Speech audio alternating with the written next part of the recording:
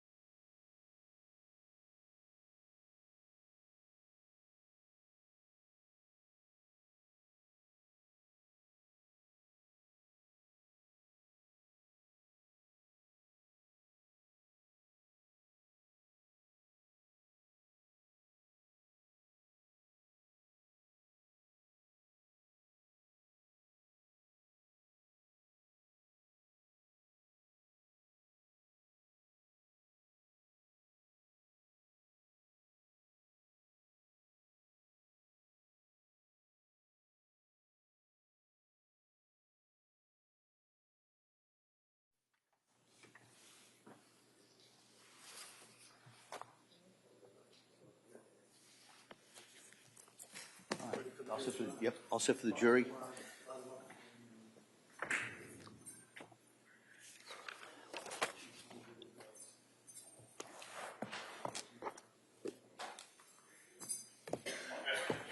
Order! All rise. Jurors entering.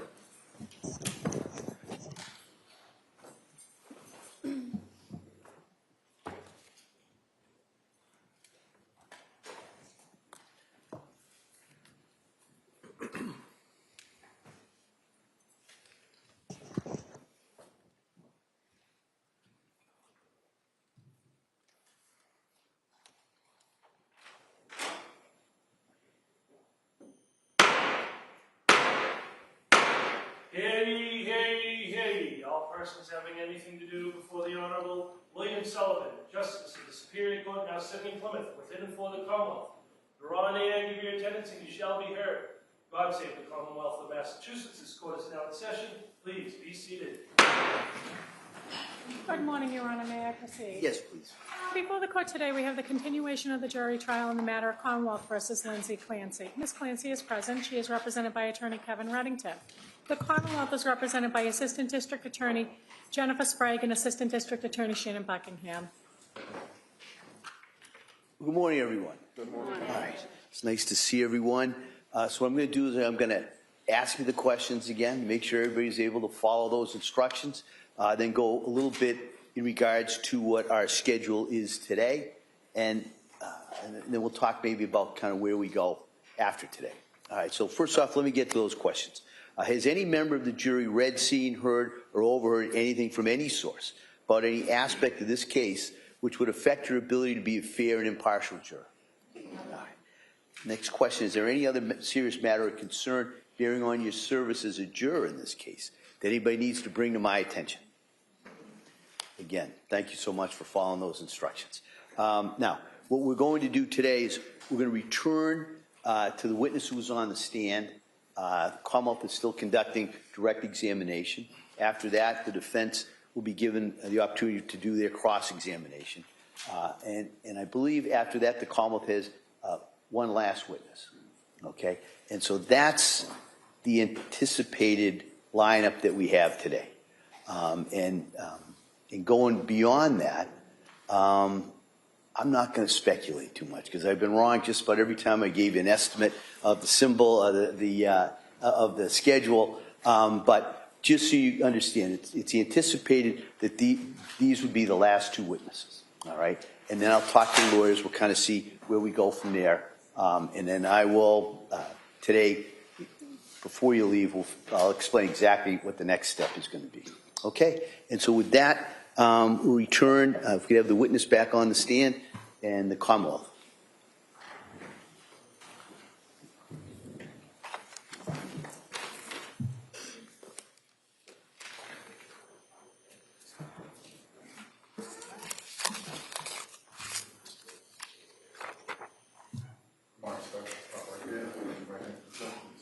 Good morning. Do you solemnly swear that the testimony you give in the court in the jury and the matter not coming between the Commonwealth and the defense shall be the truth, the whole truth, and nothing but the truth, so help you God? Thank you. Thank you, sir. You may be seated. Step, please. Good morning, Doctor. Good morning, Your Honor. All right, Attorney Sprague. Your Honor. Do you need a moment? I do.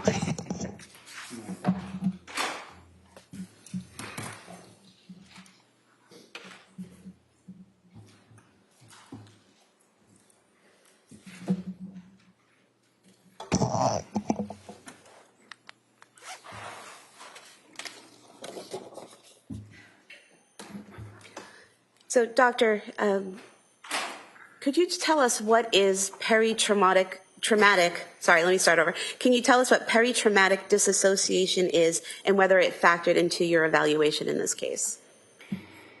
Yes, that's the kind of thing that you experience when you're going through a very frightening or traumatic set of situation or circumstances or whatever. And it's the sort of thing that you can experience in the sense that you kind of feel that things are unreal or that it's not you. It's like you're watching yourself go through actions and so on. And it's the sort of thing that if you talk about it, it sounds like it could be psychotic, but it's actually a recognized, more likely to be a recognized aspect of going through a traumatic situation or set of circumstances that many people going through something like that would experience. And when you say going through something like that, are you talking about when the defendant was strangling her children? That would be one example because that was very traumatic for her. And did the defendant show signs of peritraumatic disassociation in the records or in your conversation with her? She did. She talked about feeling like it wasn't her, like she was watching herself, like she was going through what she called no thinking, no decision making, only responding to the voice and taking action. And when she said that there was no decision making involved, did you see anything about in the records or in her detailing of what happened that was inconsistent with that claim, that there was no decision making? Yeah, this is difficult but important to say. That there are just many ongoing decisions that have to be made to accomplish a killing like this in 18 to 20 minutes. For example, why the basement? Who among the children goes first? What do you say to the kids to keep them from panicking? There are other examples, but Yeah, hold on. And so what types of decisions, without getting to what she might have said or thought, what are some types of decisions that had to be made to effectuate the strangulation of the children? well, I tried to give some examples a minute ago, and I don't want to go too. All right, hold on. Just answer the question, all right? Don't comment on the rulings of the court. Just answer the question, please. Okay? If I could rephrase. Yeah. Doctor, the choice of where to strangle the children, does that have to be a choice of where that happens? Yes. The decision of how to strangle them, is that a decision that needs to be made? Yes. What to use to strangle the children, is that a decision that has to be made? I'm sorry, I have to object. No, overruled. I'll allow that. What to use to strangle the children, is that a decision that has to be made? Yes, it is. The order in which to strangle the children, is that a decision that has to be made? That's another example of the decision, yes. Decisions. And the way in which to kill herself, were those decisions that had to be made? Yes, they were. Now, you said that this peritraumatic disassociation seems like it would be a sign of psychosis, but isn't. Why isn't it? It's actually something that is much more commonly experienced in that kind of set of circumstances than psychotic symptoms. And yesterday, when you went through the two options that you considered, that this was psychosis with command hallucinations or suicide with altruistic filicide, is your testimony that it's either or it's one or the other? It's my testimony that those were the two possibilities that seemed to have some evidence. But at the end of talking to her, testing, reviewing all the information, doing the collateral interviews, everything I did as a part of this evaluation, the evidence much more strongly, in my opinion, supported the second explanation, which was the serious suicide attempt accompanied by killing the children out of love. Now, you interviewed the defendant on 2 days, the first day and the third day, correct? Yes, that's correct. And were there any differences in her demeanor or her way of answering questions between the first day and the third day? Yes, I interviewed her and worked with her on testing for 3 days. And during the first and the second day, she was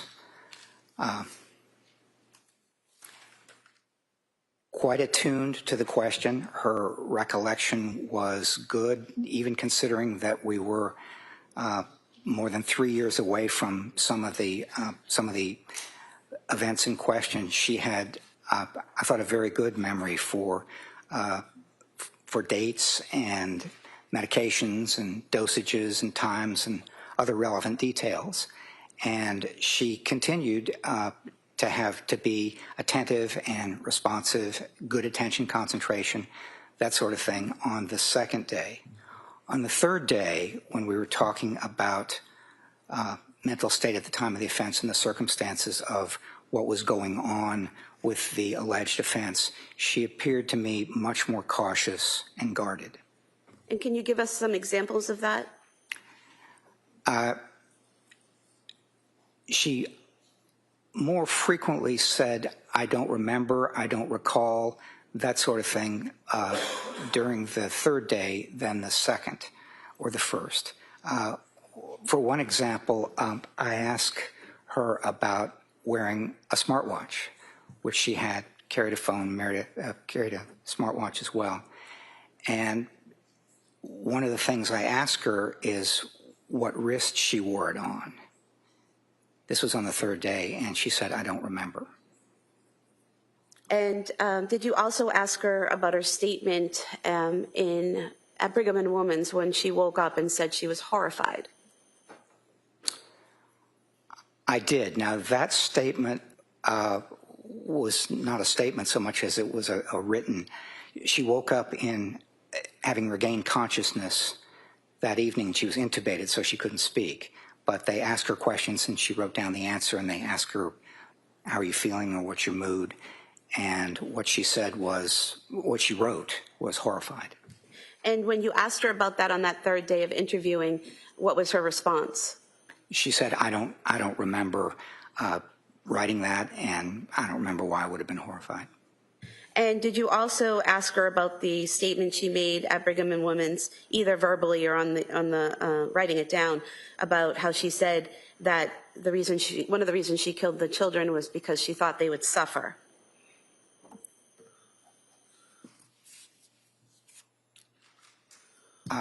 Where are you? Are you in my report there?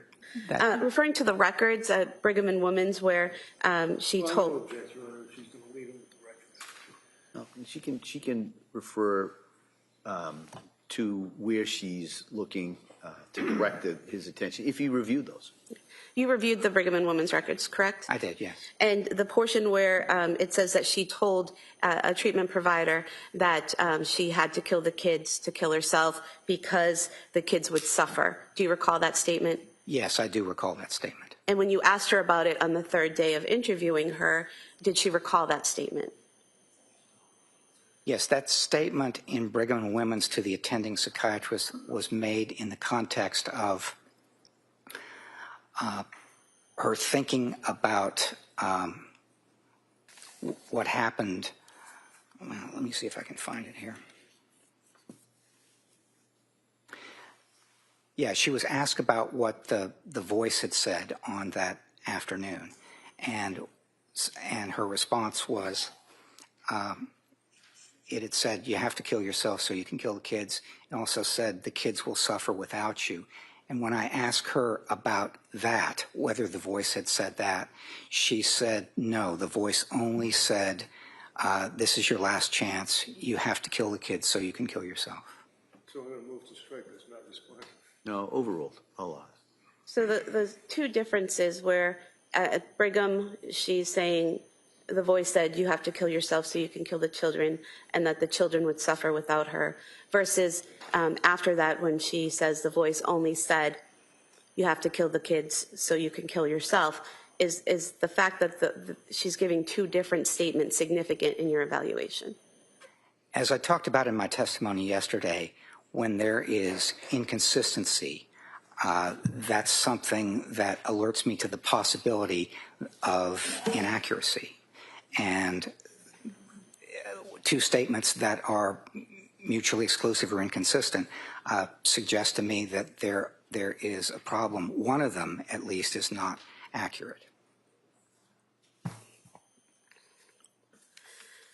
And Doctor, did you find any significance in your evaluation to the fact that she was able to complete a phone call with her husband during this time frame of killing the children and herself? Yes, that was very unusual in my experience, to have a crucial time interrupted by something like a phone call, because one of the considerations there is that you then not only can document the time that it happened, and that helps be more precise about the time, but you also have whoever is on the other end of the phone. and this was her husband. When he called her at 5:33, she didn't pick up, but she called back immediately at 5:34. And when I talked to him during the collateral interview, one of the things he said is that she sounded, on the short call, distracted and like she was in the middle of something, but it wasn't anything that struck him as that unusual. He said when she's home with 3 kids, she's always in the middle of something.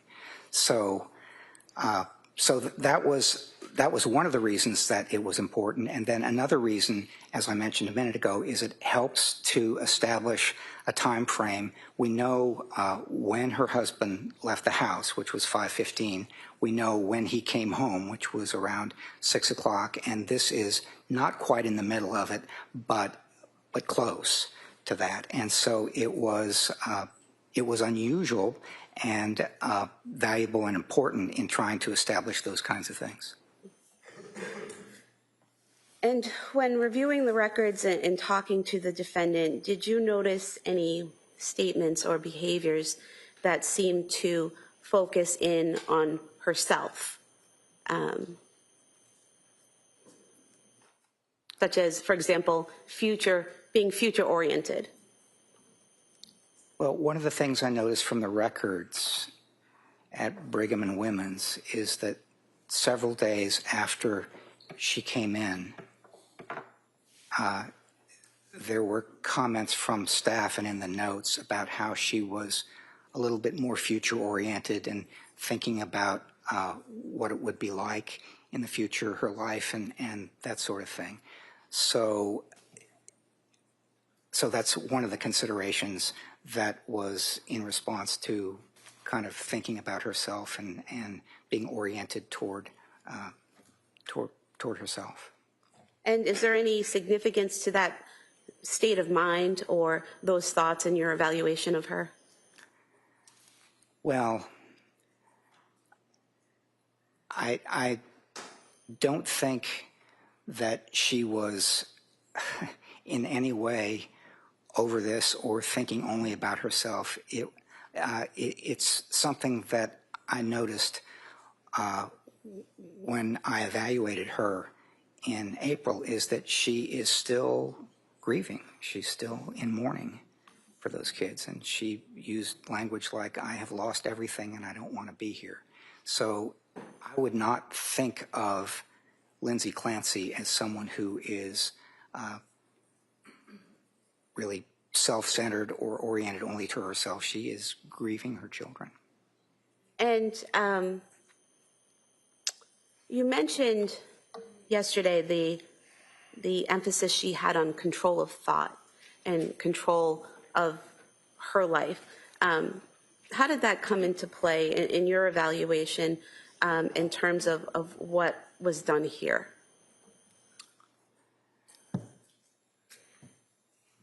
One of the considerations is why she got to the point where she decided to take her own life. And she's an individual who, for most of her life, has been disciplined and liked to control things, liked to work hard, liked to accomplish things. And one of the things that was striking about what happened with her between October and January is that she seemed to be doing her best, talking to the doctors, talking to the therapists, working on trying to get things accomplished in terms of lessening the anxiety and getting the right medications. And it wasn't working, and she couldn't help make it work. She could not control that through hard work and discipline and so on. And that had to be very frustrating, and I think got her to the point where it was very difficult for her to actually think about not being hopeless and going on with her life and so on. Now, doctor, did you form an opinion to a reasonable degree of psychological certainty as to whether or not the defendant was suffering from a mental disease or defect at the time she killed her children? I did, yes. And what is that opinion? That opinion is yes, she was. She was experiencing bipolar II disorder, depressive symptoms, and there were other things that were exacerbating that, making it worse. One is the sleep problems and probably the continued adverse reactions to medication and so on. But yes, in my opinion, she did have a mental disease or defect on January 24th. And doctor, to a reasonable degree of psychological certainty, did you form an opinion as to whether or not the defendant appreciated the criminality or wrongfulness of her conduct when she killed her children? I did, yes. And I'm at the end of my report, I was very careful about how I phrased this. And so, Sustained. If you could just answer the question regarding your opinion. So yes, you formed an opinion? I did, yes. And what is that opinion? That opinion is that she retained an awareness of the illegality of killing others, including killing her children. Her moral awareness of the wrongfulness of this killing was influenced by her strong desire to die and, if she were dead, not to leave her children behind. Some of this perception was realistic. For example, my children will suffer without me because they would have suffered, I think. And some of it was distorted. For example, nobody else can care for my children. But her awareness of the illegality and moral wrongfulness of such killing is best appraised by understanding these acts as a serious suicide attempt combined with altruistic filicide, killing her children out of love, rather than as a response to command hallucinations. And did you form an opinion to a reasonable degree of psychological certainty as to whether Ms. Clancy was able to conform her conduct to the requirements of the law when she killed her children? Yes. And what is that opinion? That her capacity to conform her conduct to the requirements of the law is, again, best understood by considering the seriousness of her suicide attempt and her strong desire not to leave her children. She demonstrated such self-control throughout the day on January 24th, and her actions between 5:15 and 6 p.m. that afternoon were influenced by her depression and her hopelessness about her life and the desire to end the pain she had experienced since October. Although this depression and hopelessness influenced her decisions, she retained control over whether, when, and how she carried it out, and the inclusion of her children. And doctor, did you form an opinion to a reasonable degree of psychological certainty as to whether or not the defendant was criminally responsible when she killed her children? Yes. And what is that opinion? My opinion, my clinical opinion, since I'm not the decision maker here, but my clinical opinion is that she was criminally responsible on January 24th. Thank you.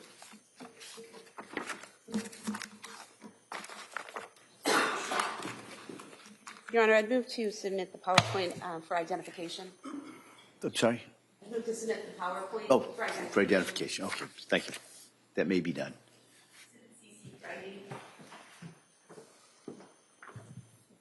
Attorney Reddington? Thank you.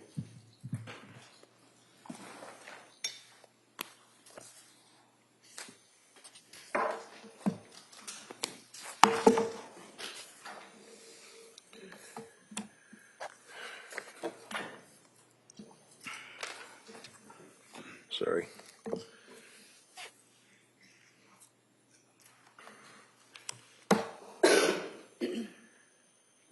Doctor, I'd just like to ask you about one of the things you just said to this jury that apparently stood out in your mind, and that would be the dichotomy of the difference between two statements that Lindsay made, one being, I believe, in the hospital, and you felt that there was a subsequent statement that was made by her that contradicted that or was different from that, and that would be after 3 days of you and Mac testing her. Is that right?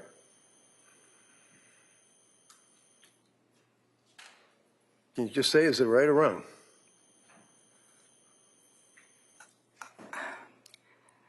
Mr. Reddington, it's not quite right. Okay. Why don't we do it this way? You Yeah. just told this jury that Lindsay made a statement to you at the conclusion of the 3 days that you and Mac were questioning her and testing her and interviewing her. Is that fair? Yes or no? What I would say is Yes or no? no. Did you tell this jury, in addition, that Lindsay made a different statement when she was in the hospital? Yes or no? What I said to the jury I'm is, asking you, sir, did you make that statement to this jury? what I intended to say. No, not what you intended. Can you answer my question? Yes or no? No. Now, is Dr. Heilbrun aware of the concept of post-intensive care syndrome?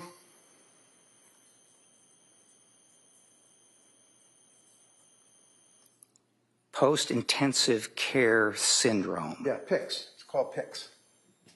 No, I have not heard of post-intensive care syndrome. Dr. Heilbrun aware of when a person is coming out of major surgery and has been subject to anesthesia, that it is known that they have delusions, hallucinations, make statements that don't make sense. Are you aware of that, sir? Yes, I'm aware of that. And is that from your personal experience, professional experience? Because you didn't know what PICS was when I asked you, right?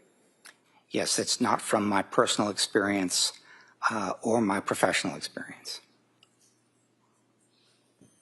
You received a notification to evaluate Lindsay Clancy on this criminal case from the district attorney's office, right? Yes. And do you recall when you received that notification? It would have been sometime before January of 2025, because that's when I started reviewing the documents that they provided. Okay, so January of 25, January of 26, and then in the spring of 26, you go to the Duxbury Hospital with Mac and you interview Lindsay, right? Correct. So how many months is it from the time that you were appointed or requested or asked to help the DA's office to the time you saw Lindsay? How much time passed? Probably about 18 months. About a year and a half. And how much time passed from that point going backwards to January of 23? I'm not sure what the question is. Okay, January of 23, you add a year, that's January of 24, right? Yeah, It's 1 year. yeah, January of 24, you add a year up to January of 25, that's 2 years, right? yes. January of 25 up to when you and Mac finally go out to Duxbury to interview this young lady is how many months? Well, it would be about 3 years. Okay. And are you telling this jury that it's good, using the term loosely, medical practice to interview a young lady like this 3 years after the event for purposes of helping the DA, in your opinion? Do you mean in the context of a forensic mental health assessment, sir? That's the only reason you're here, right? Yes, it is. Okay. So can you answer my question? The answer to your question is the sooner that I'm able to evaluate somebody after their involvement in the alleged offense, the more closely I can come to using that current state information as something that is relevant to their mental state at the time of the offense. Okay. So in other words, yes, it is better to see them sooner rather than later, to coin a phrase, right? Yes, it is. Okay. And have in mind January of 25 that you were retained. And again, you know, normally this isn't an issue, who cares, but how much money did you make on this case, as they want to ask my doctor? How much money did you make on this case? That depends when I'm finished, but I mentioned earlier that I had spent 180 hours before coming to Plymouth. How much money did you make on the case, Dr. Simple? Well, it's not that simple, but I'm I'm being paid at $300 an hour. Okay, so how much money did you make on the case? Well, $300 an hour times 180. What's your last billing? I've been billing monthly, sir. Okay, you must know what the total billing is up to this point, don't you? I actually have not added it up. How about you just give us your best estimate, doctor? Well, let's see. Probably up to this point, it's been about $54,000. $54,000. And it will be more, right? When we get finished with you today, right? It'll be more. Yes. Okay. So you received from me by certified mail video interview of Lindsay by my guy, Dr. Resnick, right? Correct. You received the notes from Dr. Margaret Spinelli, right? Yes. You received the notes from my Dr. Paul Zeisel, right? Yes. You received the report that was prepared and submitted by Dr. Philip Resnick, right? Yes. You received the report prepared and submitted by Dr. Margaret Spinelli, right? Yes. And you received the report prepared by Dr. Zeisel, right? Yes. And then I said, if you have any questions, give me a call, drop me a line, whatever, but we never talked until today, right? That's correct. All right. Now, you have a curriculum vitae that talks about that you are a clinical psychologist, correct, as you've told us yesterday, right? Yes. Have you ever treated a woman in postpartum psychosis? When I was a staff psychologist at the forensic service at Florida State Hospital. When was that, please? That was back in 1982. 82? Yes. I had a therapy group which was comprised of women who had killed their children. They were severely mentally ill, and at that time, it was important to recognize the severity of their mental illness, and so I worked with them in a group at that time. Okay. And this is 44 years ago? Yes. All right. And where was it? It was at the Florida State Hospital in Chattahoochee, forensic unit, forensic service. How many of these people did you have a chance to interview in group or whatever you did? There were 4 or 5 in the group. 4 or 5, okay. Well, you are also a forensic psychology expert working for Park, Dietz and Associates, right? I have an affiliation with Park Dietz and Associates, yes. Yes, but that's basically, that's the letterhead that you have on all your stuff, right? Park, Dietz and Associates, Inc. Is that right? Yes. Okay. You know Mac, do you? Do I know Dr. Mack? Yeah, Dr. Mack, yeah, the guy that was here testifying for the last 2 days, Friday and Monday. You know him? Yes, I do know him, All right. yes. And he works with Park Dietz as well, right? I think he has the same kind of affiliation I do, which is we both have jobs and do things elsewhere, but we occasionally do cases in affiliation with Park Dietz and Associates. Right. And continuing on, and if you have it, you can certainly take a look at it. Make sure I don't misrepresent anything on your V-Day, as you refer to it. You also were involved with Giant Food Corporation. You do fitness for duty assessments. What is that? What are fitness for duty assessments? Yeah, Giant Food Corp. What's Giant Food Corporation? Oh, that's something that I did many years ago. Basically, a company or an organization might refer someone who is having difficulty at work, having symptoms, making threats, that sort of thing, and they would ask for an evaluation from a psychiatrist or a psychologist, and I did that for a while for Giant Food Corporations. And you also did it for U.S. Airways, apparently, evaluations and consultation, right? Yes. You also did it for the Texas Education Commission. You put on your resume the forensic clinical site visitor, Sam Houston State Hospital or University, right? Yes.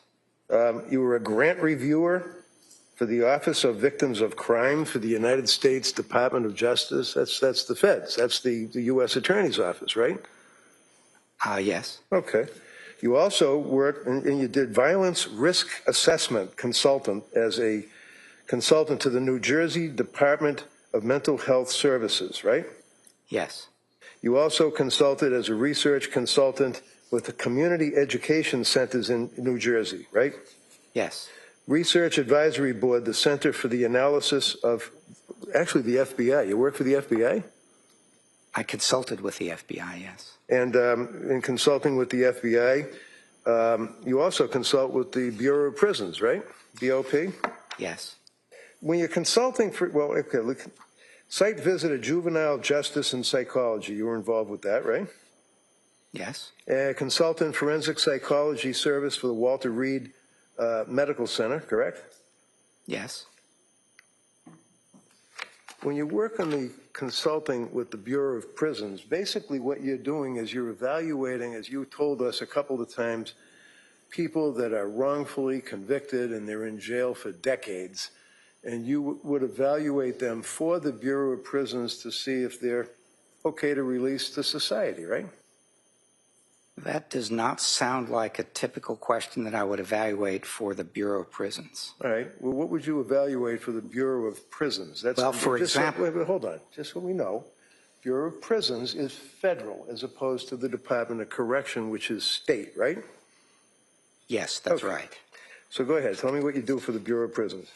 Well, one of the things that I might do is conduct a meeting or a workshop on a topic such as violence risk assessment or something like that. So I have done that, deliver a workshop or provide an organizational meeting, provide information and so on a number of occasions. And do you evaluate people to see if they're able to be reintegrated into society? I do that as well, yes. Okay. You also are involved with sexual violence risk, is that correct? Yes, it is. You also are involved with specialized police response and collaboration with behavioral health systems in Pennsylvania, right? Correct. Sexual violence risk, again, for purposes of the Department of Correction. You focused on that, right? Yes. Principles of forensic assessments that you would be assessing juveniles for purposes of juvenile assessment and risk assessment, right? Yes. You also are involved with violence risk and sexual violence risk, correct? Yes, correct. Juvenile assessments, risk assessments, and principles of forensic assessment for the American Academy of Forensic Psychology. Is that right? Yes, that's right. And also a focus on juvenile assessment and risk assessment of juveniles, right? Yes, correct. Violence towards others, psychiatrically hospitalized populations. That would be what? Patient-on-patient assaults or something like that when somebody's in a mental institution? Patients against patients, okay. Against staff, that sort of thing. They can be pretty violent places, can't they? They can be sometimes, yes. Sexual violence risk, you involved with New Orleans, Louisiana, sexual violence risk assessment, right? Correct. Obtaining and using mental health experts in criminal litigation for the Administrative Office of the United States Courts, right? Yes. What does that mean? What did you do with that when you were dealing with obtaining and using mental health experts in criminal litigation? Well, I have had the occasion to provide workshops to prosecutors, to defense attorneys, to judges, and so on. And depending on some of the questions that arise, such as what's the most effective way to obtain and present a forensic psychologist or forensic psychiatrist expert, I might do a half-day or a full-day workshop on that. Okay, so my question, sir, I know you get in there, but where did you lecture or give a lecture to criminal defense attorneys? I've given a number of those lectures over the years. I can't recall them all offhand. Okay. But my question, sir, was that you were working on behalf of the Administrative Office of the United States Courts, federal courts, right? Yes, I asked that's you that right. question? Okay. Yeah. You also worked for the Forensic Mental Health Assessment for the Ohio Forensic Psychiatric Center. Yes, that's inmates, right? Yes. You also participate and have written about To Kill and Not Kill, That Is the Question, for Drexel University, where you were a professor, correct? Yes. All right. Assessing risk of violence towards others in psychiatrically hospitalized populations. You focused on that, right? Yes, You that's had right. a chance, sir, to give a total of, 131 lectures or workshops presented in the area of violence, risk assessment, sexual offenses, and forensic mental health and ethics, right? Yes, Is that that's right? Yes. Aggression, forensic psychological assessment, risk assessment, treatment of mentally disordered offenders and juveniles. That's another focus, correct? Yes, it is. You've had a number of publications that you put on your CV. Basically, you're talking about justice-involved youths, correct? Yes, that's one of the things I talk about. Appraising Jackson-based unrestorability to competence to stand trial deals with the standard of competence to stand trial, correct? Yes, it is. Public perception on policies to address prenatal substance use recommendations regarding maternal criminal prosecutions. What is that? Prosecute a woman that's pregnant who's involved with drug use? Yeah, that sounds like something that would have been a dissertation where I served on the committee and was a co-author of some kind, but the individual who Okay. wrote the dissertation would have been the first author there. All right. And life sentence for juveniles, sequential model for juvenile justice, justice involving men, forced medication, and competency to stand trial. These are interests or focuses of yours, sir? Yes. Urine drug screens as a baseline for predictors of graduation from drug court. Yes. What does that mean? That you were involved with drug court? Yes, I've been involved in writing about and consulting to drug courts over the years, yes. And disputed paraphilia diagnoses and legal decision-making is one of your other focuses, right? That was one of my graduate students, and I was a supervising and second author. Paraphilias would be in the, I mean, that's basically if you have some kind of weird sexual things that you do, right? Something like that, yes. Yeah. Continuing on, juvenile, a lot of juvenile focus on your resume, correct, sir? Yes, there's a fair amount of juvenile work that I've done over the years. Involuntary medication, trial competence, clinical dilemmas, substance abusing adjudicated adolescence, and your resume basically is a number of pages, correct? Would you agree with me? It's almost 70 pages, right? Yes, I would agree with you. Okay. Flipping through and jumping ahead, sir, you wrote book chapters, correct? Yes, that's correct. You dealt with forensic mental health assessments, principles, and standards of care, right? That's right. Violence risk assessment, right? Correct. Juvenile violence risk assessment, right? Yes, that's correct. Managing hindsight bias and unstructured judgments, implications for legal decision-making is an article that you have, chapter or whatever that you wrote, right? Yes, it is. Again, juvenile delinquency, juvenile delinquency, juvenile delinquency, juvenile delinquency. A lot of focus on juveniles, right? Yes, there's a fair amount of Then you focus have on juveniles over the years, yes. A number of reviews that you have published, presentations that you've presented, a lot of them dealing again with juveniles and dealing with assessments of prisoners to have them released into society, things of that nature, right? Yes. Life sentence juveniles, for example, is one of the things you focus on, right? Yes, again, Okay. there's been a fair amount of juvenile work and Handling difficult cross-examination, integrating perspectives, combining substance with style and learning. What does that mean? Handling difficult cross-examination. well, one of the things that people as forensic psychologists need to do is convey what they have done in a way that is effective. And so there are things that you... To a jury? To a jury, to a judge, to an attorney, various kinds of. Well, when you're dealing with an attorney, sir, you're presenting information to the attorney. You're not dealing with difficult cross-examination, are you?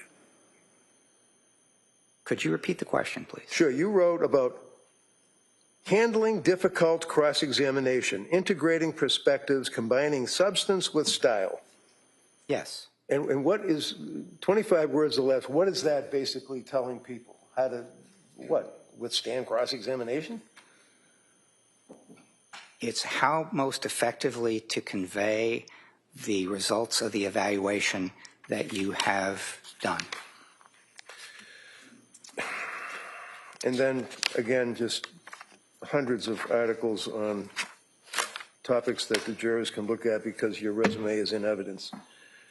Finishing it off on that end, sexual abuse behavior, juvenile forensic mental health, violence risk assessment of juveniles, behavioral measure of sexual offense behavior, influencing third-party informant observations dealing with juveniles. Should the courts coerce offenders into substance abuse treatment?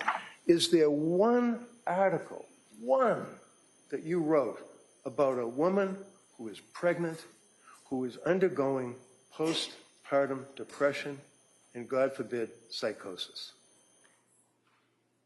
No. But you did write an article 49 years ago. You published an article on psychosis in 1977 with your dad. Well, you were in college, apparently, right? Right? Yeah, I was Okay, his so research assistant at that time when Yeah. I was in college, yes. Okay. And this is before you entered graduate school, and you used the diagnostic framework that no longer exists, didn't you, back then? It was a long time ago. Right.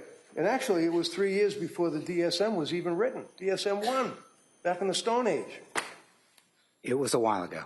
That's the only article you ever wrote dealing with that issue. Is that correct, sir? Dealing with what issue, sir? Postpartum psychosis. Ah. Yes. Does I mean yes? Thank you. So,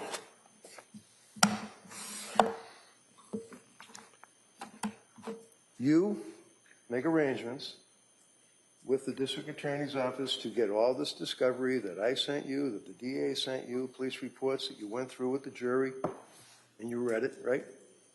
Yes, that's right. And you must have talked to the DAs before you saw Lindsay, right? Yes. Okay. How many times? I don't remember how many times. Well, you billed them for it, I'll bet, right? Any time I spend on a case like this, I record and it gets billed. Of course. So you do have records, but who cares at this point? I mean, you're here testifying based on your opinion at the request of the prosecutors, right?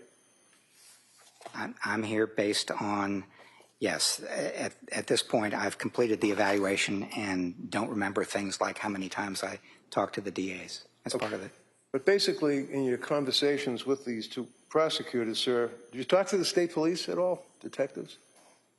I reviewed a massive amount of reports, some by the state police, some by other individuals. So I reviewed records for many, many hours. And when you got involved with this case 3 years later, or 2.5 years later, you'd agree with me that it was quite publicized, right? Yes, I would agree with that. You've heard of confirmation bias, I'm sure, right? I have indeed. Yes. And however many times you talk to the DAs and review the information, would you agree with me, sir, that before you met with Lindsay in Duxbury, you pretty much had an idea that this woman was a beast, killed her 3 kids, didn't you? I would not agree with you at all. So you had an open mind when you went in there to Duxbury to see and speak to for 3 days, Lindsay Clancy? I did my best to have an open mind, yes. You told us yesterday you had some difficult decisions to make, correct? Yes, that's correct. So when did you first meet Avram? When did I first meet him? Yeah. That probably would have been late 2025, early 2026. Okay. Around the same time that you first got involved with the case? No, it would have been considerably after I first got involved with the Where did case. you meet him? Where did I meet him? That's what I said. Where did you meet him? Virtually. Oh, virtually? Yes. Okay. So it's like a Zoom thing or Yeah. FaceTime or something? Exactly. Did you ever meet him in person before you went to Duxbury? No, I didn't. So did you guys have a plan to meet up somewhere before you went to evaluate Lindsay? In the lobby of the hospital. Did you stay somewhere the night before? I did, yes. Yeah, where'd you stay? I don't remember. You don't remember? Were you with Mac that night? No. No? Did you stay in a private house? No. You stay in a hotel? Yes, I did. Wasn't a van down by the river, for sure, right? I don't remember the name of the hotel, but it was a hotel in Duxbury. All right. So you're in a hotel, you meet with Abram Mack in the parking lot, and then you go into Tewksbury Hospital to meet with this young lady, right? Correct. And the two of you, day number one, you spend how many hours, the two of you, questioning her? 4.5. And day number two, you don't bring Mac with you, you're by yourself, and you administer the psychological testing, correct? Correct. And how long was that, sir? 3 hours. And day number three, how long did you speak to Lindsay in the hospital? 3 hours. So what was your total period of time over a 3-day period that this young woman was dealing with you and Abram Mack? 10.5 hours. So for 10.5 hours, this young lady is in a room, in a wheelchair, being questioned by you and Abram Mack while she's on medication, right? Yes, that's correct. And she was still answering your questions, trying to be cooperative and being affable and friendly, you put in your report, right? Yes, that's right. Did at any time she express to you that she was tired or wanted to take a break? We offered her in the beginning. My question, sir, was... Objection, if you could answer. No, he's not going to, he's going to No, answer my question. hold on. Why don't you ask the specific question, Doctor, if you listen to that question, okay? My question, sir, was at any time did you or Abram Mack offer to her to take a break? Yes. Did she accept that offer? Once she did, and once she did not. And basically indicated that she wanted to get through this interview and get it over with, right? Yes. You weren't her buddy going there to talk to her those 3 days, were you? No. She knew that you were there on behalf of the district attorney's office to testify against her in a trial and say to a jury that she knew and was able to conform to the law when she killed her 3 kids. Isn't that right? No, that's not right. So,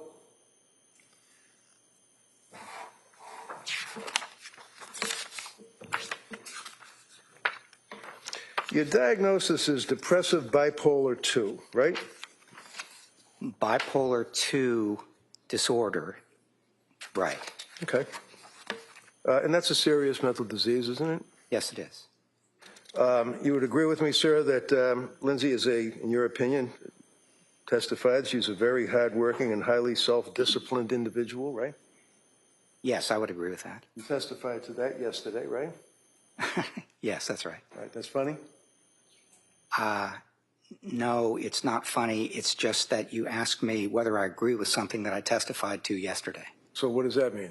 It means that I testified to it yesterday, and that means I do believe it. Yes. Okay, so we established that. In your opinion, granted, through those 3 days that you had interactions with Lindsay, is it your opinion that she is a controlling individual, sir? It depends what you mean by controlling. Well, let me ask you, for example, would you agree that if a young mother prepares lists for a babysitter, for example, to chop up the carrots and dice them up small, and how to prepare the spinach, and how to prepare the chicken McNuggets, and then leaves them in a note and puts them on the kitchen table, is that controlling, in your opinion, of that individual?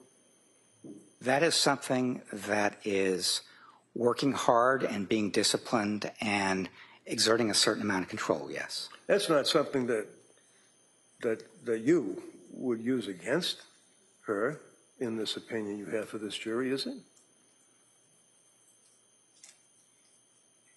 What I do is do my best to describe what she does, what she thinks, what she feels at certain times, what symptoms she has, and so on. And if that's a part of that overall picture, then it's not that I'm using it in favor of her or against her. It's just part of the overall picture which I'm trying to present. I mean, it's not a bad thing to chop up the carrots and tell somebody this is how I like my child to be fed, right? There's nothing wrong with that, right? Not that I know. And you would agree, sir, that she was a good student. You told us about, you know, she got all A's, she was hard driving, and actually drove herself pretty good to try to succeed in college and in nursing school, right? I would. And did you interview any of her co-workers, or did you review any of her 5-star reviews from Mass General Hospital, flagship of hospitals? I reviewed every record that was provided to me. And that would be by them, right? It was records that were provided to me by individuals who were a part of the investigation, and a lot of that were interviews with people who had known her before or were currently friends with her, things like that. Okay, so things like that. I'm asking you, sir, about with her 7-year career as a nurse, labor and delivery nurse at a very, very well-established hospital. Did you talk to any of the nurses that she worked with, or did you review any of the records of her work reviews? Anything like that? No. Would you agree with me, sir, that she also, by all accounts, is and was an incredible mother, taking care of her kids? I would describe her as a very good mother, yes. And in fact, sir, in the past 6 weeks or 5 weeks, there hasn't been one person that's had one thing bad to say about her other than these two. Isn't that right? Sustained. Did anybody, to your knowledge, come into this court in front of this jury and say that Lindsay Clancy was a bad wife?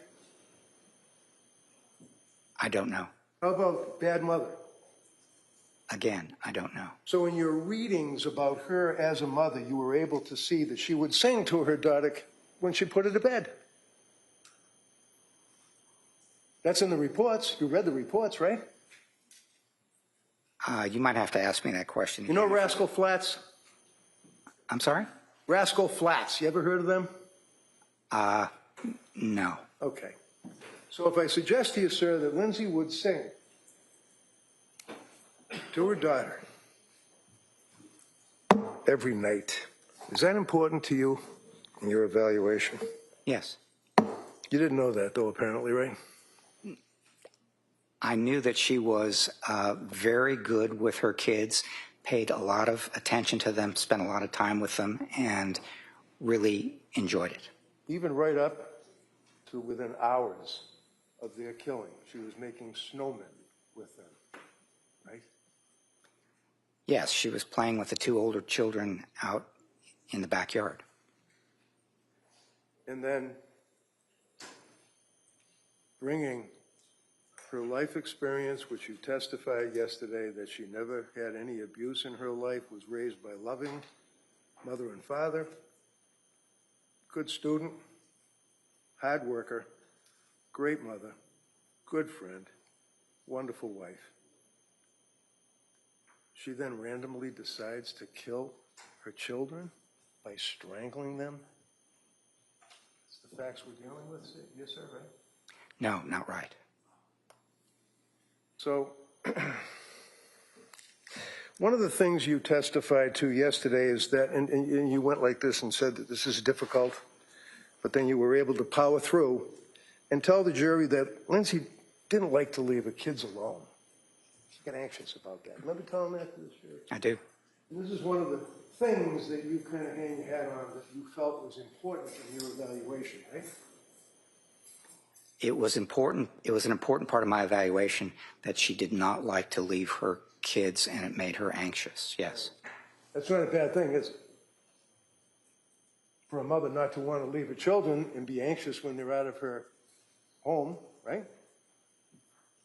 Well, it depends. It could be difficult and so on, depending on how anxious and even disabling it was, if she just couldn't leave her kids, but on the other hand, if it just reflected that she was close to them and wanted to be with them and wasn't a problem or disabling, then it's not a problem. Did you know, sir, that Pat's mother and father would come over to the house and babysit for the kids when Lindsay and her husband would go out to dinner or go out to a movie or go out with their friends? Did you know that, sir? Yes.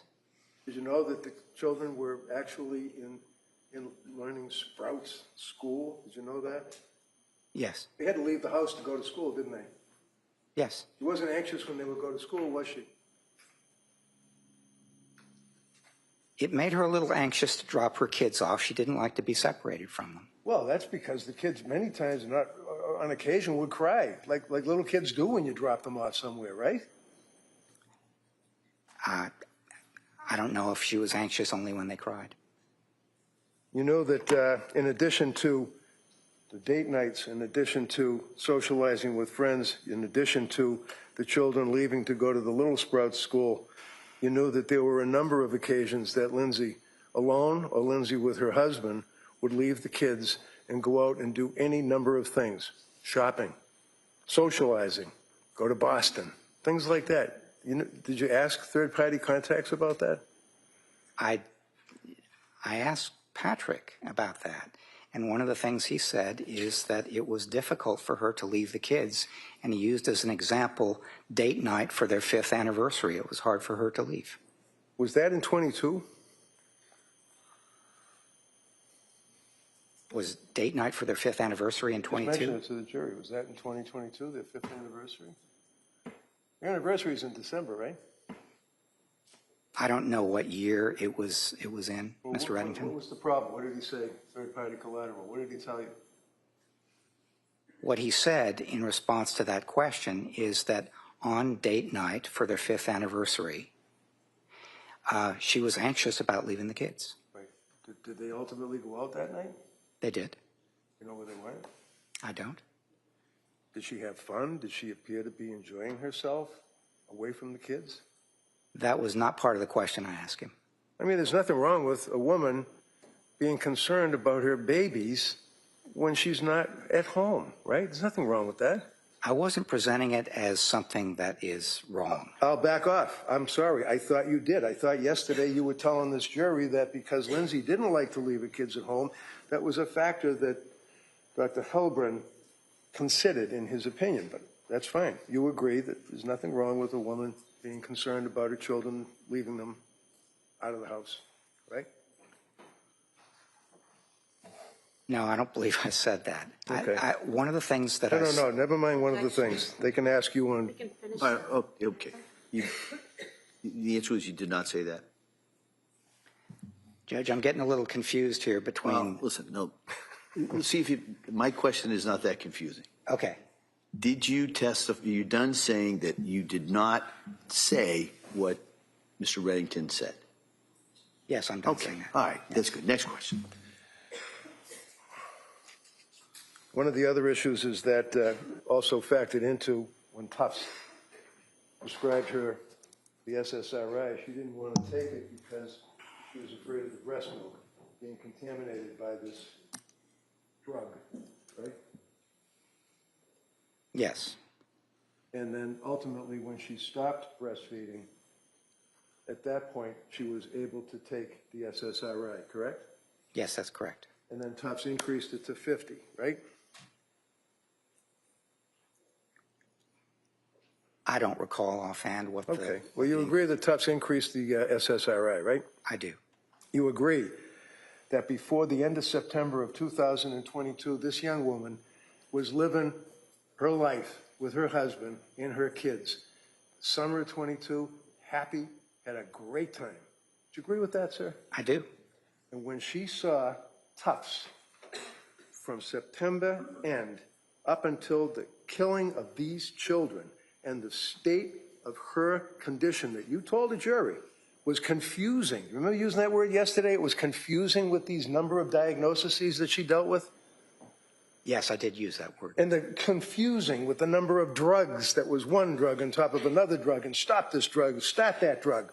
That was confusing, wasn't it, sir? Yes, it was. And it was a confusing and upsetting to her and her husband to the point where they went to these doctors and said to them, "You're turning her into a zombie," right? Yes, that's right. But prior to seeing Tufts and the other healthcare providers, she was a happy woman, wasn't she?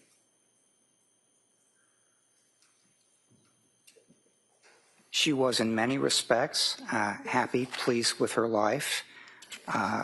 So she wasn't happy in an unqualified way, but she was, yes, she was very happy with certain aspects of her life. So as September turns into October, middle of October, thereabouts, how is she doing at that point between her depression, anxiety, drugs prescribed? How is she doing? She was anxious about going back to work, but she hadn't started taking the drugs that were prescribed. Let him finish. Go ahead. Go ahead, Doug. Yes. In September, she was anxious about returning to work. She had not yet started taking the medications that Dr. Tufts had prescribed, though. How about a text that she had sent to her mother on October 20th, sir? I know you indicate in your report that you had a chance to review all of the computer searches, text messages, Apple Watches, all that stuff, right? Yes, that's right. All right. Read that text, please. October 20th. This is a text that she sent to her mother. Read it. Would you like me to read it out loud? I'd like you to read it out loud. All right. Mom, will you please come up and stay with me for a bit? I'm really sick. Something is wrong. I had horrible insomnia all night, and I just don't know how I'm going to get through the day. I started taking the medicine my doctor prescribed for anxiety, and I think it's made things worse. It's just really scary, and I don't want to be alone. Did her mother come up the next day and stay with her? Oh, I don't know. I'd have to go back and look at the records. I'm sure. You know, sir, that she actually climbed into the bed with her mother to sleep with her mother when the mother was staying with her during this period of time? No, I didn't know that. In the middle of November, sir, she texted her mother-in-law, which would be Pat's mother, Sue. This would be Sue Clancy, who was also a labor and delivery nurse, right? Yes, that's correct. She texted Sue while she was at work as a nurse, right? Yes. And Sue was in the emergency room and actually realized that Lindsay was at the hospital and stated that she felt unwell. Is that right? Yes. Did Sue see her in the hospital, if you know? I think she met with her in the emergency room. Okay. And then her mother-in-law was trying to help her out and referred her to another person that was a friend of a friend, so to speak, right? To help her out? The nurse practitioner, is that who you're talking about? Yes, yeah. Yes, that's right. And she was able to meet with that individual, Paul, until she left, I think like a week later. She went on to another job, right? I think that's right, yes. And that's when she saw Nurse Gelada. Was that correct? To my memory, that's correct, yes. And then would you agree with me, sir, that at this time frame in November, she was having real difficulty with sleep disruption, yes? Yes, I would. She had concerns all along about this, starting in mid-October, about the impact of the medications on her insomnia, correct? Yes, insomnia was one of the first problems that she experienced when she started taking the medication in October. And she expressed the fact that she believed that the medications were obviously having an adverse effect on her. They were damaging her brain, right? She did express that view, yes. And then she still, however, had a positive outlook and was hoping that things would turn around in her life and that she could get back to being herself, is a quote, right? Yes, that's right. But instead, and I quote your words yesterday, it got worse. Yes. Late in November, she's still having a lot of trouble sleeping. She thought that she was close to, and I quote, the end of her rope. Bad analogy, but nevertheless, that's what she said, right? Yes, it is. She was feeling off, disconnected, sort of like a zombie, your words, testifying here yesterday, sir, correct? Correct. She was reporting at this point panic symptoms, concerns about the benzodiazepines, correct? Yes. Indicated that she was disoriented and forgetful, correct? Correct. You told us that she stated that she was disconnected from her body. Isn't that correct? That's how she described feeling, yes. Could not relate to people, felt that she was in a disassociative state. Isn't that right? Yes, that is right. Thought that the medication was resulting in this type of development in her life, correct? She felt the medications were contributing to this. Yes, that's correct. And in December, and I quote you, "It's not getting better. It got from worse, it got better. Well, actually, not better. It got worse again, didn't it, in December?" December was probably the worst month for her, as she described it. And in December, sir, you recall that she indicated, and I quote from your testimony, "Horrible, intrusive thoughts. She had thoughts about harming herself, potentially as she continued to experience these thoughts later into December," correct? Yes, that's right. These thoughts, did anyone say to her, are these thoughts, are these coming from outside your head? Are they coming from inside your head? Are they male voices? Are they female voices? Anybody ask anything about thoughts, what they were? According to the medical records, not according to your guess. That's a standard kind of question when you're My being question, treated. sir, is you read the medical records. No, overruled. Can you answer that question based on Dr. Heilbrun's review of the medical records of what this young lady went through in that hell that she was living? Is your question, did someone ask her about hallucinations? Yeah, if or I come thoughts? to you for help and I say, I've got intrusive thoughts about killing myself, and God forbid I'm thinking about killing my kids, I've got these thoughts in my head, would you ask me? Voices? Thoughts?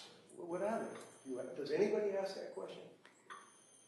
Yes, that's a standard question that psychiatrists ask at the beginning of each appointment. It's a standard mental status question. Did any one of those psychiatrists ask Lindsay Clancy that question, according to the medical records? Anyone? Ms. Clancy completed the answer to those questions What question? on a number of occasions, Sir, if what I might. questions? No, well, go ahead. What questions? Finish that question, and I'll let you have that question. Okay. Finish the answer. Questions such as, are you hearing voices? If so, describe those and so on. And the typical response that she gave as part of a question like that was no. How about when someone says, I've got dark thoughts? Does anybody, professionals, ask, what are the dark thoughts? If somebody said, I'm having dark thoughts, then the follow-up question would be, tell me more. What are the thoughts? Tell me, just give me some descriptions of what you're having, what you're thinking, what it's like, and so on. So if a patient goes to a doctor and says, I'm having these intrusive thoughts, I'm having dark thoughts, I'm having thoughts of, and at this same time frame in December, she's talking about harming the children, correct?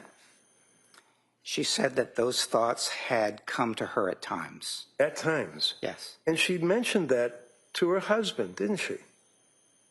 That's what she said, yes. She mentioned, did you talk to her husband about it? Yes, I did talk to her husband Tell about you it. that she said that to him? Yes. A couple of times she said it to him, right? A couple of times she said, I'm having thoughts, and he asked her, give me more detail if you could, and she said, they're just thoughts, it's not a plan, that sort of thing.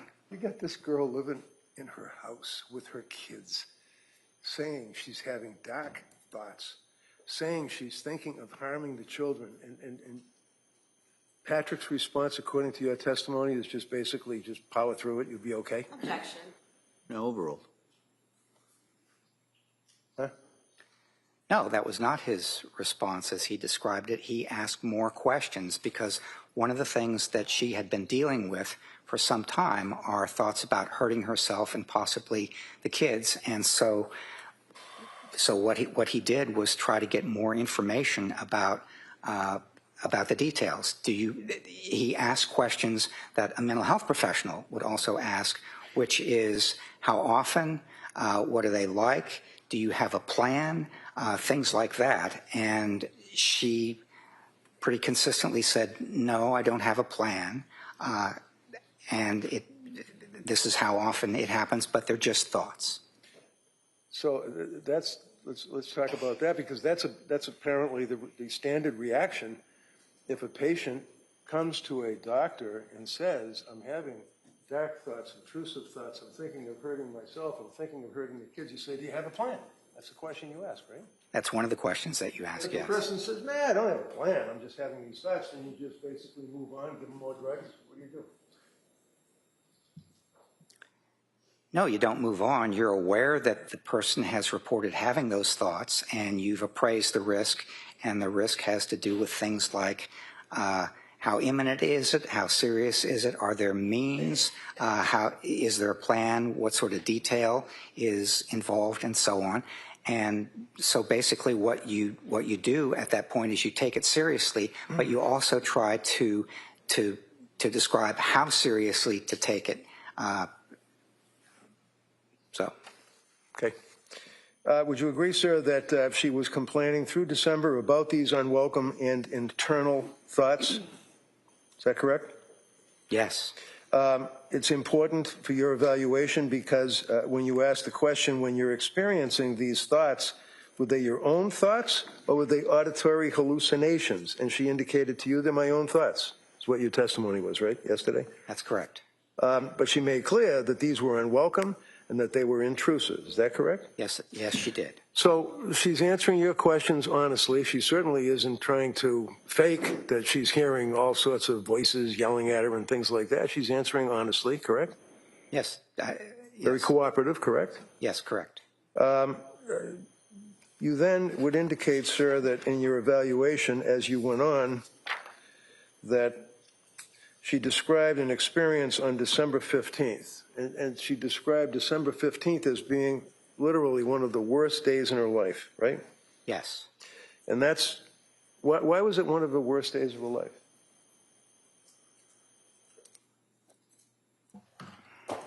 Well, it was one of the worst days because things were getting more intense and difficult, and the thoughts that she was experiencing were harder to handle for her. As a result of that, her husband, Pat, took her to the hospital, right? Correct. And you indicated that it looked like she was having general anxiety symptoms, right? That's your testimony yesterday. It looked from what the records reflected that anxiety was something that they were focusing on her experiencing. And then you said in your testimony, but not so much the postpartum. What does that mean? It means that in December, she would have been 7 months away from giving birth to Callan. And consequently, it was less likely to be postpartum than depression for other reasons, or bipolar or major depression or something like that, rather than postpartum depression or postpartum psychosis, something like that. Because you know that postpartum is not a medical diagnosis. That's just the fact that you had a baby, right? I do know that, yes. Okay. And when she went to that hospital, did they provide any help for her or any medication, or what happened on December 15th? She did not stay in the hospital very long, and so no, she didn't remain there long enough to get the kind of help that you would usually get on an inpatient basis. But the next day or thereabouts, she goes back to see Tufts, right? Yes. Okay.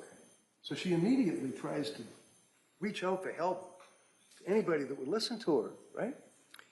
She was trying hard to get help. Now we get to December 20th. December 20th wasn't a very good day either, was it? Well, that was the day she went to the she went to the Rhode Island hospital that had a postpartum program. Now, you know from looking at the medical records that, in fact, it was recommended to her, I think by maybe the LASCW young lady, Letitia Dukes, but maybe I'm wrong. You're in the records. Someone told her to get in touch with this Rhode Island hospital, right? Yes. They specialized in postpartum care for women that possibly are going through postpartum psychosis or postpartum depression, right? Yes. And Pat, her husband, took her and dropped her off, and then he went skiing with Cora. Is that correct? Correct. And he dropped her off in that hospital, and she was evaluated by a doctor and some people, correct? Yes. And you reviewed those medical records, right? I did. And when you reviewed the medical records, did you see that she was also involved in group discussions and crayons and coloring and things like that? Yes, I did. Yeah. Did that help her out, do you think, coloring?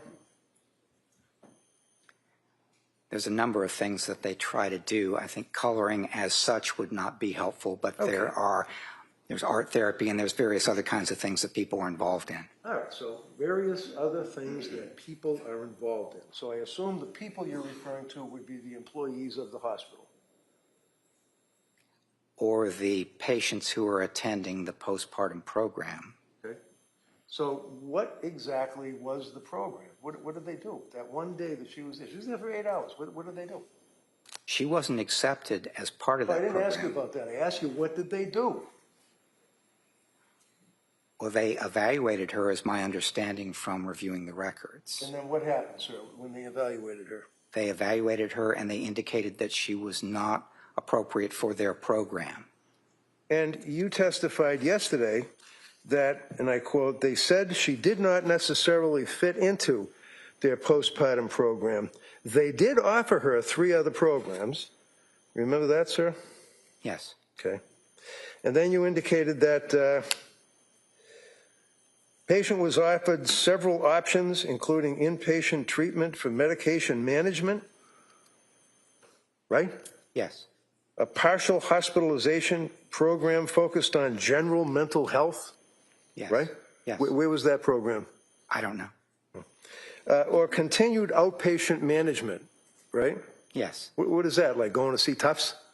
Outpatient management? Yes, that's living at home in the community and being treated by a psychiatrist, which is what Dr. Tufts was. Right. Well, okay. So patient plans to follow up with her outpatient provider for guidance, is what you said yesterday, right? Yes. And she did the next day, right? Yes. And do you think that a doctor who has been licensed as a physician psychiatrist, advertising that they specialize in postpartum, postnatal issues, is qualified to treat a young woman with this symptomology that she brought to that desk, to the television set? I don't understand your question. Well, you know that she never met, Tufts never met this girl. She never met her, ever, until she sat in that witness stand. I understand that their treatment was done remotely. Was remotely? So when I say the television, that's what I mean. It's like you're on Zoom, you're on whatever. I apologize for that. Yes. Yeah. So she went the next day and actually remotely accessed a meeting with Dr. Tufts, right? Yes. And then she went back onto her schedule with Dr. Tufts, but that didn't help so much. Is that correct? You indicated that she was still numb. She was still having suicidal ideation, things of that nature, right? Correct. Okay. One of the things that you said, though, sir, yesterday is that her admission to the hospital was because they did not feel, and I quote, that she did not necessarily fit into their program. You recall that? You mean their failure to accept her into the day program? Their failure to help her, period. They told her to leave. It's my understanding that what they said was that you don't fit with our program because it's not a postpartum phenomenon, and that's what the program is about. Did you really read those records? Yes. Seriously? Yes, I did. Okay. And So tell I me wrote again. something about, in my report, I wrote something about it. Wait for the next question, okay? Yes, Your Honor. So you read the records from that Women and Infants Hospital in Rhode Island? Yes. On this jury, right? Yes. And what was the word, the language, the word salad you just said to me that they didn't accept her because of what? Objection. Yeah. You can rephrase that. What was it you just said to this jury they wouldn't accept her? Why? It was a day program for women experiencing postpartum difficulties. And their evaluation of Ms. Clancy was that her difficulties were more related to general mental health, but not particularly to postpartum difficulties. And so she did not, Go ahead. if I might, Yeah, you might. if she might be more appropriate for somebody, she might be more appropriate for a general mental health program, but not so much for a postpartum day program, which is what they had. So they didn't say that you don't need help. They just said that you don't fit with our program. Would it surprise you to know, sir, that they said that she didn't fit with their program, as you put it, because of the overlay of over-medication that her doctors had caused to that point? Do you have any memory of that at all? There were questions that they raised about the medication. It wasn't just questions. They said that's the reason. The secondary diagnosis as to why they wouldn't accept this young lady is because of the medications that she had been prescribed. Over-medicated. Do you recall seeing that in those records? Yes, I recall a diagnosis of depression, which was not specified further because there were medicine complications. Do I have to get the medical records and read them to you? I actually have something in my report, so Good. I can read it back to Can you. you pull it out and tell me Yes. what the discharge diagnosis was?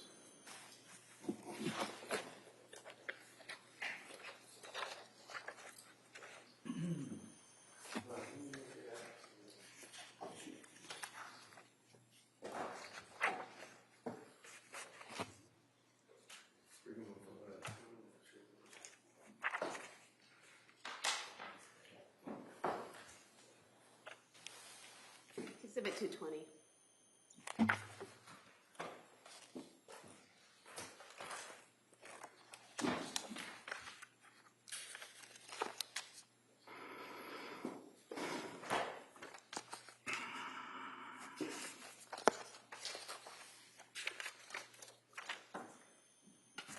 Which ones are you looking for? 220, I guess. Women and Infants Hospital record.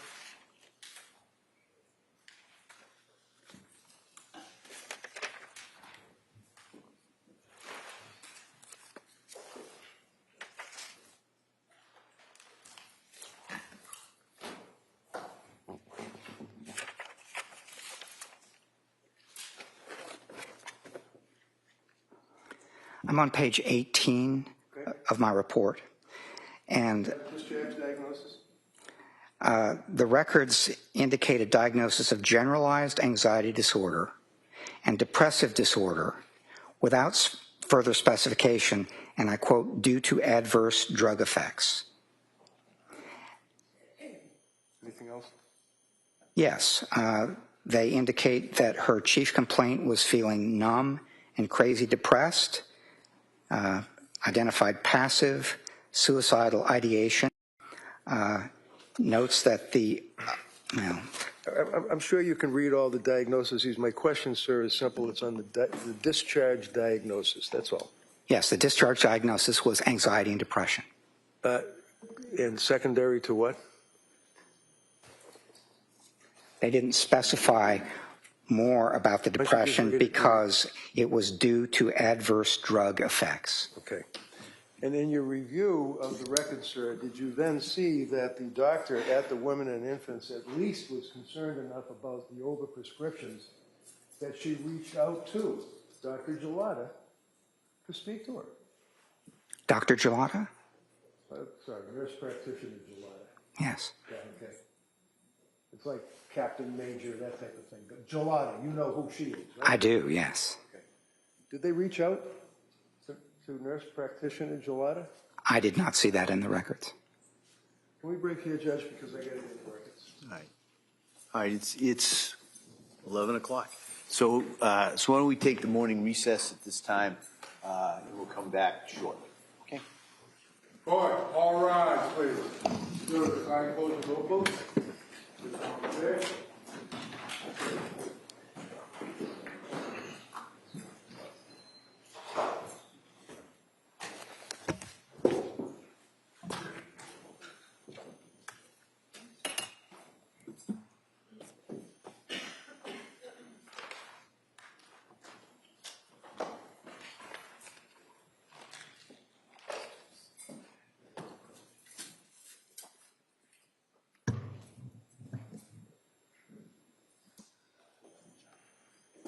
Jurors are exit to the courtroom. All right. We'll be in recess at this time. Thank you. Court stands in recess. Please exit the courtroom.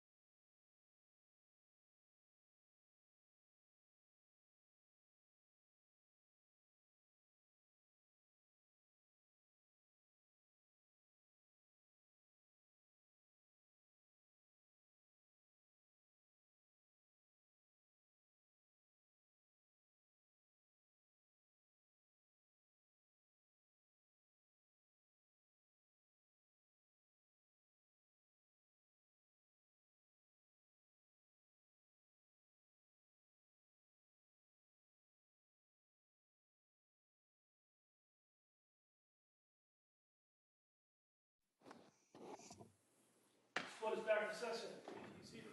Your Honor, for the purpose of the record, we return back to the trial of Commonwealth versus Lindsay Clancy. All parties are present, excluding the jury. All right, we ready for the jury, counsel? Okay. Yeah.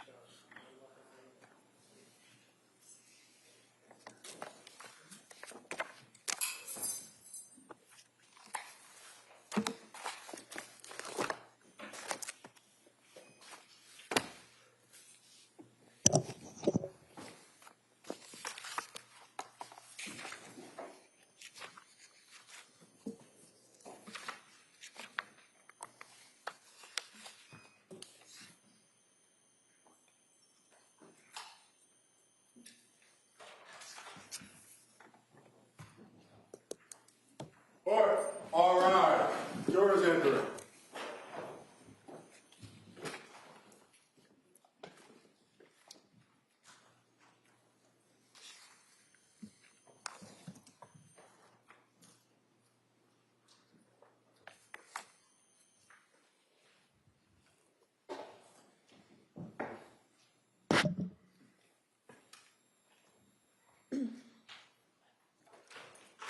This court is now in session to be seated, please. Your Honor, for the purpose of the record, we return back to the trial of Commonwealth versus Lindsay Clancy. All parties are present, including the defendant and including the 18 jurors. All right. Attorney Reddington? Thank you. So I now have, sir, Exhibit 220, which would be the records from the Women and Infants Hospital that you read prior to coming in here today, correct? Yes. And when you read the records, would you agree with me, sir, that there was a history of present illness, which means they would ask Lindsay questions about how she felt, what her medications were, things like that, right? Yes, I would. And when you were reviewing this, did you note that she indicated that she was feeling, and I quote, because it's in quotes, crazy, depressed, numb to all emotion, end quote, quote, can't feel love, end quote, quote, my life is becoming a disaster, end quote. You saw those? Are you quoting from the records or from my report? Records, Exhibit 220. Okay, yes, I would agree that those were words that were used when I reviewed the records. And when you were talking with Lindsay, did you ask her what she meant by saying she can't feel love? Yes, she said that she felt like a shell. She felt hollow. She felt like a zombie. She felt emotionally flat as a pancake, which is also one of the phrases that was used in those records to describe her mood. Okay. My life is becoming a disaster, quote, can't feel fear, end quote. What did that mean? Did you ask anything like that? Can't feel fear. I didn't ask her specifically about can't feel fear. She indicated that she couldn't feel things emotionally that. So. Worried that she is, quote, messed up beyond repair, end quote. That was in the records, correct? That was several places, yes, including the records. Quote, takes all the effort in the world just to breathe, end quote. That was in the records, correct? Yes. And in the interviews of friends and family, would you agree in this time frame, which was in December, to the end of December, that she was having difficulty even getting out of bed? Yes. She felt very heavy. She couldn't even walk. She had difficulty with her personal hygiene, correct? Yes. Was worried about how she's going to take care of her kids and feed them and watch them while Patrick was working, right? Yes.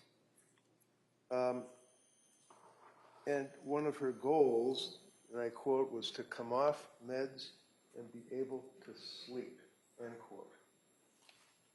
Yes.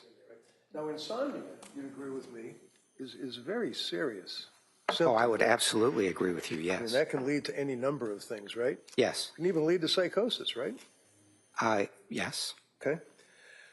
I asked you about the treatment plan and recommendations that the district attorney had asked you about as well. And if I may, and if you need to look at it, let me know. It says treatment plan, admit to DHP. Do you know what DHP is? No. Okay. Medication recommended tapering off Seroquel, starting with 200 milligrams tonight and follow up with outpatient provider. That would be who, Gelada? At the time, it could have been Gelada or Tufts. And then indicating, sir, that diagnosis that we talked about, if I may approach, can you, right here, just read number 1 and 2 for the jury, please? Number 1 is GAD, which stands for generalized anxiety disorder. Number 2 is depression, unspecified, rule out due to adverse drug effects.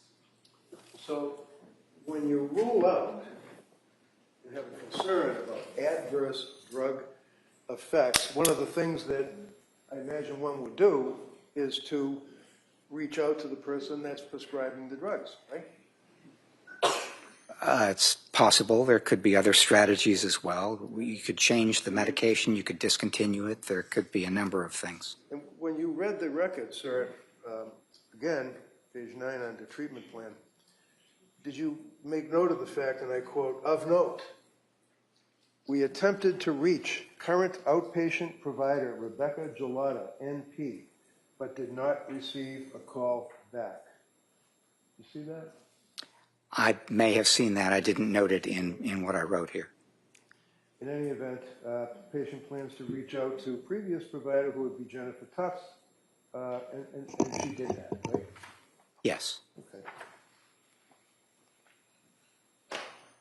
Now, one of the other things that you had made reference to, sir, is that you relied on, is when her husband came home and found Lindsay on the ground in the snow after she had jumped out the window, he spoke with her, is what you told this jury, right? Yes. And can you tell us again what it is that he said to her and what she said to him? He said, "What did you do?" And she said, "I tried to kill myself." And then he said, "Where are the kids?" And she said, "In the basement."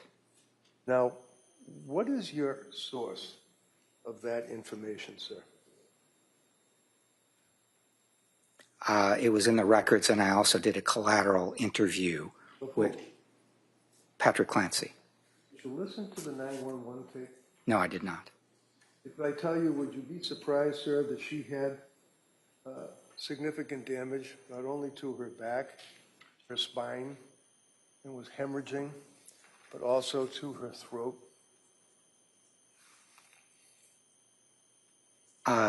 No, I would not be surprised. She injured herself very badly when she jumped out that window. If I suggest to you, sir, that if you listen to the 911 tape as it relates to Patrick Clancy interacting with her, that she can only make grunting noises, would you be surprised at that? I would be surprised, yes. And you never listened to that tape? I did not.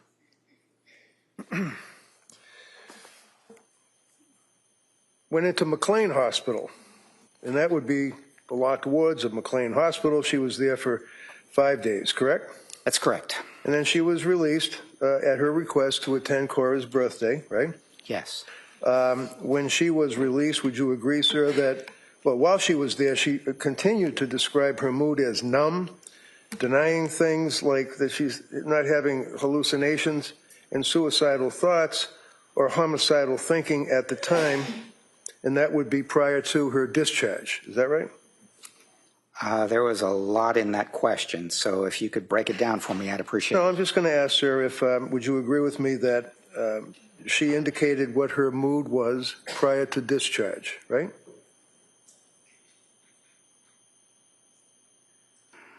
Well, as a doctor, you're not going to let somebody walk out the door of a locked ward in a hospital without making sure that, in your opinion, that it's okay for the person to be released to their home, family, things of that nature, right? I'm looking at the part of my Sir, report. can you understand my question? I don't care about your report. I'm asking you about when someone is in a hospital, you don't release them unless you feel they're not a danger to themselves or others, right? Yes. Okay. The answer to that question is yes. And she was released, right, from the hospital.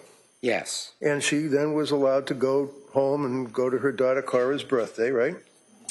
That's correct. And this was on January 5? January 5, yes. And she was described in the records as being cooperative and pleasant, right? Cooperative, pleasant, no psychosis, no suicidal or homicidal ideation, mood described as good, in quotes, and not anxious. Good for you. Anything else you want to add? Objection. That's sustained. Next question. So after discharge, would you agree, sir, that she had what she described as a small shred of hope after discharge because she thought that she was off the Seroquel and felt that was what was causing her a lot of her problems, right? Yes, I would agree with that. Okay. But the intrusive, suicidal ideation and thoughts returned. Isn't that right? Within a week, yes. And they were pretty bad, weren't they? Yes, they were. And again, she's describing, according to your testimony yesterday, symptomology that you said of combined 2 and 3. That would be on the little diagram you put up on the board, right, for the jurors to look at, the blue thing that you had with the 1, 2, 3, 4, 5, 6, 7. The PowerPoint slide, yes. Right. So you combine 2 and 3 on the slide, but you talked about this before, is what you indicate, and this is after she started taking the medication. Anxiety didn't get better. She had difficulty, great difficulty with insomnia, and that she was numb, right? Yet again. Yes. Right? Correct. And a zombie, yet again, right? Yes. And she didn't see any improvement. Is that right, sir? No, that's not right. Okay, well, quote, in fact, she thought it was getting a lot worse. And so basically what she thought is that the symptoms that she was experiencing following taking the medications prescribed beginning in October, she said the symptoms were getting worse, particularly new symptoms, which were insomnia. It's page 126 of your testimony. Okay. Yes, okay. All right. I misunderstood your question. That's all right, no problem. Sorry. That's okay. And then you further indicated that moving on to number 5 on your chart, one of the things she also said is that she was focusing on making the anxiety, helping the anxiety getting better through medication, right? Yes. It was also counseling. She went to counseling through Latasha Dukes. Miss Gelada was still treating her, correct? The counseling was limited, but yes, that is correct. She was involved in some counseling. So it was limited. Is that a bad thing? Did this woman not want to Objection. go to anybody that would help her, sir? Are you trying to tell the jury that she was avoiding Objection. help? Sustained. Next question. So it was limited? How was it limited? It was short-term and supportive as opposed to something where in the field you might pick a cognitive behavioral therapist, which is empirically supported for things like anxiety and depression and patience and things like that. Who makes that decision? Does a person like this make that decision, sir? Is it up to the patient to make a decision of cognitive, whatever it is you just said? Yes, it's certainly one of the things that an individual can do is looking for a referral from somebody who would be a cognitive behavior therapist or something like that. So yes. Go ahead. I don't want to cut you off. I'm All finished. set? I'm finished. She was focusing on trying to make this anxiety and make her feelings about her feelings go away. She wanted to be herself again, right? Yes, that's right. Now, there's nothing wrong with that, right? For a person to want to do that? Not at all. Okay. You indicated that she was concerned about resolving her problems, and the district attorney then asked you about if this is some type of her taking control of her life. You indicated that she is trying to take control of her life. Remember that? I testified that it was important that she felt in control and that she could make things happen and improve things through focusing and discipline and hard work. And that's what you've already agreed, that she was a person that wasn't afraid of hard work, right?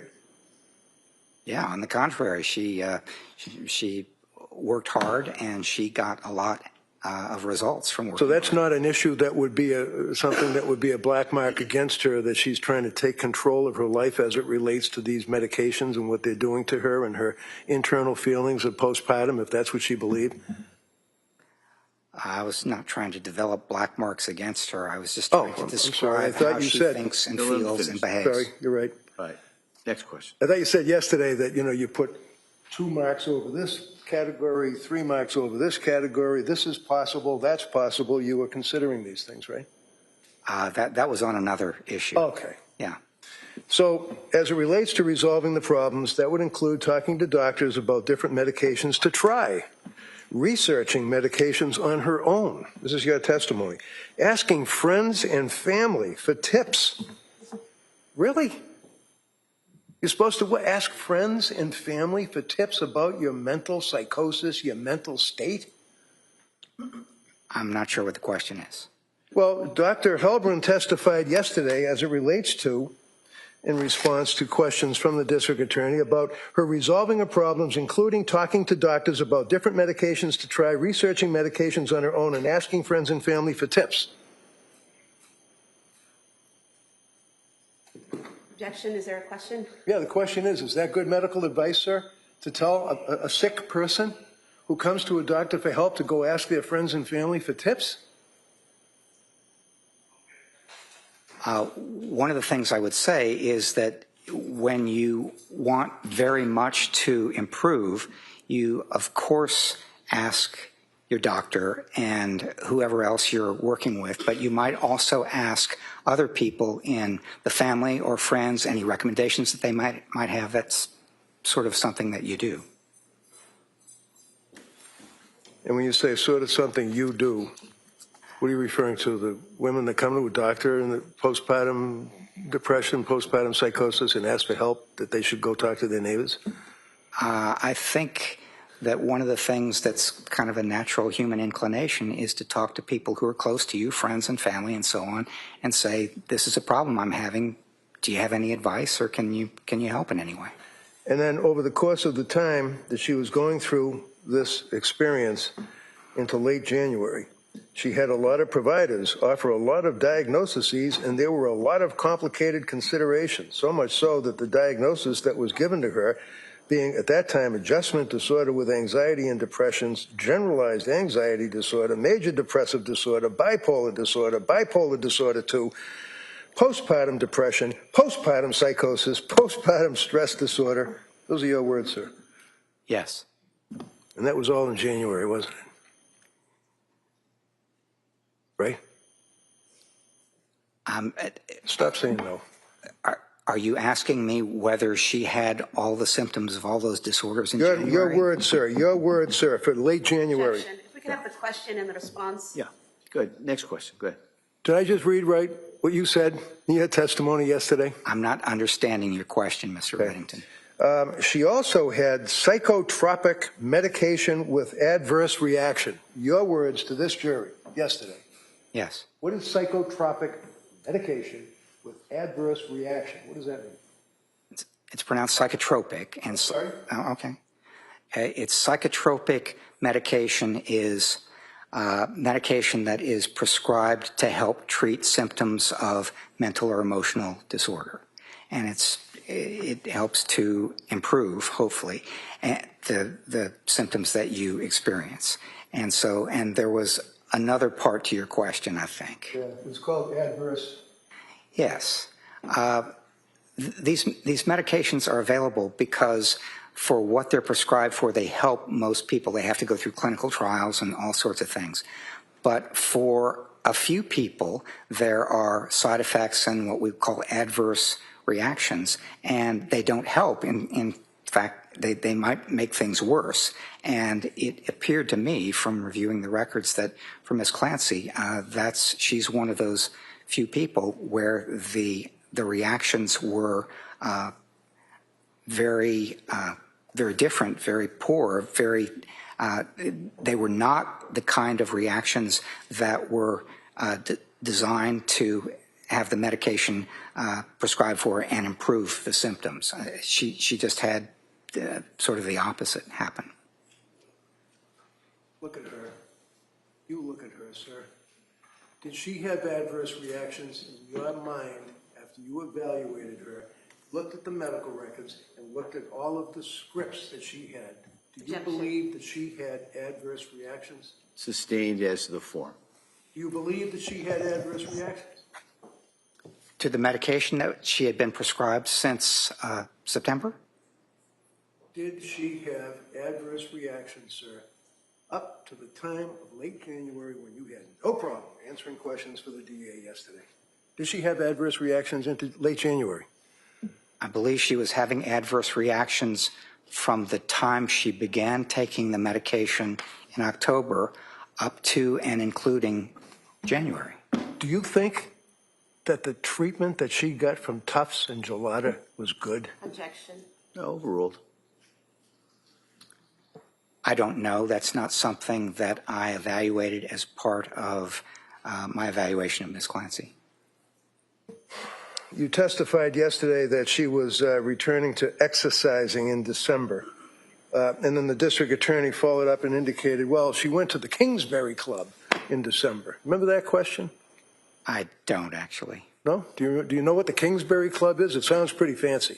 I don't actually. Do you know that it's just an exercise place with a pool? You can bring your kids in a little restaurant? Once again, I don't know what the Kingsbury Club is. Well, there's no problem with a woman trying to exercise to try to avoid drugs and try to get herself out of any depressed state that she might be in after having a baby, right? No problem with that. On the contrary, it's a good idea if she can do it, and it's something that she used exercise all her life to help manage her mood and do better. One of the questions the DA asked you yesterday is about the manic state or hypomanic state, and exercise or things of that nature. And you answered that she did some exercise. Well, she did more than some exercise right after having Calvin, didn't she? She did. What did she do? She got up at 4 a.m. She ran 3 miles. She did half an hour on the Peloton, did an exercise class. So she was doing a fair amount of exercise. How about a road race shortly after she had the baby? Yes, it's my understanding that she did that too, yes. During that period of time while she's exercising and running and road races and all the rest, sir, would you agree, sir, that that coincided with the same time that they were involved with the cleaning out of the garage and removing property and selling things? Would you agree with that?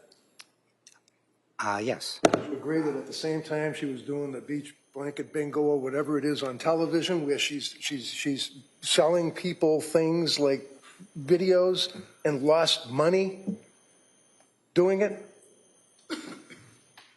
Would I agree what? Would you agree that she was selling videos online and it turned out that it was a scam and she lost her money? I would agree that she was involved in something like that. I didn't know that she lost her money. We have the exercise, we have the scam, we have the hypo cleaning, all of that. Would you agree that that is just a little bit indicative of what you said to this jury, that you were struggling over, trying to find mania, manic, hypomania? Agree with that? I would agree that those could be symptoms of a manic episode, which I was having a hard time identifying as she was clearly experiencing something like that. But I did end up with a diagnosis of bipolar II, and that reflected my thinking that some of those things that Mr. Reddington has just described could be symptoms of a manic disorder, although less serious than a bipolar I diagnosis. Okay. District Attorney asked you about anxiety, that you felt that she was suffering. Your answer was, well, if it works. Objection. Will you approach sidebar? Sure. Yeah, Counsel.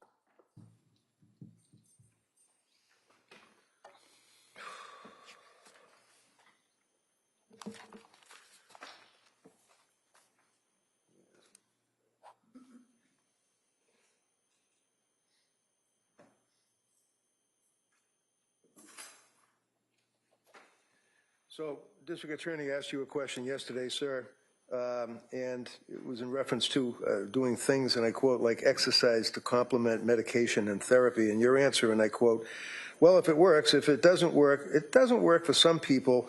It and the use effectively over the course of their lives, particularly if they have anxiety that might not fully need treatment, but it's something that might interfere your life a little bit. What did you mean by that?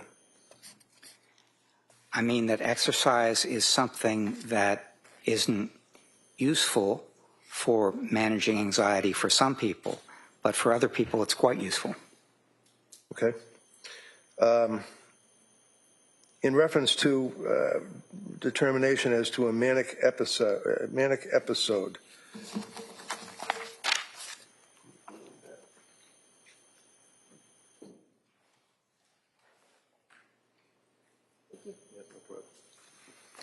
Your response, sir, was that there were times when she felt, as she described it, after the birth of different children, she felt good, she felt on top of the world. She felt really close to them, her husband and her kids and so on, but it's also something that it didn't look like a manic episode, so much that it looked like she was feeling good and getting back into exercise and stuff. Yes. That was your answer yesterday. Is that in reference to the struggle that you had to try to get to a manic episode? That's what you said yesterday, right? Yes. Okay. And the answer is yes?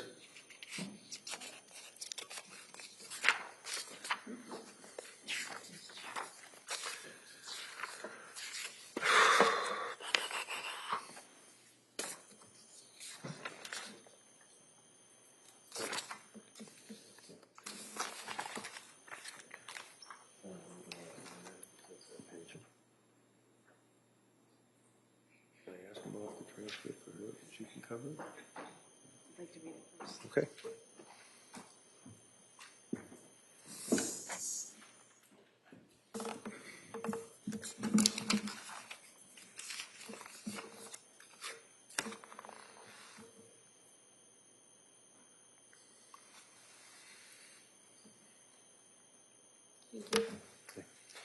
When you were talking with her in Duxbury, either you or the other guy in the hospital, interviewing her one of those 3 days. yes.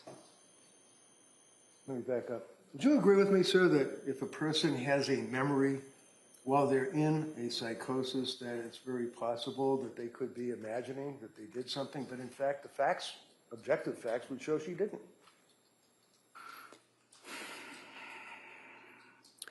It's possible that being in an actively psychotic condition could affect the way information is processed, and therefore could affect the accuracy of their memory. So, for example, she told you that after she slashed her wrists and after she tried to slit her throat, that she used the knife to cut the screen before she threw herself out the window, right? Yes. Was the screen cut? I understand that it was not. Did that give you pause?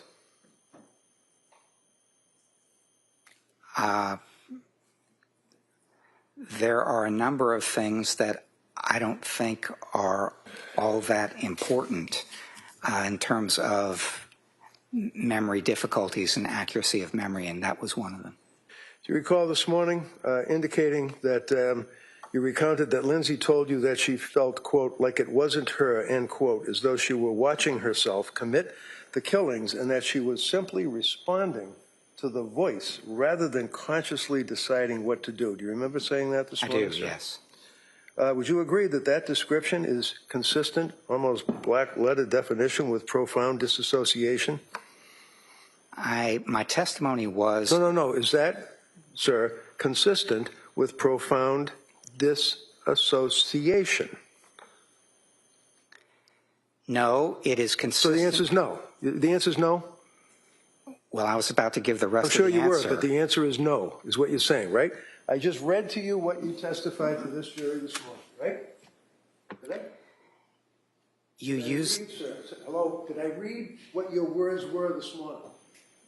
I don't remember exactly what my words were this morning. If Dr. Heilbrun told this jury that When Lindsay was talking to you and or Mac in the hospital, she felt, and I quote, like it wasn't her, as though she were watching herself commit the killings, and that she was simply responding to the voice rather than consciously deciding what to do, end quote. Question is, would you agree, sir, that watching oneself is consistent with disassociation? Disassociation that is peritraumatic, which is what I testified. So the answer is yes? Well, you said profound dissociation, so the answer was no. Last time I knocked out profound. I'm just asking. Oh, yeah. Is it consistent Okay. with disassociation? It is consistent with peritraumatic dissociation. Okay. Yes. And briefly, what is disassociation? Dissociation is sort of the sense that you are removed from yourself. You're not feeling like yourself. It's something like you're in a position where your sense of time and your sense of self are altered, and it's also the sort of thing where you don't feel as if it's you anymore. Sometimes you feel as though you're watching a body that's you, but it's not really you. And at disassociation, you'd agree, in the DSM, using that book, is in fact defined as an altered mental state. Is that correct? Yes. Okay. And would you agree with me that in your evaluations of Lindsay after you guys had the chance to speak to her and consider all of the documentation, your opinion ended up, using your words, being in your mind two possible explanations? We talked about that, right? Yes, we did. Okay. And then you indicated that there were some possible things that made me believe that there was severe mental illness involved, right? Yes, there And there were. was severe mental illness involved, right? There were some possible things that made me think that it might have been a psychotic episode. Right, but there were severe mental illnesses involved here, right? Yes, there were. Okay. It's just a And question of which kind. semantics. Yes. You talked about thought broadcasting, right? Yes, I And did. thought broadcasting, sir, would be if somebody hears a voice and is concerned that somebody else might have heard it, right? No. Okay, well, Thought broadcasting. let's see what thought broadcasting is. Are you aware that Lindsay Clancy indicated to anybody that she was hearing or having these intrusive thoughts in her mind? Yes or no? Yes. Did she indicate that she was afraid that people could read her mind or knew what these thoughts were or whatever they were in her mind, intrusive thoughts?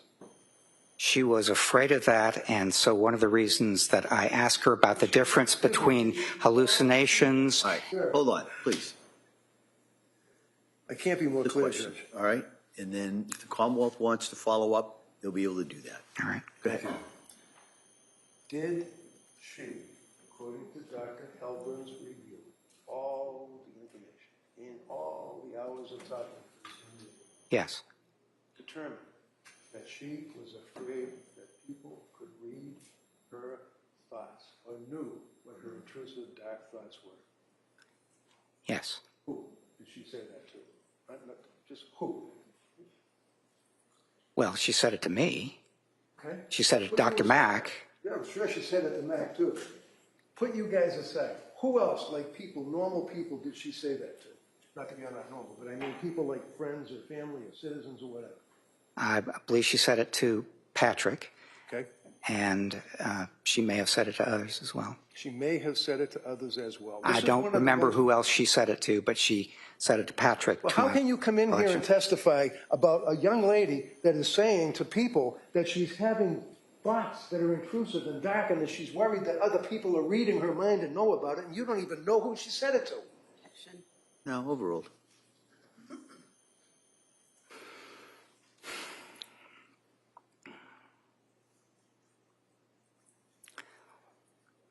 One of the things that she said is that her thoughts were kind of intrusive and loud, and I mean, that sort of thing. And one of the things that she said was that she thought that because of that, other people might be hearing them or might know what they were. Like even worried about dropping little Cora off at the school, and she was afraid that the teachers could hear her voices or thoughts? Read that. I did read that, and that's one of the reasons I asked her for the difference. Right. When I asked you if there were any, so that refreshed your memory, that there was another person that she was concerned about. Yes, I believe that's right, yes. How about her friends? Do you recall her telling her friends that she was worried about the teachers being able to read her thoughts? I do not. You indicated yesterday that one of the concerns or one of the issues or possibilities was at the time of the killings was acute psychosis, right? I thought one of the possible explanations. I don't want to let you run off, sir. No, counsel, next question. Do you agree, sir, that you testified yesterday that at the time of the killings, one of the possible concerns that you had was whether or not there was an acute psychosis? One of the possible explanations for her motivation and her state. So the answer is yes, right? Objection. No, overruled. That's what you said yesterday, right? Not exactly the way you phrased it, and that's what Okay. I'm responding to.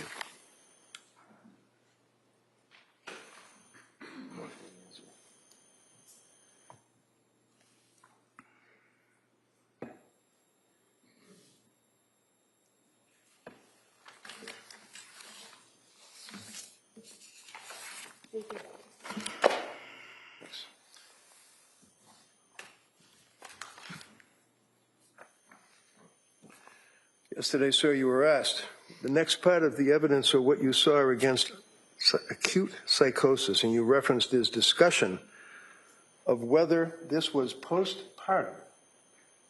So let's stop there for a minute. Again, you know that postpartum is not a diagnosis, right?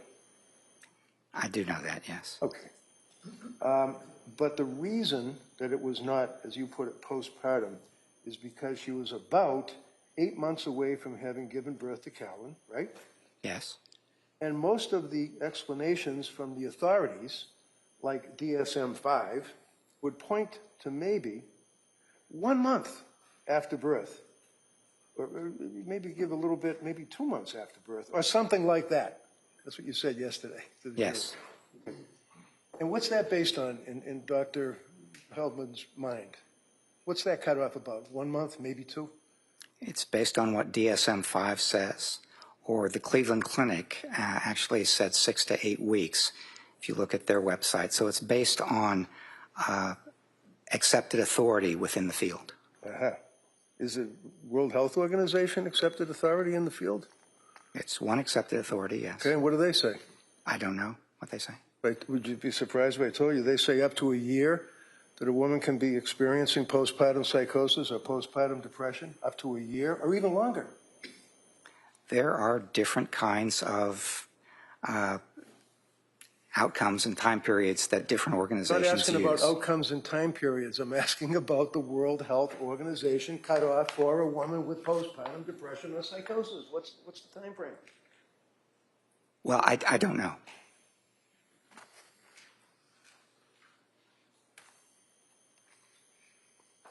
And then you indicated, now, it could be something else, and there was certainly some stuff that I saw that were symptoms of depression and other sorts of things that she experienced in January, but it was, given the time, it was less likely, I thought, to be postpartum. What did you mean by that?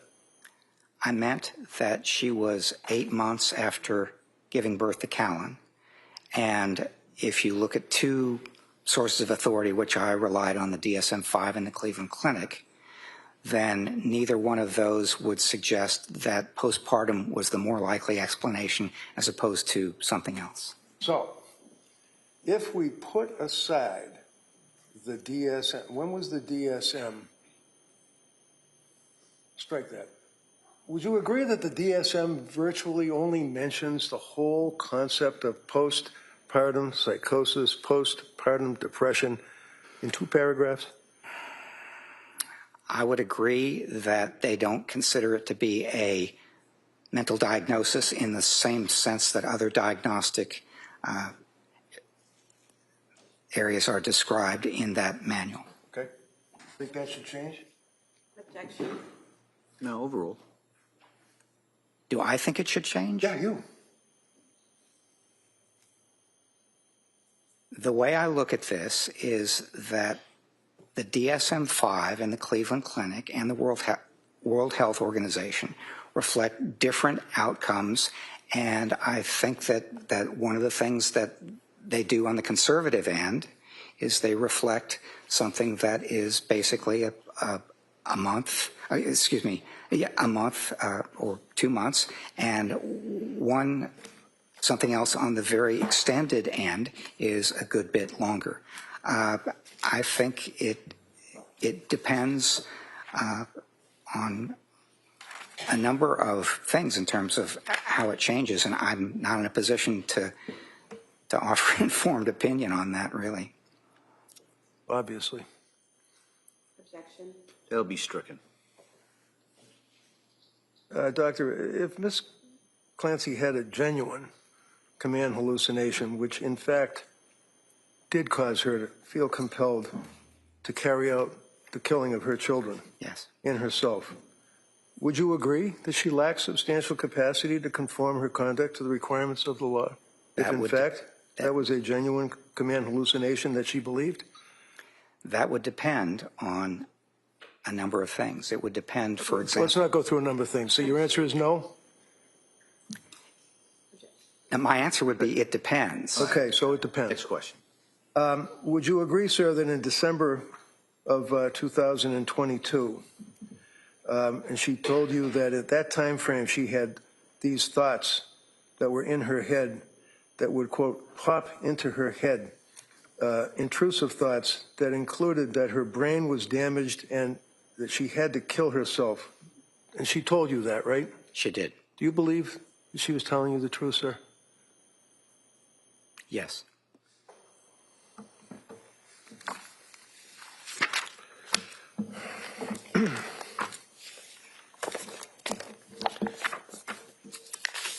I stand corrected in one regard, sir. This morning I started off my questions by asking you about 49 years ago when you published an article on postpartum psychosis, and you agreed. You were in college or something. But in fact, it was not postpartum psychosis. It was about schizophrenia, wasn't it? I'd have to think back 49 years, but I think that's right, yes. Transcripts of interviews with 32 schizophrenic patients, 15 male, 17 female, all with primary or secondary paranoid symptomology, were edited only to delusion-relevant material. Does that refresh your memory, sir? It does. Okay, so it wasn't postpartum psychosis. You've never written about postpartum psychosis, right? That's right. Okay. So, finally, sir, would you agree, and if you don't, just say, no, I don't agree. Postpartum depression. Are there tests that can be administered to? I'm not talking about a guy who's upset about his job. I'm talking about a woman who's just had a baby, who's going through the postpartum period, exhibiting signs of depression and or psychosis, okay? Yes. All right. Would you agree with me? A person can complain that they're less able to laugh or see the funny side of their life. Is that a symptom, sir, if you know? Are you asking me if that's a symptom of postpartum depression specifically or depression more generally? Oh, no, I'm asking you about postpartum depression, sir. That's what I'm talking about right now. All right. Okay? Do you agree that a patient would complain that they're less able to laugh and see the funny side of life? That's a symptom of depression. All right, you're going to tell me it's a symptom of depression be... constantly. My question is, do you agree that it's a symptom of postpartum depression? Yes. Okay. Not looking forward to things. And let me just say... Oh, no, I don't want to let you do anything. Can you just tell me if stopping looking forward to things is a complaint that is common to postpartum depression? Yes. Anxious and worried for no good reason? Yes. And Lindsay complained of anxiety and being worried for no good reason constantly, right? Yes. She blamed herself for a lot of things in her life. Isn't that right? She did, yes. And she was not looking forward to the future. She was not happy with her life in the sense of the way she felt and wanted to go back to the way she was, right? That's right. How about complain? When I say complain, I don't mean complaining. It's just that that's the language you guys use. Complained about overwhelmed. Her day is overwhelming. Yes. So unhappy that she would cry constantly. Yes. Sad and miserable. Yes. Thoughts of harming herself, which is, according to the Mass Department of Mental Health, a flag in and of itself. She had thoughts of harming herself, right? She did. Okay, so those are all of the postpartum depression symptoms that a person can have, according to Mass General Hospital's 3-year review of postpartum depression and psychosis. So she hit all of these symptoms, right?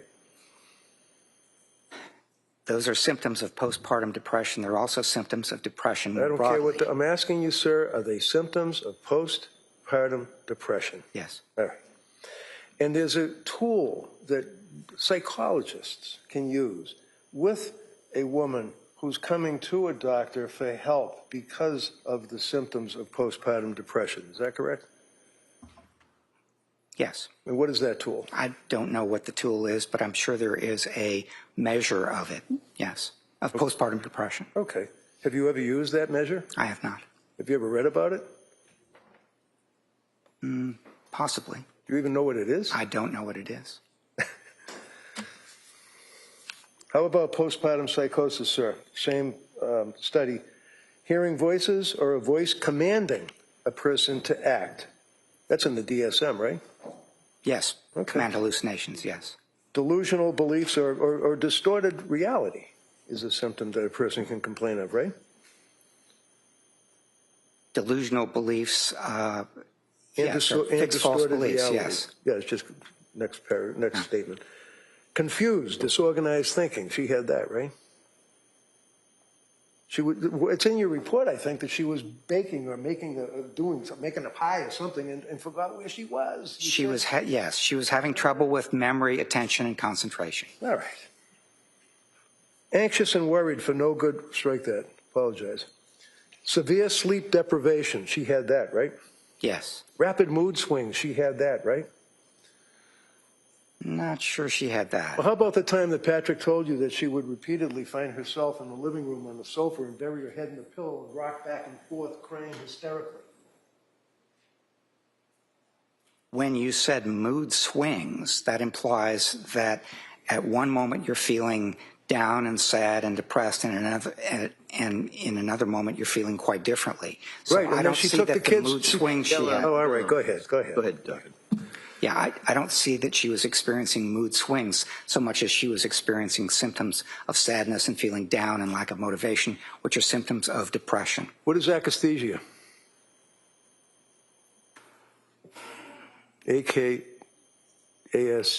AKASTHESIA, I believe. Yeah, I'd have to look that one up. Okay. Feeling overwhelmed. She felt overwhelmed. She did, yes. Not herself, family seeing the change, obviously. Right? Repeat the question, please. Yeah, not herself. Semicolon, family seeing the change. Yes, correct. Lord knows. I mean, the mother-in-law, the father-in-law, her mother, her father, her husband, neighbors, people could see the change in her, right? Yes, they could. Okay. Continuing on with postpartum psychosis. Not herself, thoughts of harming her children. That's a big red flag, isn't it? Yes, Okay. Thoughts of suicide. She complained of that, right? correct. Poor insight. She had poor insight at the end of January, didn't she? I would not say she had poor insight. No, I think she understood pretty much where she was and the difficulty she was having, and was aware of a number of things about that. That's all I have, Your Honor. Thank you. Attorney Sprague. Thank you, Your Honor. Doctor, those symptoms that Attorney Reddington just read you about postpartum depression. Are those also symptoms for general depression? They're symptoms for general depression. They are, to some extent, symptoms of major depression, which is a more extreme example, a more extreme version of general depression. And there are also symptoms of bipolar disorder and bipolar II. And I thought at the end of this evaluation that her correct diagnosis was bipolar II. And why was that? One of the reasons, as I testified yesterday, is that she has been in Duxbury for 3.5 years, and that is her diagnosis of record, bipolar disorder. But what that indicates to me is that having had the chance to see her, prescribe medications, and do a number of things, that they really think that she has a mood disorder of a fluctuating kind, a bipolar sort, as opposed to a major depression or some other kind of disorder. Now, you were asked by defense counsel about the fact that you interviewed Ms. Clancy a little over 3 years after she killed her children. And your testimony was it's better to interview the person as soon as possible, right? Correct. But you were able to watch Dr. Resnick's interview of the defendant about 3.5 months after the incident happened, correct? Yes. And you were able to review all of her records leading up to when she killed the children and then after she killed the children all the way up to present day, correct? Yes. Is that something that you typically have when you do these forensic reviews, that much information, medical history and information on a patient? I had more records information in this case than I have ever had in my career. And so, also, were you aware that you weren't allowed to interview the defendant until the court gave permission? I really wasn't. I didn't know how the process worked. But as soon as you were informed that you could meet with the defendant, you did, correct? Yes. And the fact that you had all of these resources, the records, the prior interviews, the recorded interviews of witnesses, the criminal file, the collateral interviews that you did that in any way aid you in overcoming whatever deficits you might have had in interviewing her 3 years later? It did, yes. And how so? Because of how extensive the records were from different people, different observations, different times, and so on, they, in effect, created something that I would have tried to do myself if there had been fewer records available. So I would have tried, for example, to... Well, I'm going to object to what he would have done. No, overruled. I would have tried to conduct a number of collateral interviews. I would have tried to go out and get some of the records myself if they'd not been available and provided to me. Usually I have to work a lot harder to get 10% of the records that I had in this case. And you were provided with her complete psychiatric history from September through present day, correct? I was. Now, you were asked about being retained by our office and speaking to the prosecutors in the case. Did anyone from my office or myself or Ms. Buckingham ever tell you what your decision or what your evaluation should say in this case? No. And did we ever put any pressure on you in any way, shape, or form to come out on what defense counsel calls our side? No. And he also asked you about your interview itself with the defendant. At any point in time, was your conversation with Ms. Clancy hostile or aggressive or rude in any way? No. Did she ever ask you to stop and say she couldn't do it any longer? She did not. In fact, she declined a break at one point in time, correct? For one of the days, yes. That was the third day. Prior to reading the records in this case, did you form an opinion as to what her criminal responsibility was? No. In fact, I worked very hard to avoid forming any kind of opinion until very late in the process when I'd had the chance to go through all the records, do the 3 days of evaluation, do the collateral interviews, and get everything I could have, because that's the kind of thing that helps you handle what's been referred to as confirmation bias, which is starting out with a good idea or a conclusion and then being drawn to the things that support that and avoiding the things that don't. Would an example of confirmation bias be giving a press conference in which you diagnose a patient before you even do an evaluation of that patient? And then finding that same diagnosis that you initially made?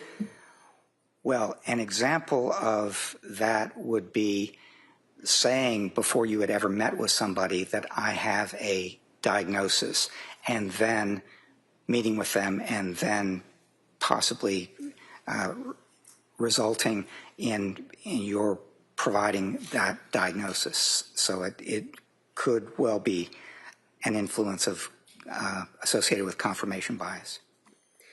Now, you were asked about the defendant telling you that she didn't like to leave the children and how that was, how that impacted your evaluation of the defendant. And I think you were cut off on your answer. So if you could just tell us why, what you saw in terms of, or heard from the defendant in terms of her not wanting to leave her children and how that impacted or influenced your evaluation.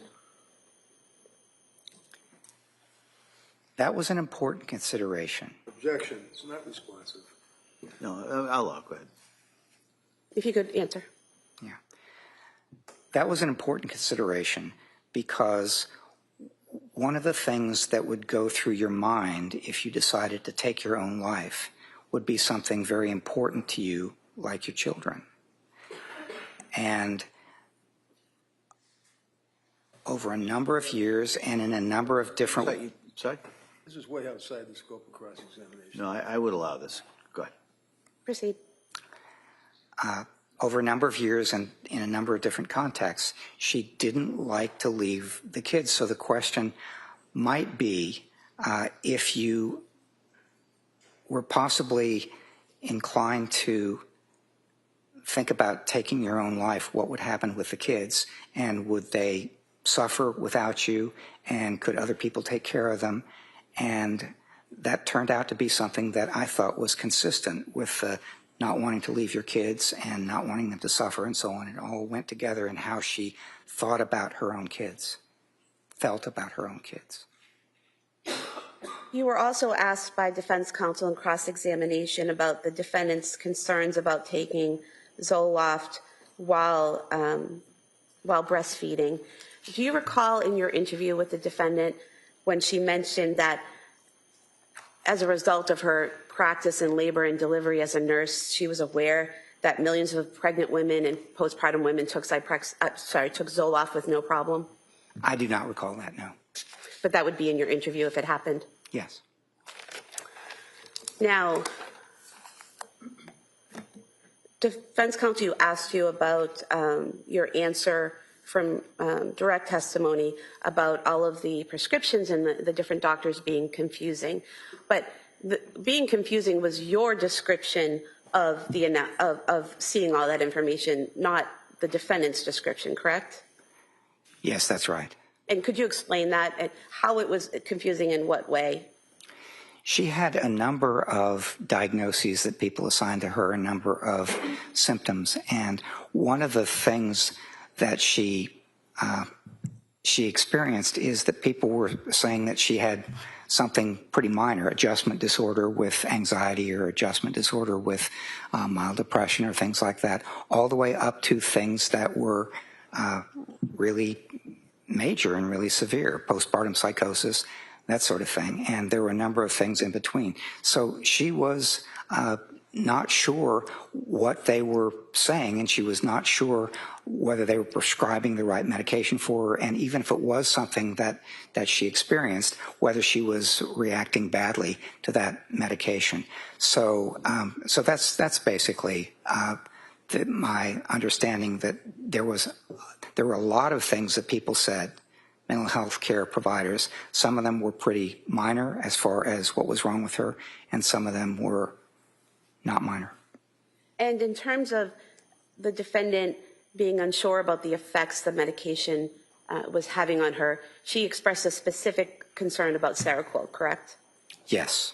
And What was her concern about Seroquel? It was giving her big problems with sleeping, and she thought that part of the numbness and not being able to feel and that sort of thing was associated with that medication as well. So she thought it was really affecting her badly. And after she went to McLean Hospital, she was no longer on any of those medications that she had been on from September through December, correct? Correct. And she had been weaned off the Seroquel in particular, correct? Yes. And so after leaving McLean Hospital, the two medications she was on upon discharge was trazodone and Valium, correct? Yes.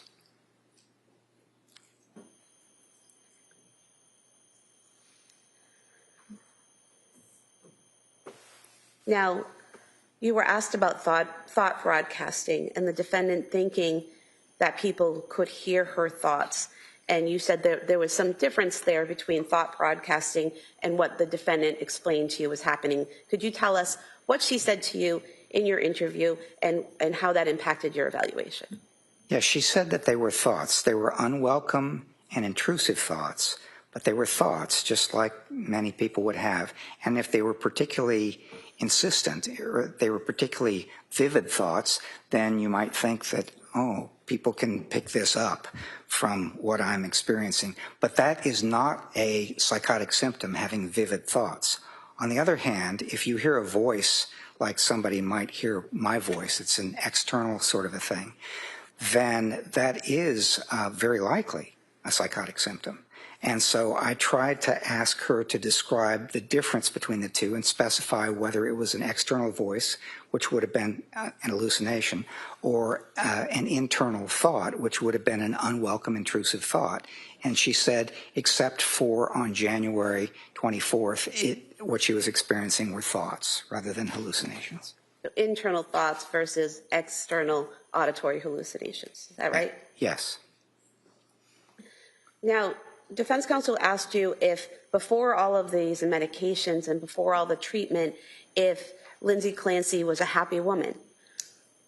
But didn't she go to Dr. Tufts in the first place because she was struggling? She was anxious about returning to work. She had been having a very good time with her family that summer, but as the fall approached and Patrick's paternity leave expired and she was thinking about returning to work and scheduled to return to work, that made her anxious. And so it's not as if Dr. Tufts went to her home randomly and handed her a prescription. She actually went to Dr. Tufts with some mental health concerns, and Dr. Tufts treated her, correct? Yes.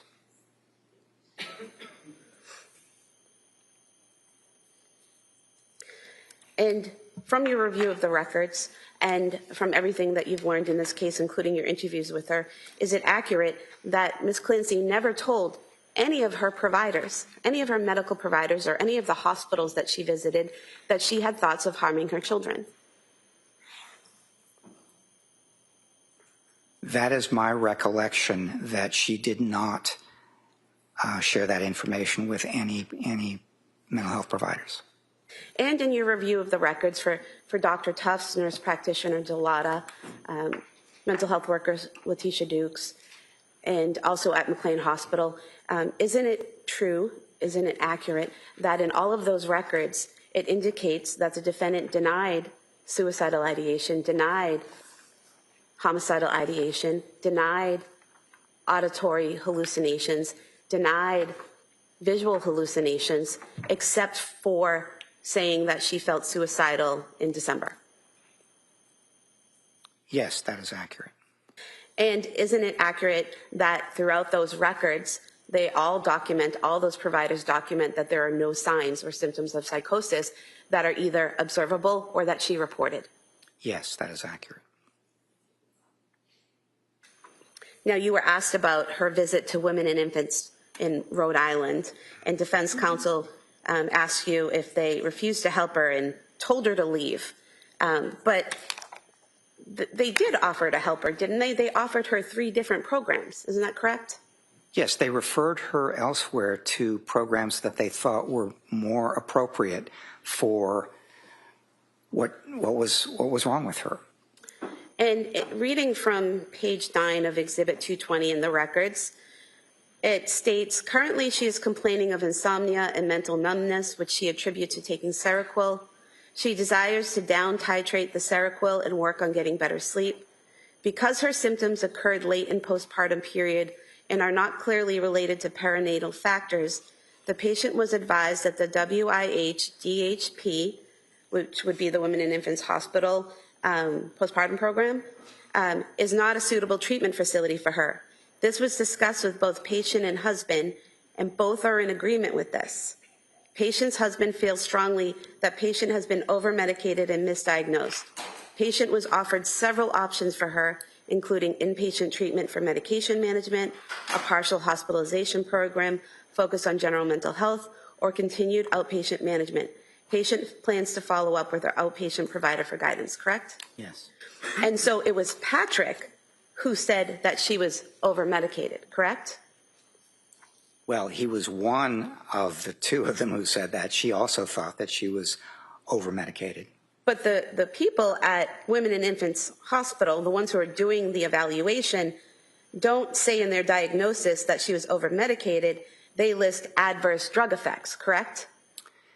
They listed rule out adverse drug effects. And what does it mean when they write in a diagnosis, rule out adverse drug effects? It means it's possible, but it has yet to be confirmed. And there's nowhere in the diagnosis any doctor or mental health professional saying that she was, in fact, over-medicated, correct?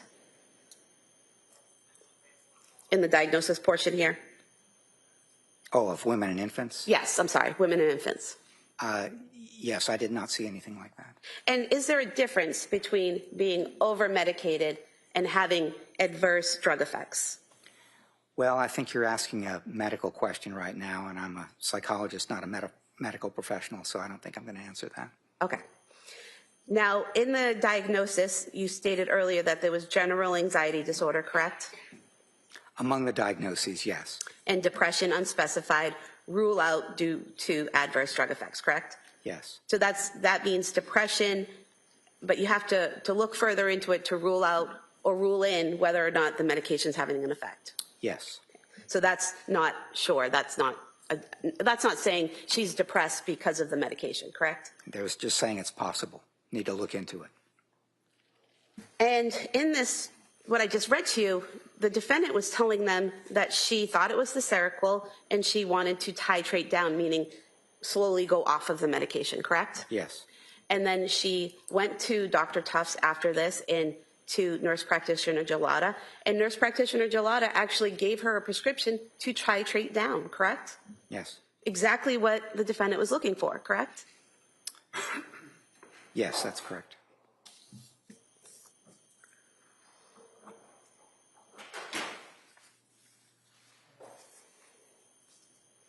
You were asked by defense counsel about the defendant getting worse and worse and worse. But was that between September and December, or was that in January? It didn't begin until October when she began taking the medication.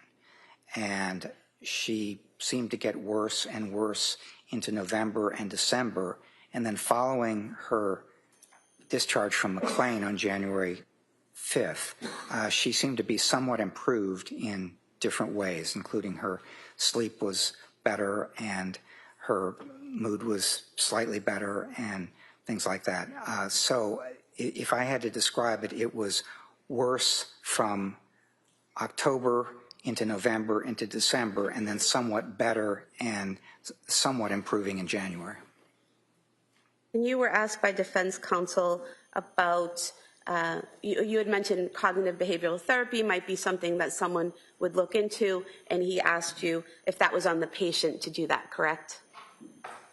Yes, I think that's right. Were you aware that there are searches on the defendant's cell phone where she looked up cognitive behavioral therapy or CBT therapy? Yes.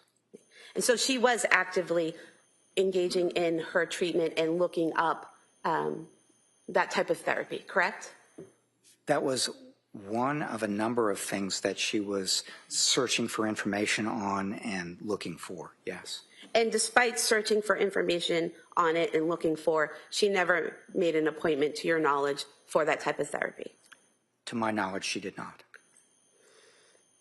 You were asked about peritraumatic disassociation, about how a person feels outside of their body watching what they're doing. Did I describe that accurately? Yes. And in that scenario where someone might be experiencing that during a traumatic event, does that mean they're not in control of what they're doing? No, it doesn't mean that. It means it kind of influences their perception and their memory and so on, but it doesn't completely remove their self-control.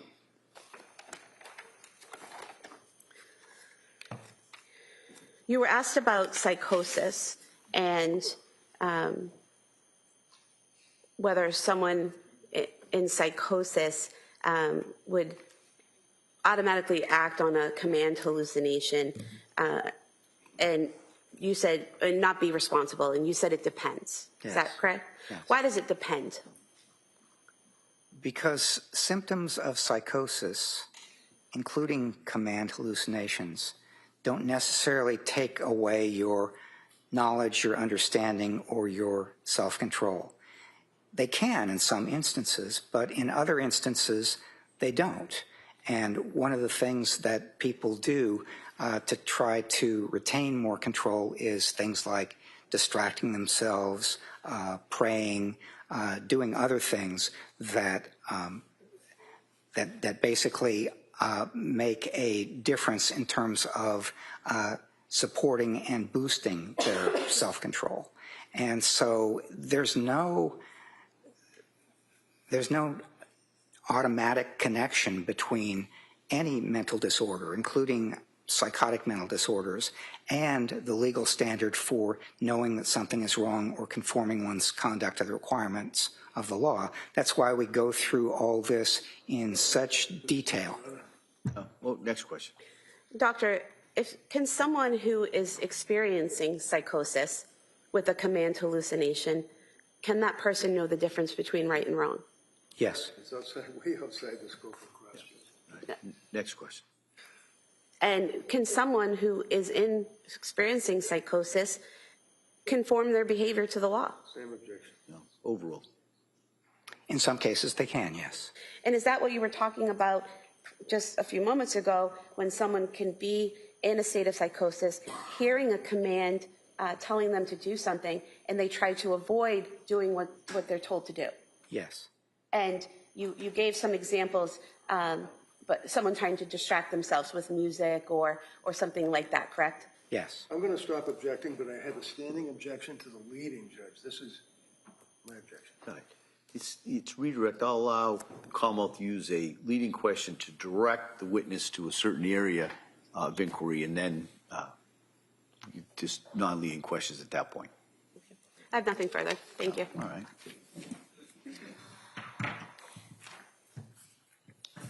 Couple of things. Sir, first of all, counsel was asking you a question about the inconsistent statement or what have you. You indicated, sir, if I stand corrected, you administered a test, the MMPI, to her, right? Yes, I did. And one of the categories. On the scope. No, she asked about inconsistent statements. No, yeah, overall. Is the K scale or the lie scale, right?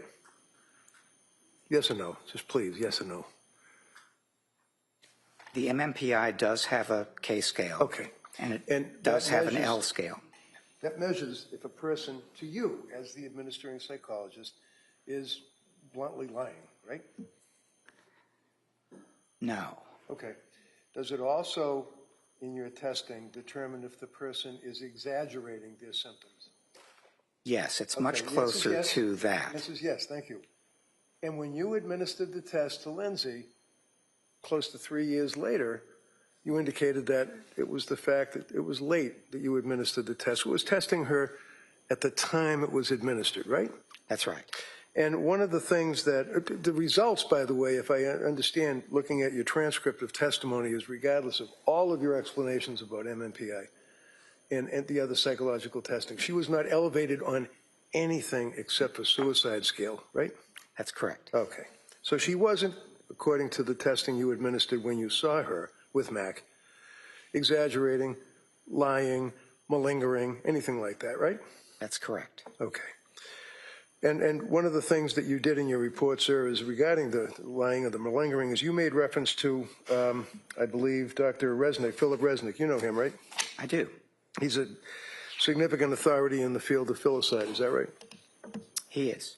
And Dr. Resnick indicated, sir, that his opinion as to the lack of malingering, and, as well as yours, right? Yes, he did. Okay. And you made reference to one of Dr. Resnick's articles, actually, in your report, correct? Some of his research on... The answer is yes? We can make this easy. The answer is yes? Did you look at and cite Dr. Philip Resnick's research report? His research, yes, Okay. I did. And are you aware, sir, that what you cited is outdated? Are you familiar with the 2012 article by Dr. McCarthy Jones collaborating with Dr. Resnick talking about the largest study of hallucinations ever conducted in the world? I'm aware that as a researcher, you build on some of the No, things... not what us researchers do. Are you aware of that report? No. Okay. Are you aware, sir, that that study was after the report that you cited in your report, and it involved 191 individuals who were asked almost 400 questions about auditory hallucinations? You aware of that? No. And are you aware, sir, that in fact it was determined that auditory hallucinations can come from within and it can come from without in that report? You're not aware of that, right?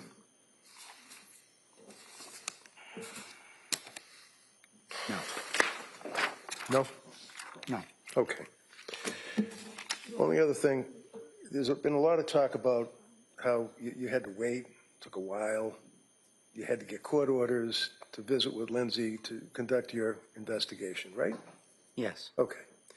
You're not suggesting or trying to leave with this jury that it was me or my office that interfered or impeded. I think the question was that you were unable to see her. I had nothing to do with that, right? Objection. Sidebar. No. Yeah, come on.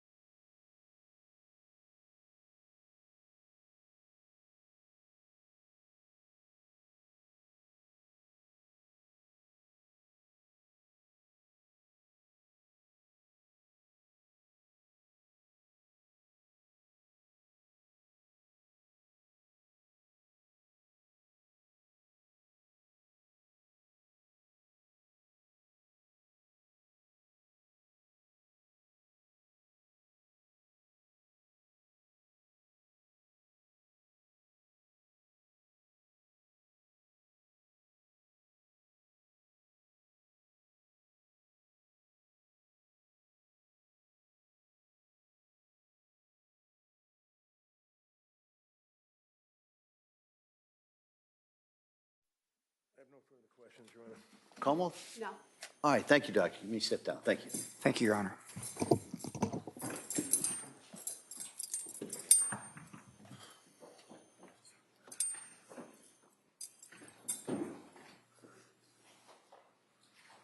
All right. Well, members of the jury, we're going to take the afternoon recess at this point. We'll come back. Commonwealth will call their last witness. So during lunch, you know the drill. Don't talk about it. Don't read about it. Don't listen to it. Put it out of your head, and we'll have you back here at 2 o'clock. Okay? Thank you. Court, all rise.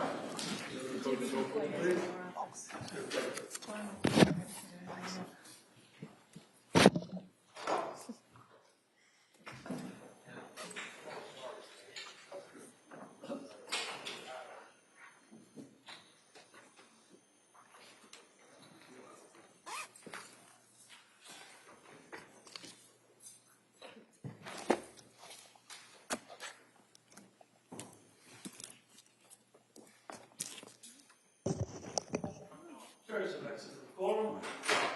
Anything we need to discuss before 2 o'clock? No, Your Honor. Counsel? Very good. All right. We'll see everybody at 2 o'clock. Thank you.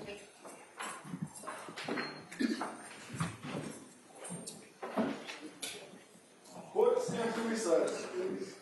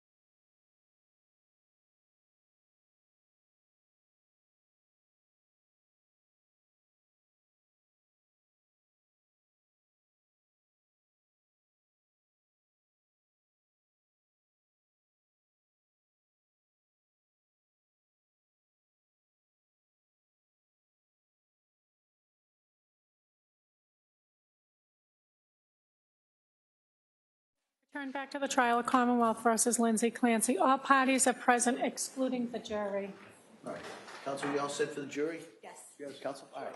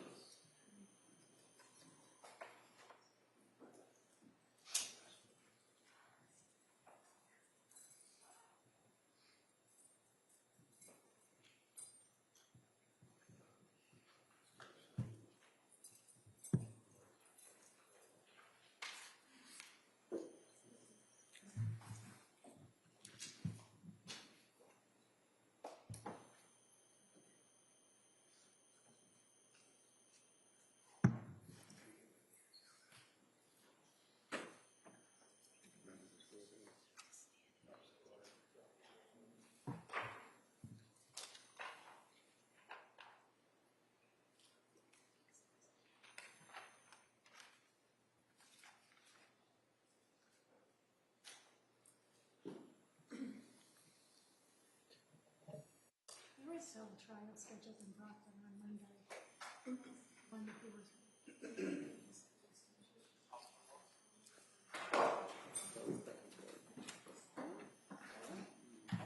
Court, all rise. Jurors entering.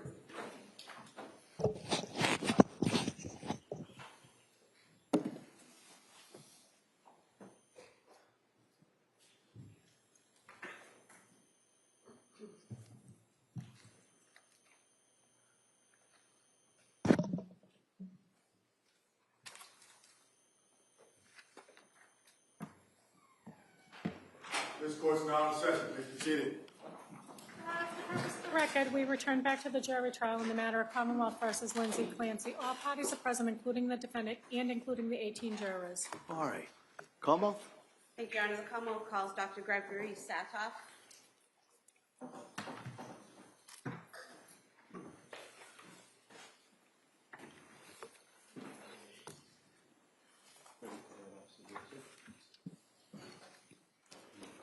Good afternoon, sir. We'll start right here. Raise your right hand to the clerk, please. Good afternoon. Do you solemnly swear that the testimony and the evidence you shall give to the court and the jury, the matter now pending between the Commonwealth and the defendant of the bar, shall be the truth, the whole truth, and nothing but the truth, so help you God? Thank you. Thank you. You may have a seat. Watch your step, please. All right.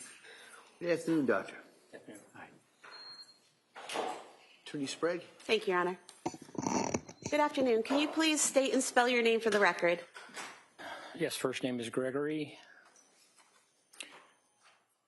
Gregory, last name Satoff, Saathoff. And can you describe for us your educational background? Yes, I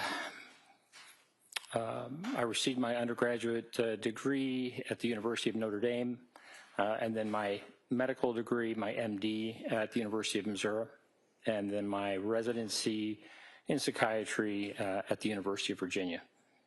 And can you describe for us your occupation? Yes, I'm a professor of emergency medicine and public health sciences at the University of Virginia. I also see patients in the Virginia Department of Corrections, where I also teach students. And I also serve as the senior psychiatrist for the FBI's Behavioral Analysis Unit in Quantico. And how long have you been the senior psychiatrist for the FBI's Behavioral Analysis Unit, or BAU? Since 1996. And are there other psychiatrists who contract with the FBI for that department? Well, certainly for the FBI writ large, there are psychiatrists who work with them. But as for the Behavioral Analysis Unit at Quantico, we sometimes have Walter Reed fellows who are psychiatrists. But other than that, I am the psychiatrist for the Behavioral Analysis Unit. And what does that entail? It entails working with the behavioral analysis units on crimes and concerns, whether it is with children, I'm occasionally asked to consult with the behavioral analysis unit relating to children, crimes against children, also crimes against adults, and also national security issues, and in particular issues relating to threat assessment. And are you, or do you consider yourself a forensic psychologist? Psychiatrist, yes. Sorry, I apologize. And what is the role of a forensic psychiatrist? Well, a forensic psychiatrist examines issues with mental illness, and it's really the interface of mental illness and the law. Sometimes that can involve criminality. Most often, forensic psychiatrists are engaged in assessing mental status at the time of an offense or competency. But also forensic psychiatrists can consult to institutions or also treat patients within facilities such as jails and prisons. So that work that you do as a forensic psychiatrist, is that in addition to working with the behavioral analysis unit at the FBI and working at UVA and teaching, and your work in the Bureau of Prisons? Yes. And in terms of your work as a forensic psychiatrist, have you done evaluations and testified on behalf of both prosecution and defense as a forensic psychiatrist? Yes. Approximately how many times have you testified in court as a forensic psychiatrist?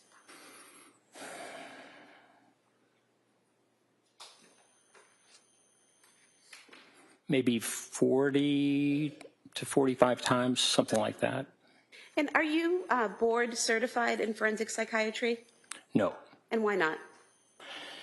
Well, when I finished my residency, I was interested in public psychiatry. And so I also was in the military. And so military psychiatry and public psychiatry in a teaching hospital was very important to me. As time went on, I was consulted by the FBI. They wanted to meet with me based upon a paper that I had published. And by the time I was more heavily involved in forensic psychiatry and particular assessment of individuals, by that point, the way to be board certified within forensic psychiatry would require a one-year fellowship. And at that point in my life, I just did not have the time to be able to devote to a one-year fellowship in addition to the other things that I was doing. So instead of the one-year fellowship, did you have more on-the-job training as a forensic psychiatrist? Yes. And as a forensic psychiatrist, have you evaluated subjects for things like competency and criminal responsibility? Yes, I have. And let me just say also, in addition to on-the-job experience, it's important to get teaching and training. And so I've taken advantage of courses within the Institute for Law, Psychiatry, and Public Policy at the University of Virginia, and other opportunities as well in terms of even taking a board review course that was very helpful and quite comprehensive. So you've had other training other than the fellowship in order to be a forensic psychiatrist? Yes.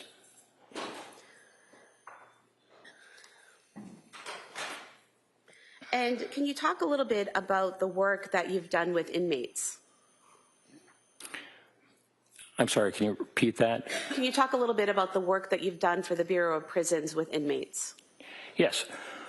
Well, specifically, most of my work has been with the Virginia Department of Corrections rather than the Bureau of Prisons. And since 1992, I guess, maybe 34 years, I have assessed and treated patients within the prison system, both men and women at men and women's facilities. And in that time, I have brought medical students and residents and fellows and taught them. So over the course of my career, thus far, I've brought more than 2,500 medical students and residents into the prison system to learn about psychiatry and significant mental illness. And in the course of your evaluating and treating female inmates, did you have the opportunity to evaluate and treat female inmates who had killed their children? Yes.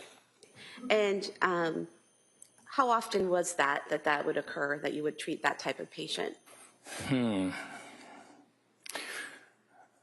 Well, in consulting to a maximum security women's prison, I would say 5 to 7 women who had killed their children. And in terms of your interactions with them, you said that you evaluated them. Did that involve diagnosing them? Correct. And then what did the treatment involve? Treatment involved working with a team within the system. Prisons have psychologists and social workers and those who are responsible for working with patient inmates. Medication treatment is very important, but also there are important therapeutic aspects. For a number of years, I ran a group in prison as I felt that that was important, and my students felt that that was important as well. And in terms of the group you ran, what type of group was that? It was a therapy group in which individuals were brought together, all who were diagnosed with a significant mental illness, and being able to speak about their experience and also how to deal with issues or how they dealt with issues over and above the medications that they were receiving. And in your experience in the Department of Correction at the Bureau of Prisons, treating these patients, and also in your experience working at the FBI, did you encounter individuals who suffered from psychosis? Yes, very much so. And do you know, could you estimate how many patients you have treated who suffered from psychosis? I'm going to object at this point, Judge. No, overall. Thousands. I spent 15 years running an inpatient admissions unit in a teaching state hospital, and so. First sidebar. Sure.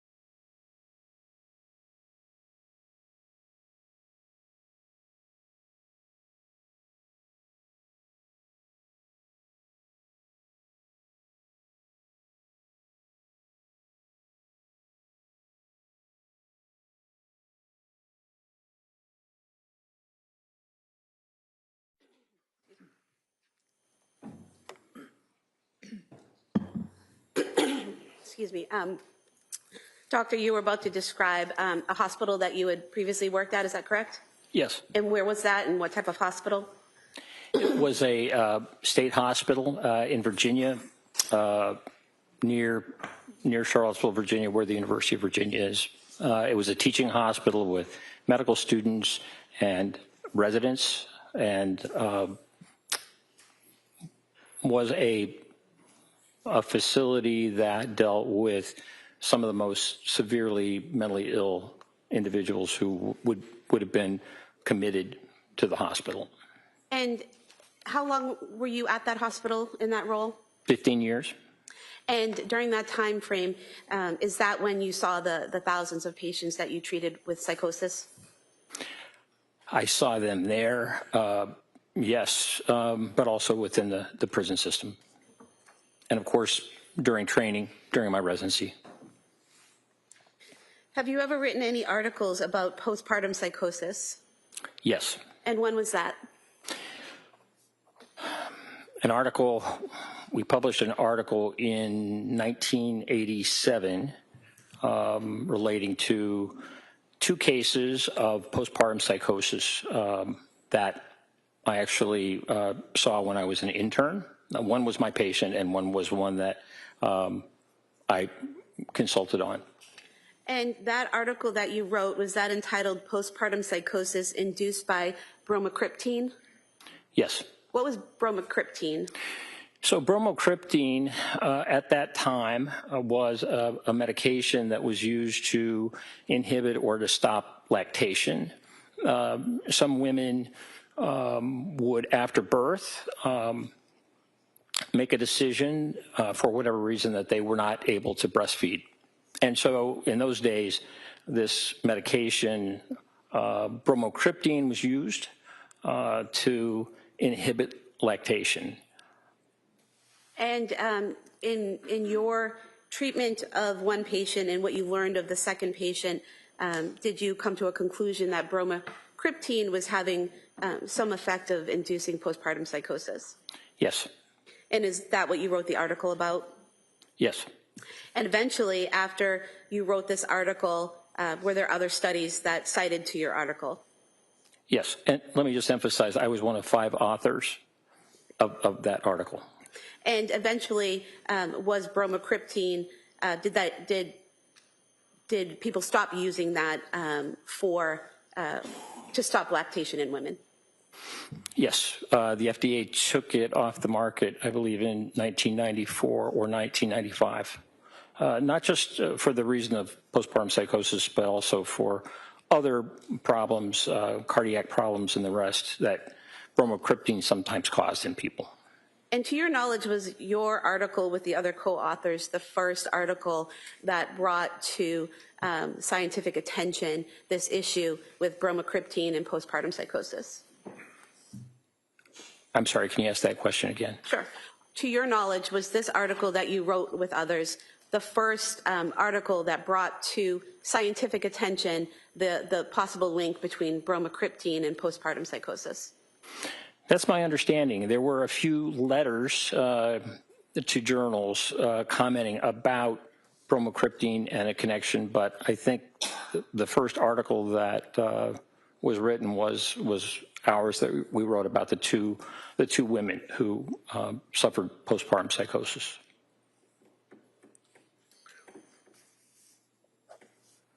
Now, you've mentioned your experience in diagnosing and treating psychosis. What is psychosis? Well, psychosis is, it can take a number of forms. I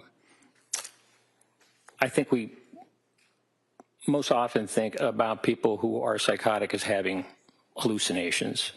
And so we call those perceptual disturbances.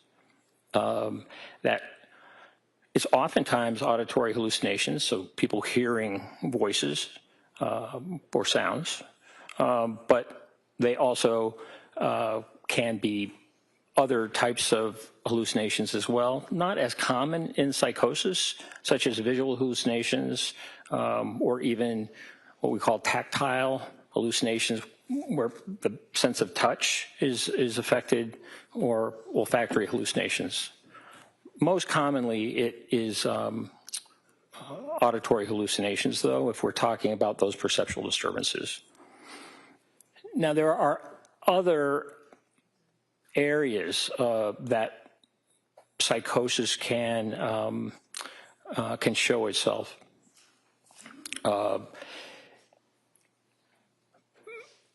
Delusions are fixed false beliefs. They can be bizarre or non-bizarre.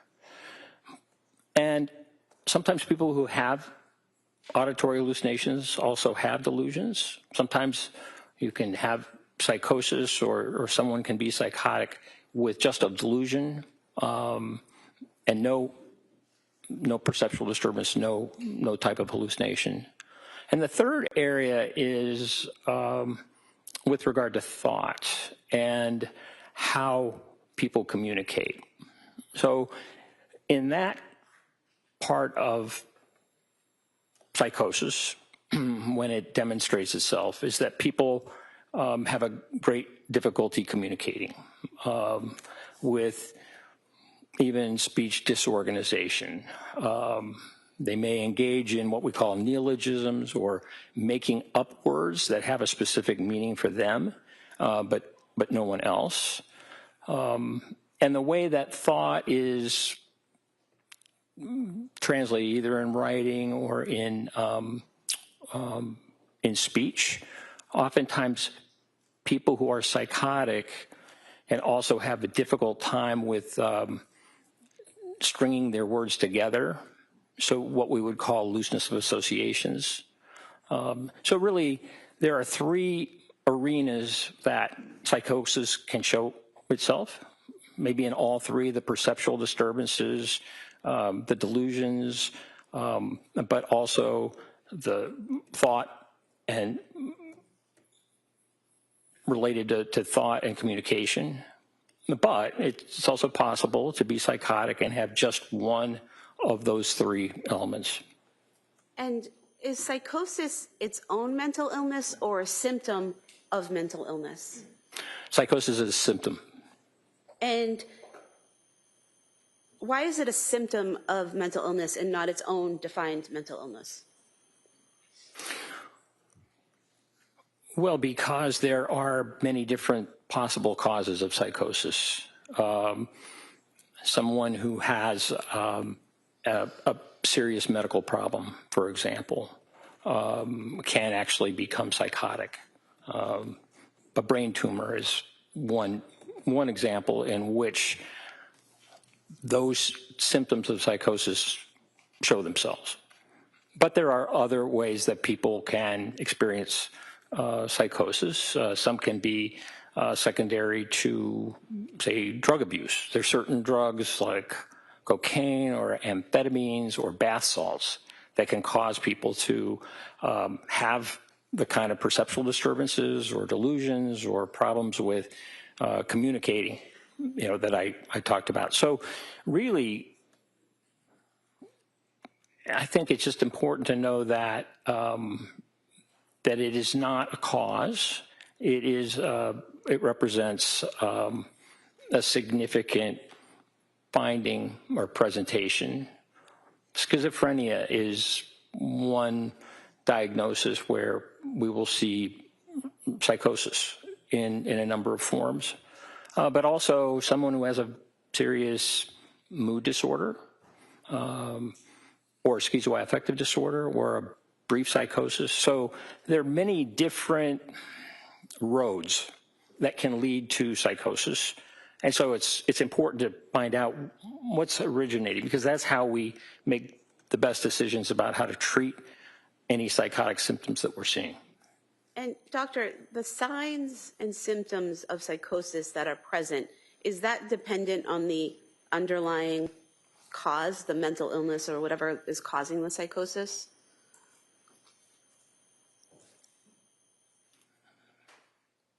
Yes. When you say dependent,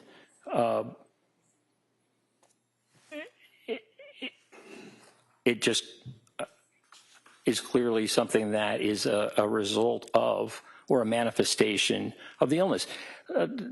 For example, there are many different things that can cause a fever, right? And so while a fever is a symptom, it's a presentation that's very significant and can be very significant.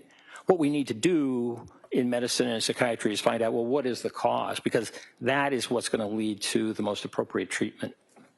So, for example, an analogy would be a bacterial infection can cause a fever.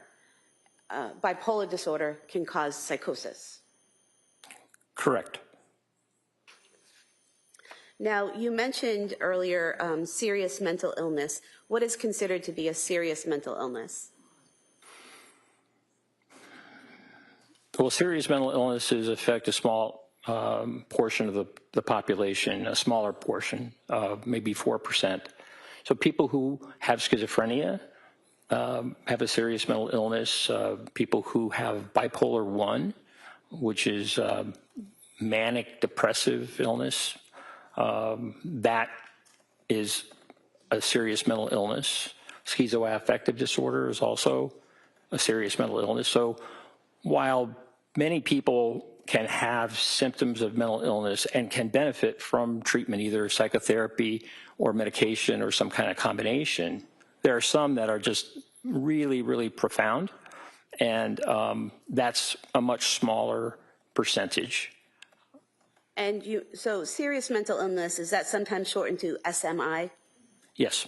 Now, is there something called any mental illness, AMI? Yes. And what would be in that category of any mental illness? So any mental illness would be certainly adjustment disorders or anxiety disorders, mild depression, depression without psychotic features, for example, PTSD, which can have significant symptoms, is also something that would go under the category of any mental illness. Now, were you asked to do a forensic evaluation of Lindsay Clancy? Yes. And you were asked to do that by the Plymouth County District Attorney's Office, correct? Correct. And did you receive direct payment from the Plymouth County District Attorney's Office for your evaluation? No. How did that payment plan, how did that work between the DA's office and your services? So I do my work in testimony and the like through the University of Virginia. So my department is the recipient of any funds that come from the work that I do. I get a salary from the university that is not dependent on the number of cases that I am involved with or whatever. So I don't receive payment myself. I see it as part of my job as a professor. And in terms of your work with the university, does the university have any impact or influence on what your evaluation is or what your conclusions are? No, not at all.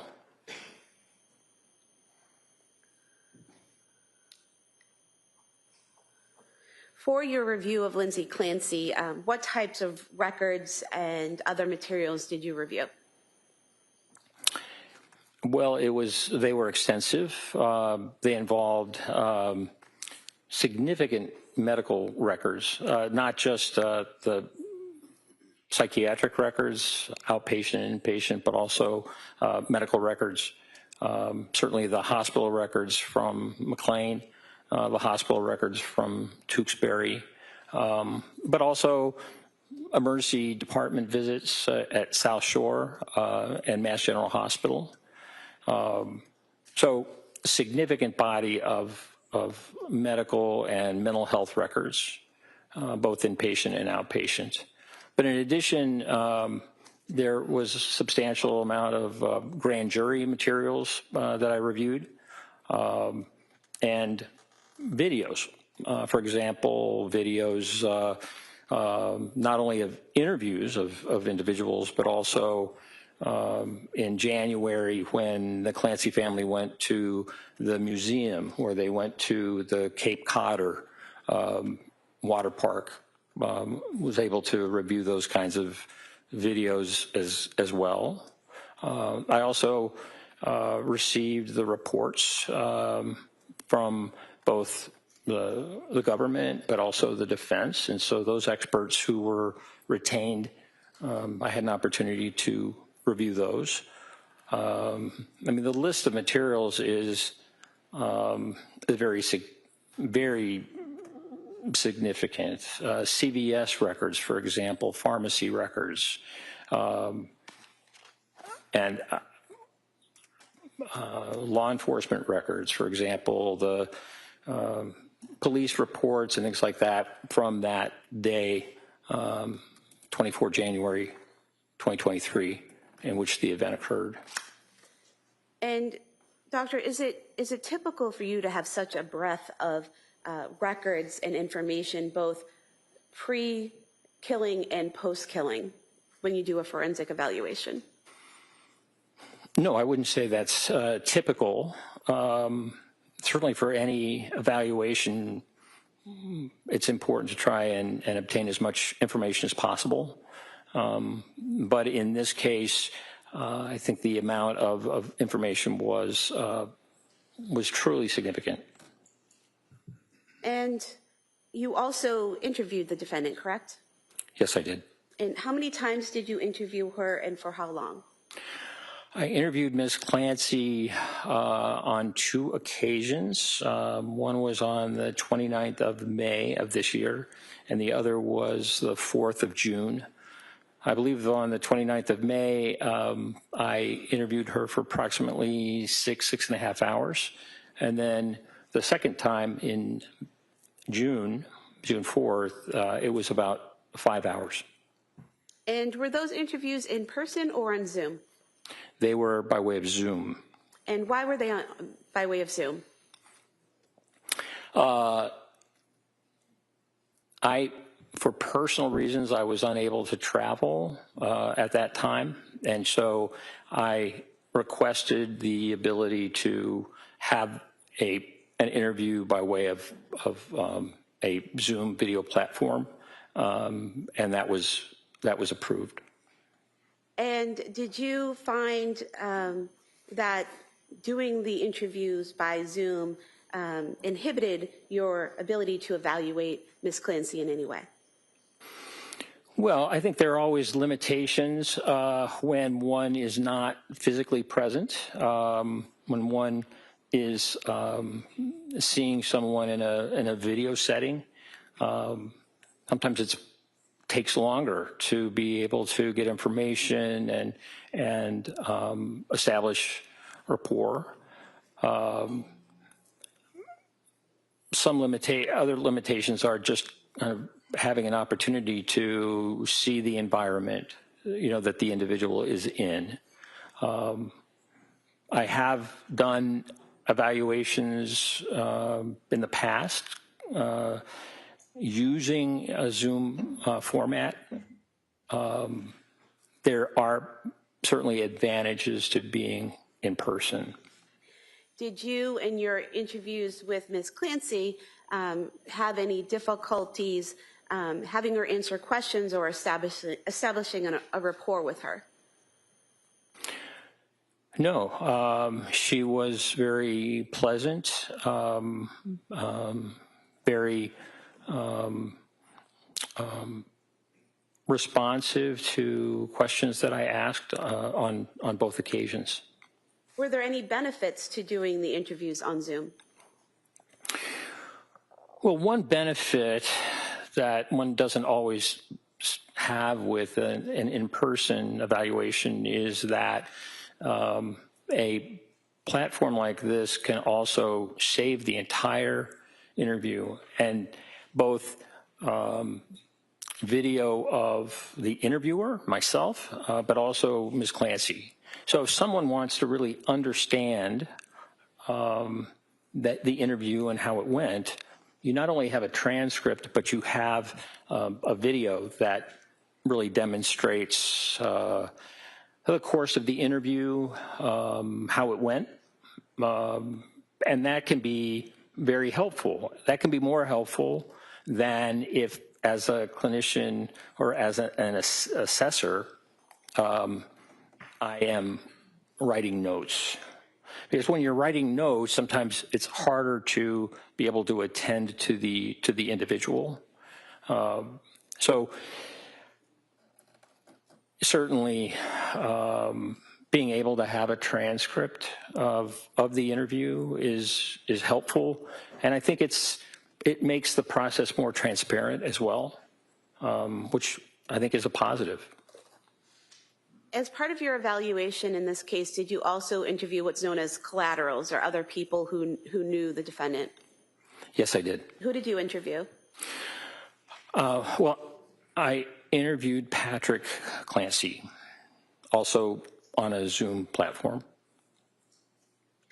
And after you had reviewed all of the records that were provided to you and the criminal file and all the evidence that was provided to you and conducted these interviews, both with Ms. Clancy and Patrick Clancy, were you able to conduct an analysis of all of that material in order to come to your eventual conclusions? Yes. And if we could just go through your analysis of this case, and if we could start with, I think what you called in your report, Ms. Clancy's characterization of the command auditory hallucinations. Yes. So Ms. Clancy stated to me and some other evaluators that her hallucination, that of an external voice, something coming from outside of her head, occurred when she was standing at the refrigerator. She said that she was in the process of making her children their dinner when she received a call from Patrick Clancy, returned the call, and then as soon as she finished the call with Patrick Clancy, she said that is when she heard the voice. This is your last chance. You have to kill your kids and then kill yourself. And so that was what she told a number of us. There are also other accounts that she made to individuals that were quite a bit different. To Dr. Spinelli, for example, she said that the voice happened at 5:10 or 5:15 p.m. as soon as Patrick Clancy left on his errands, and that the voice. She described the voice to Dr. Spinelli as increasing in intensity, but saying, "This is your last chance. You have to kill your kids before you kill yourself." But also that it was that her children would suffer if she did not do that.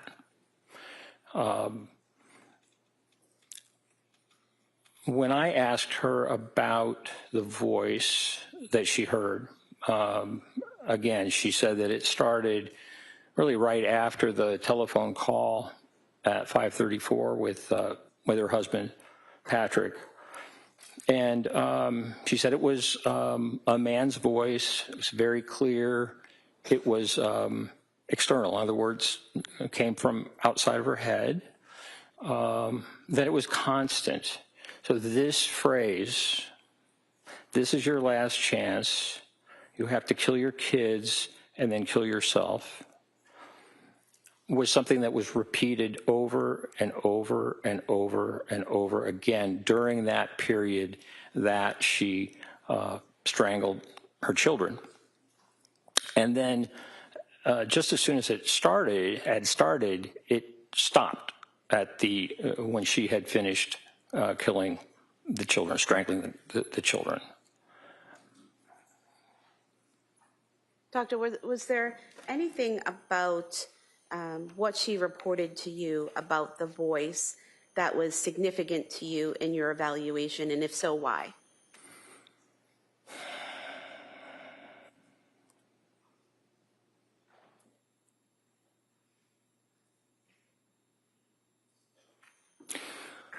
Well, what was significant to me is that she had not spoken about hearing voices before that in any of the mental health professionals, the psychiatrists, the nurse practitioners, the physicians and staff in the emergency departments or at McLean. And so this was the first time that she reported that was documented, but also that she experienced an auditory hallucination, according to what she told me. So that was unusual. And then also, what was very unusual was the fact that the voice stopped with the death of, or the strangling of her youngest son, Callan, and that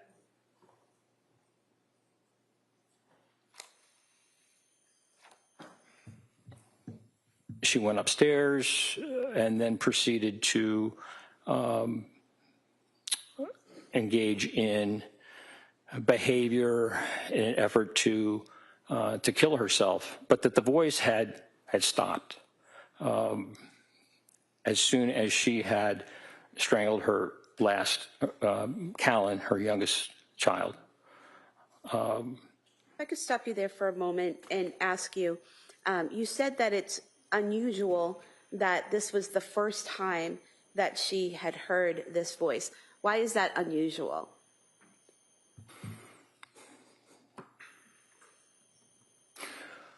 Well, she had certainly suffered with symptoms of mental illness, depression and anxiety, most specifically. Anxiety that she had reported to Dr. Tufts in mid-September, and then certainly symptoms that later on included suicidal ideation and also what she said were dark or intrusive thoughts to harm her children that she mentioned to her husband and her mother on, I think, 2 occasions. And Doctor, you also mentioned that it was unusual that the voice stopped after Callan was killed. Why is that unusual? Well, I've worked with, compared to other patients that I've treated who have had command auditory hallucinations. I'm going to object to that, Your Honor. Same objection that was raised before. Counsel, can I see you?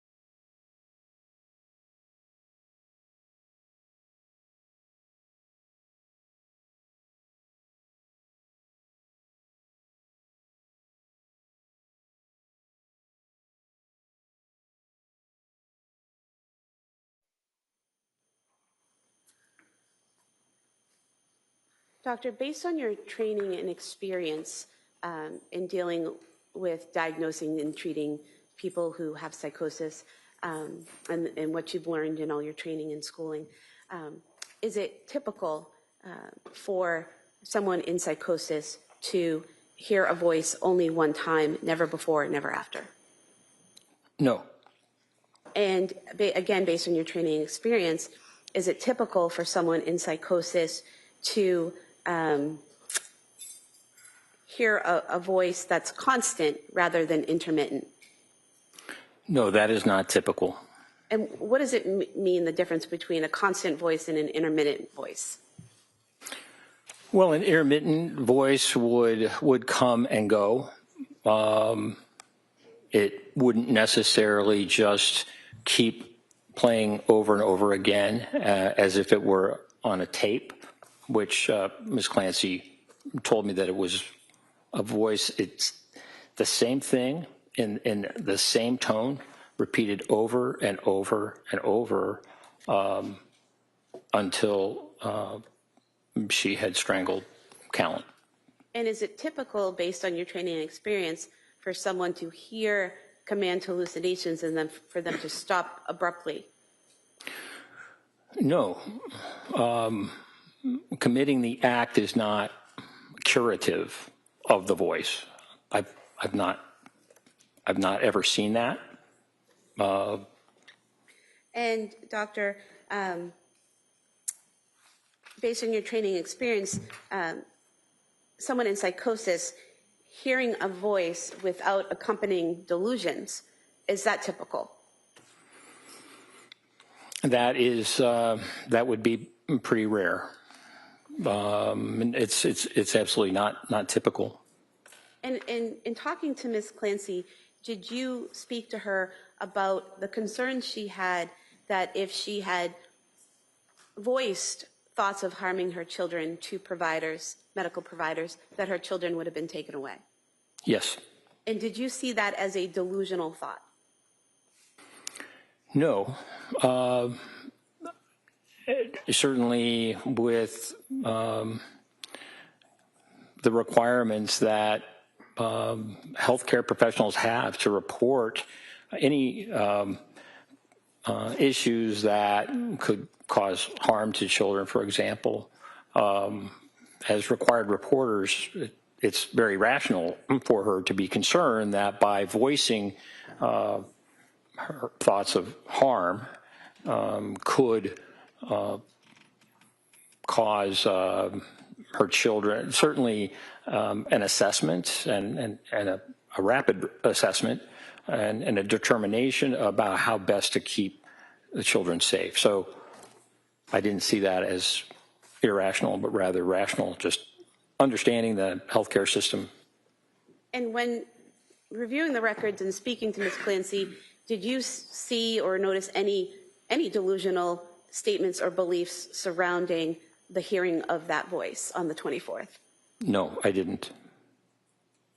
Now, based on your training experience, is it typical for someone in psychosis to hear a voice and immediately act on it? No. And why is that? I'd like to have Adobe a hearing at this point, Judge, on this. I'd like to test his qualifications to this. I'm going to, same objection, same ruling.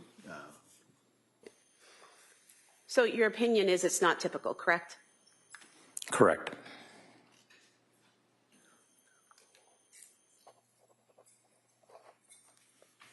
Now, you mentioned the defendant told you that when she received the call from her husband at 5:33 and called him back at 5:34, that she was getting dinner ready for her children, correct?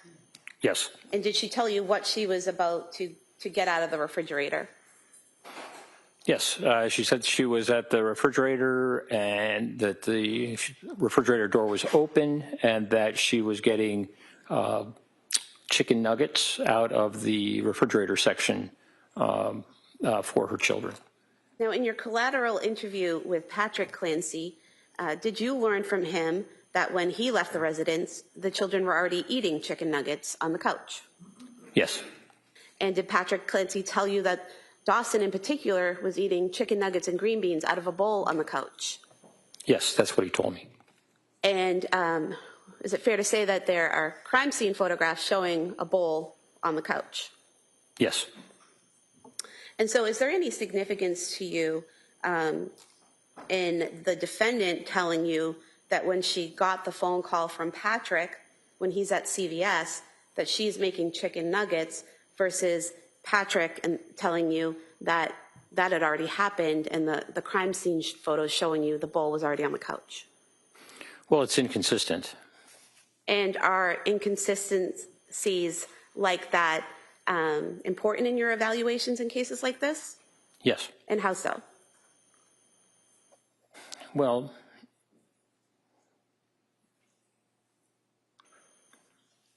looking at someone's mental status at the time of an offense, it's important to understand what was going on in their mind at the time.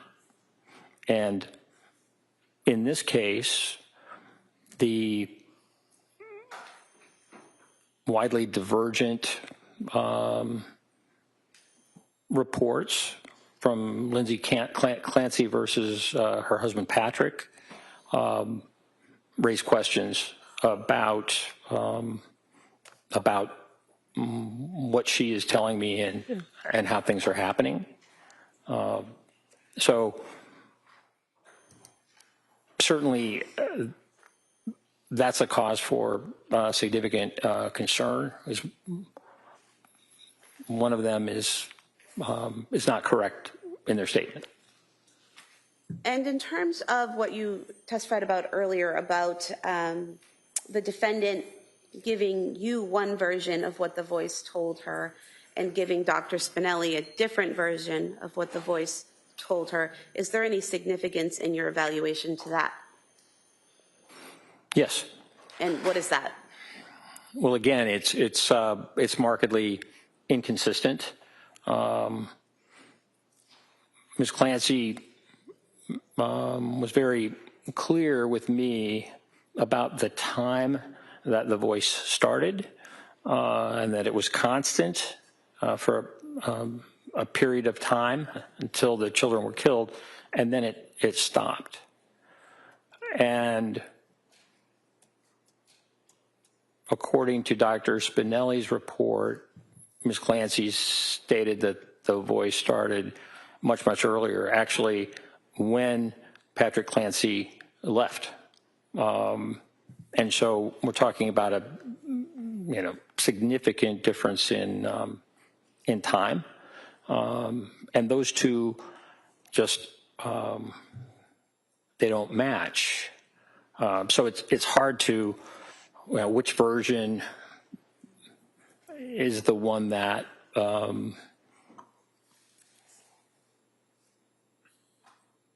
I should consider. Now, further along in your analysis, you talk about Ms. Clancy's outward portrayals misleading her family and providers. What do you mean by that, and what did you see in the records and in your interview of her? Yes. Well,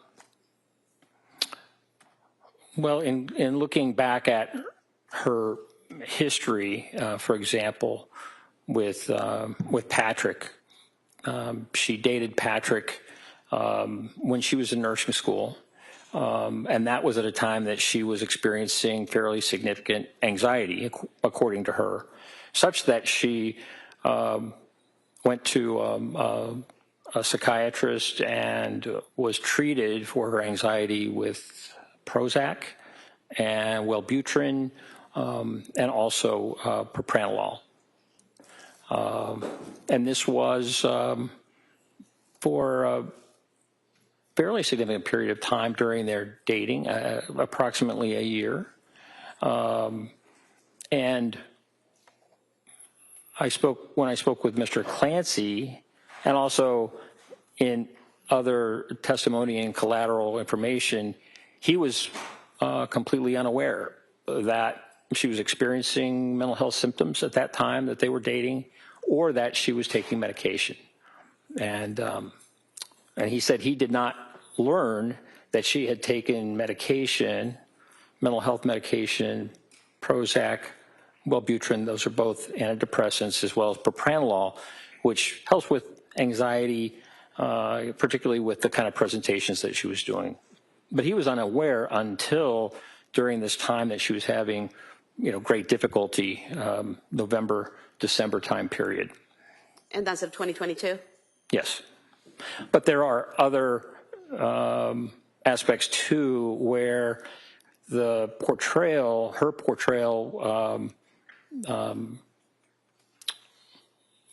misled others in terms of how she was doing. Can you give us an example of that? Yes. Well, in the numerous text messages, which really varied, there were times when she stated that she was doing very well. And for example, even in the days leading up to the 24th of January 2023, the photographs that she was sending on Instagram and the like really portrayed something very different than what she later stated was going on inside. With regard to providers,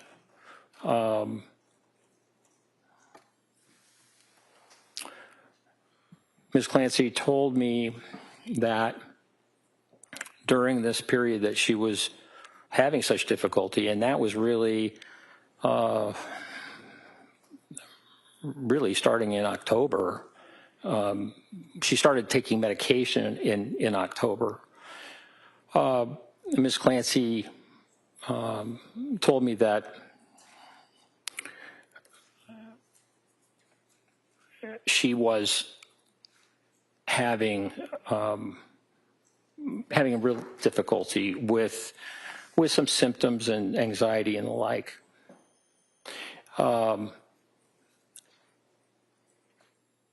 Her mother-in-law suggested to her that there was a doctor that she knew named Rose who was willing to talk with her just on an informal basis.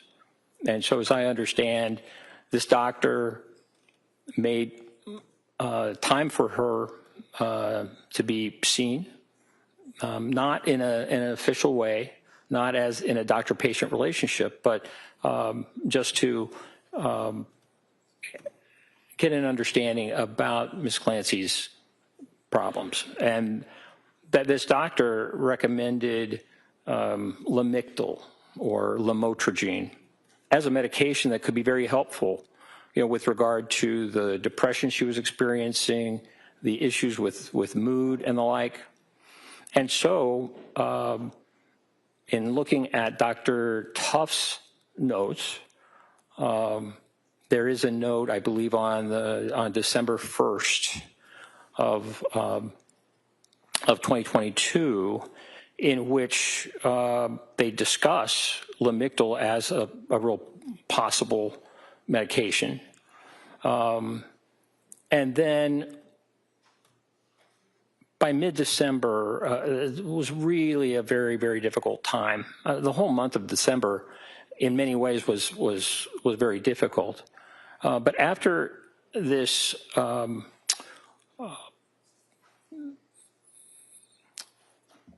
experience. Yeah, if we could have a question. So you've talked about the defendant seeing the provider named Rose and getting the recommendation for Lamictal, the defendant talking to Dr. Tufts about the Lamictal. Was there another provider that she talked to about Lamictal? Yes.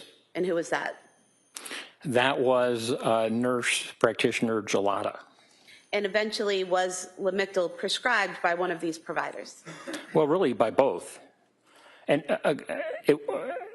when you say talking, it was a written communication and not a verbal one. And so could you tell from the records whether or not Ms. Clancy filled the prescription for Lamictal?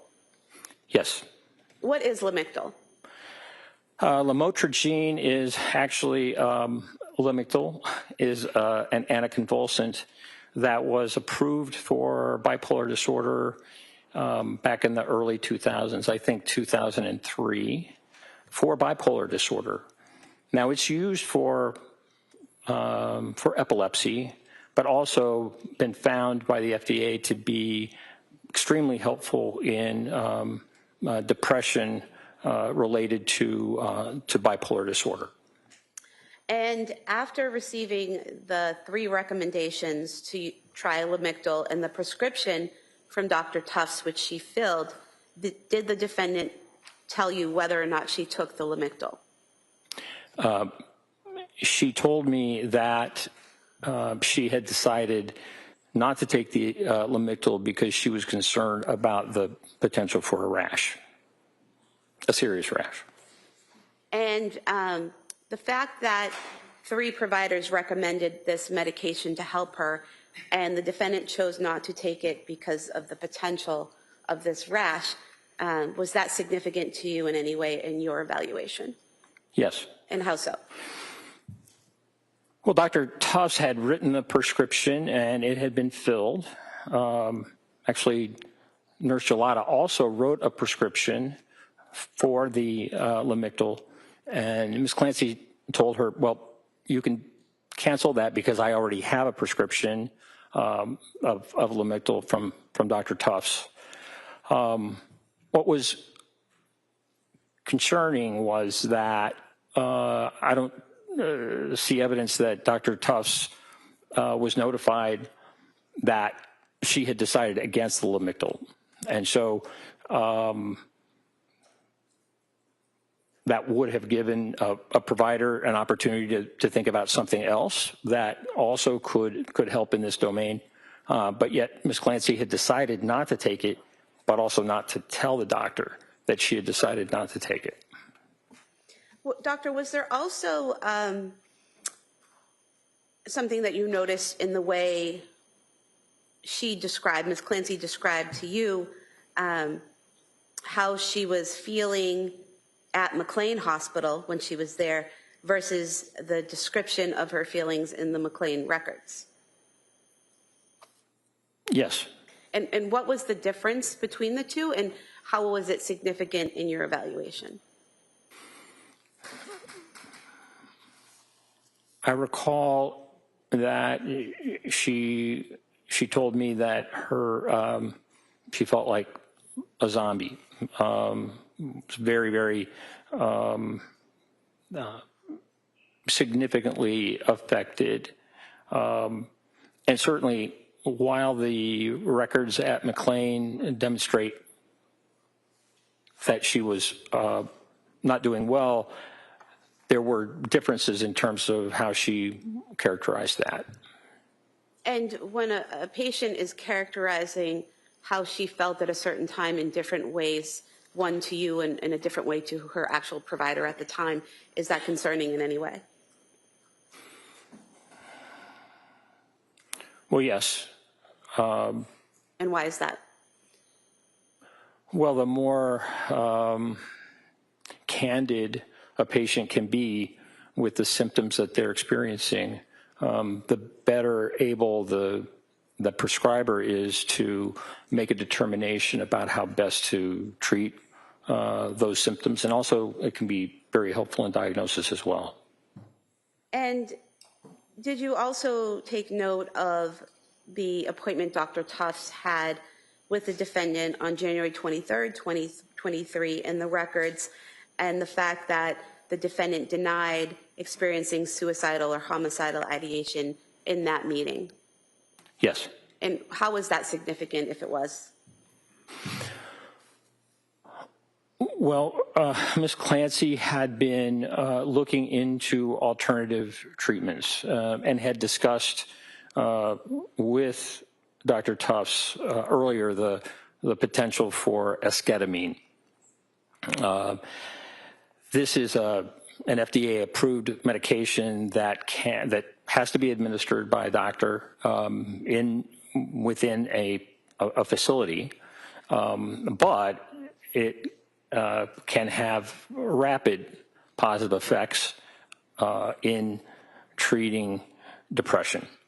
And so in that note, Dr. Tufts wrote that the potential for esketamine treatment or transcranial magnetic stimulation were ones that they were exploring. Well, Doctor, did you discuss with Ms. Clancy, or did she describe to you in any detail her ability to suppress her feelings and kind of mold her behavior into what she wanted people to see? Yes. And what did she tell you about that? Well, I believe it was a Christmas time with her family, a morning breakfast, in which she stated she was not feeling well, not doing well, but yet felt the need to act like she was cooking and helping her husband cook. And she questioned why she would do that or engage in that behavior when her family knew that she was struggling and having difficulty. So she used the word fake with regard to just how she was attempting to present to her family. So this was on reflection in talking to me about that behavior at that time. And did she also tell you about an incident at Spalding Hospital when she was interacting with a friend of hers who was visiting there after she went to Spalding Hospital for rehabilitation? Yes. And what did she tell you about that? She told me that this friend who visited was a longtime friend from when they were both really quite young. And that when this friend visited, Ms. Clancy engaged in, trying to remember how she characterized it, gossip, really talking about kind of the old times and catching up basically on news that this friend, I believe her name was Amy Bevins,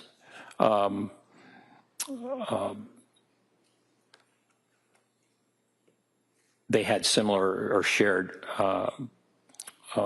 experiences. And so Ms. Clancy told me she was upset at Spalding Hospital because this superficial conversation that she had without discussion of the incident of 24 January 2023, that gave an impression, maybe a false impression of Ms. Clancy, and that it hurt the friendship as a result. And she felt that Spalding Hospital had they provided better psychiatric care, better mental health care, she would not have been so superficial in talking with her friend. Did she also express anger to you that the staff at Spalding had prioritized her spinal cord injury needs over her mental health needs? I'm sorry, can you repeat that? Did Ms. Clancy tell you or express anger to you that the staff at Spalding Hospital had prioritized her spinal cord injury needs over her mental health needs? Yes. Your Honor, at this time, I'd like to put into evidence excerpts from the Spalding records showing the mental health consult and treatment of Ms. Clancy. That may be admitted.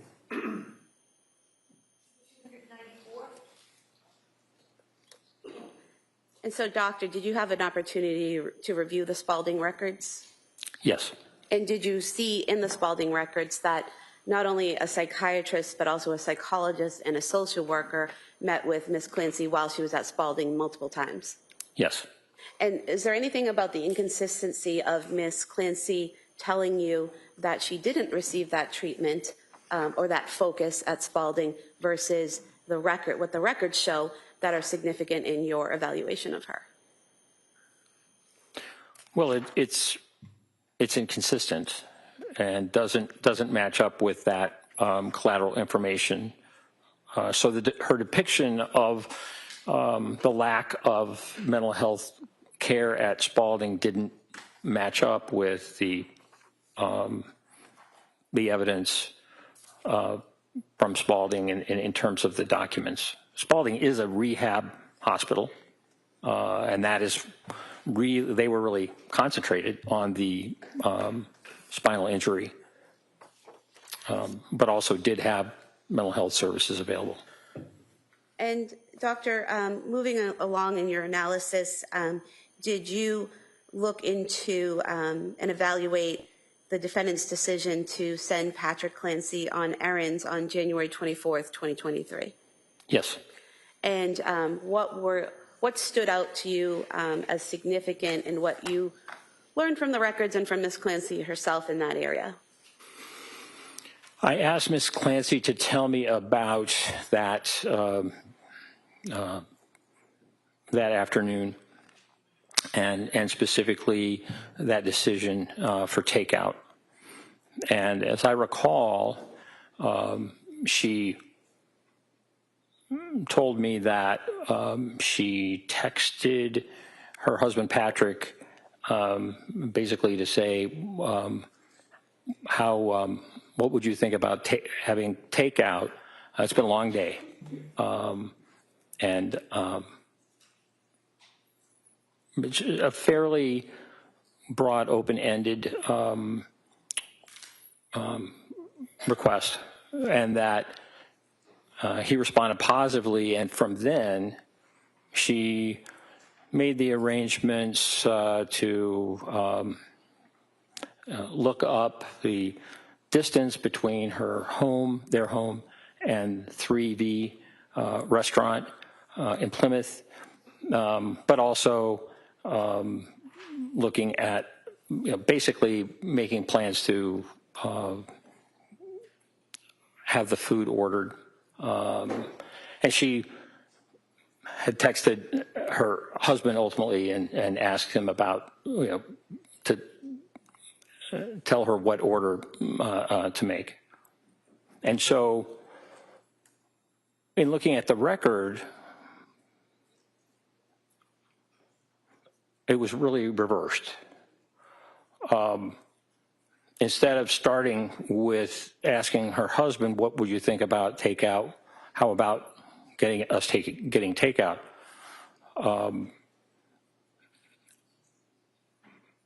The record shows that Ms. Clancy did a lot of searching prior to that in terms of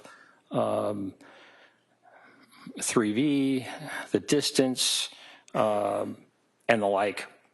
So there were a number, getting information prior to requesting a text, sending a text to her husband.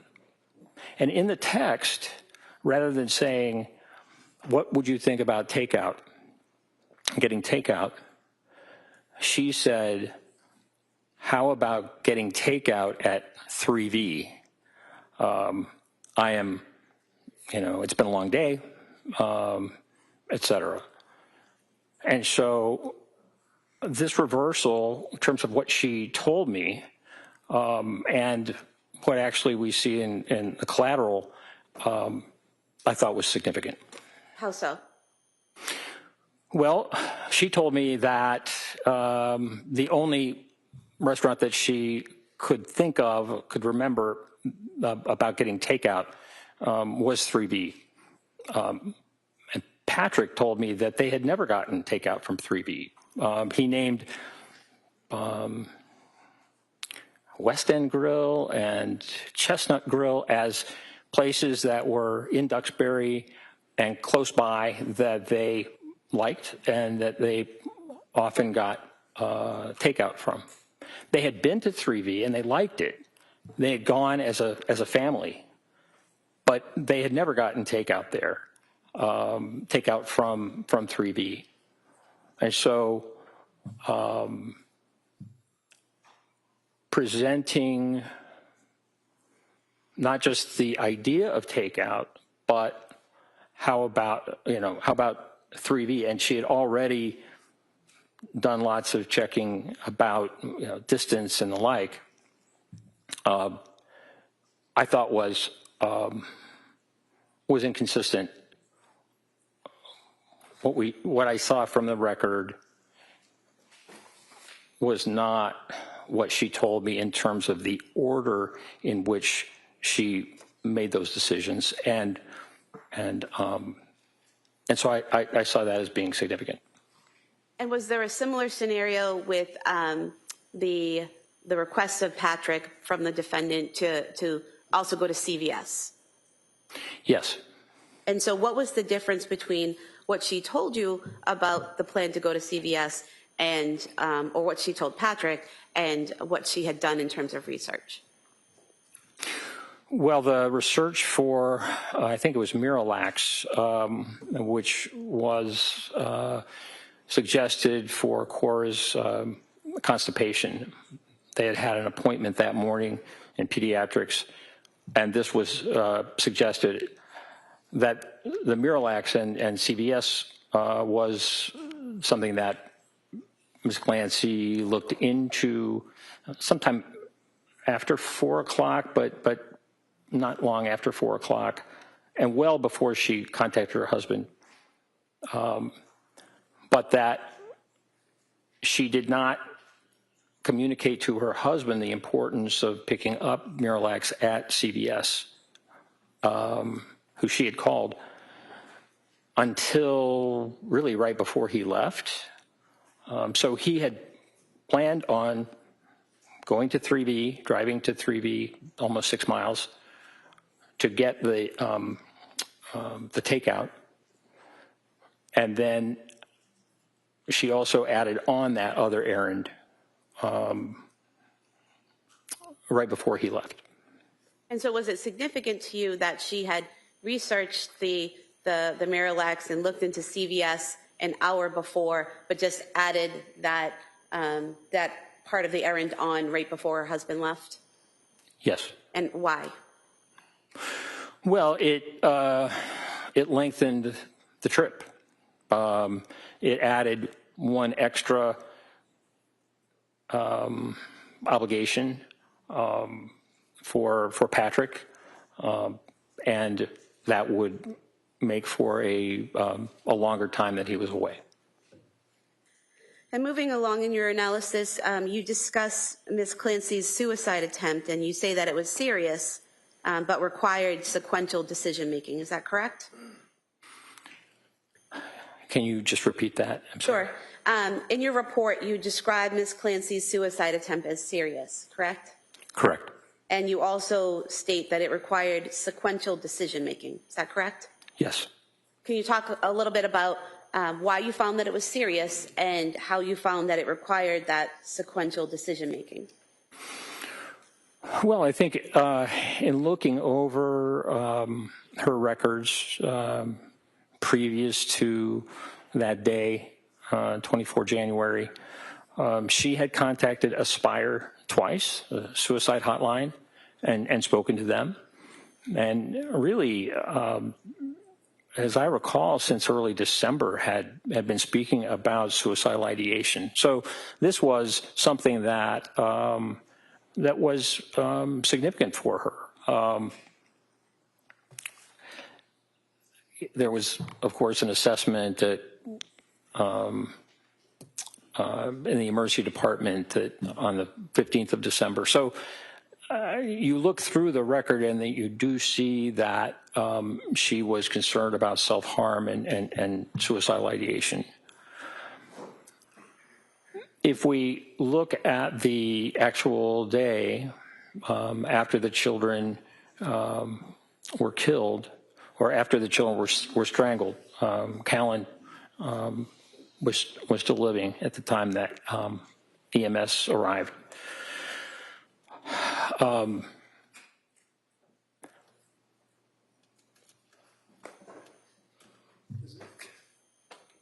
She told me that she got a knife from the butcher block in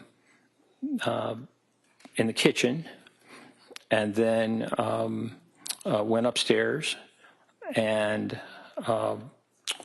attempted to cut herself. That she also took pills or took an overdose. And I asked her about that, really trying to understand. Objection as to what he was trying to understand. No, overall. Really to try and understand how she accomplished the overdose. Because if you're swallowing lots and lots of pills, that can be difficult. And so essentially how many handfuls of pills did you take or whatever? And then she told me that she had slashed the screen and dove out of the window. Doctor, if I could ask you a question. In terms of taking the pills, what did Ms. Clancy tell you about how she took the pills? I'm sorry? What did Ms. Clancy tell you about how she took the pills?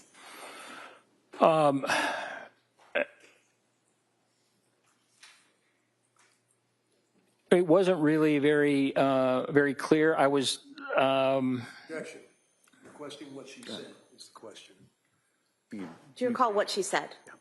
I'm sorry. Do you recall what she said about taking the pills, whether she took handfuls or did something else? Oh, she did not say that she took handfuls.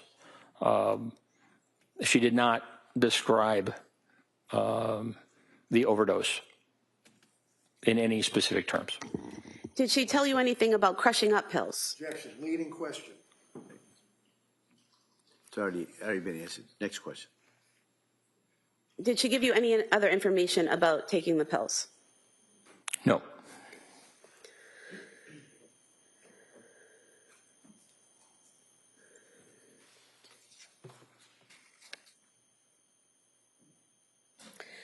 Now, if you could tell us that portion that I asked you about earlier, what is sequential decision making, and how did you see that in her behavior?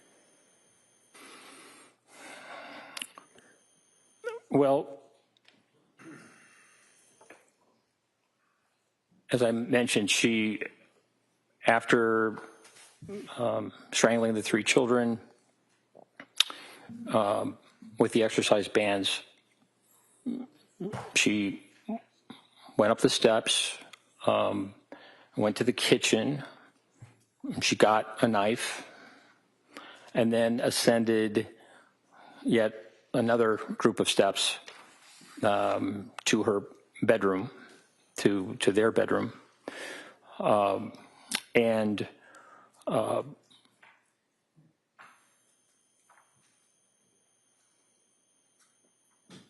described the attempt or cutting her wrists as well as her neck, and also described the overdose in barely. It was just hard for me to get a good idea about how specifically the overdose occurred, what she did, but she omitted some things that I thought were significant. And what things did she omit that you think were significant? Well, she omitted the fact that she had actually crushed the pills. And I found that to be, quite significant. And how did you learn that she had crushed the pills? I learned after interviewing her husband, Patrick, and he went through that evening and talked about coming to the home and the like. And mentioned that on the bedside table, there was a wine tumbler with powdered, like, medication, crushed up medication, that there was still some in the wine tumbler.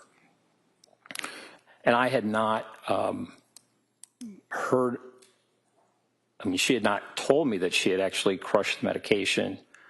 And I know that in Dr. Resnick's report, and also in what Lindsay Clancy told me, that she had lemonade in that wine tumbler when she took the overdose. And when I asked Patrick Clancy, he told me that they did not have, he didn't think they had any lemonade in the house, that was not typical at all. And doctor, what is the significance? I'm sorry, were you not finished? You done with it? Hold on. You Yes. done with that answer? All right. Next question. And so, doctor, what is the significance to you, if anything, of this atypical use of lemonade and the crushed powder in the cup? You say what is atypical? I think you just said that Patrick Clancy said it wasn't typical to have lemonade, correct? Correct. So is there any significance to you to the fact that there was lemonade in the cup and that there was powder residue in the cup? Or straight that, was there any significance to the fact that Lindsay Clancy told you that there was lemonade in the cup and that Patrick Clancy saw powdered residue in the cup? Yes, it made sense that lemonade would be in the cup if you're trying to take an overdose of medication that you've crushed, just because of the bitterness that these pills have. So that made sense. I asked her more about the lemonade, and she told me that it had been in the wine tumbler from the night before.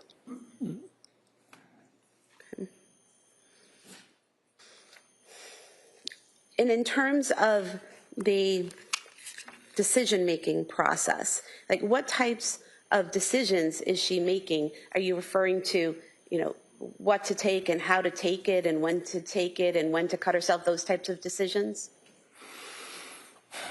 Well,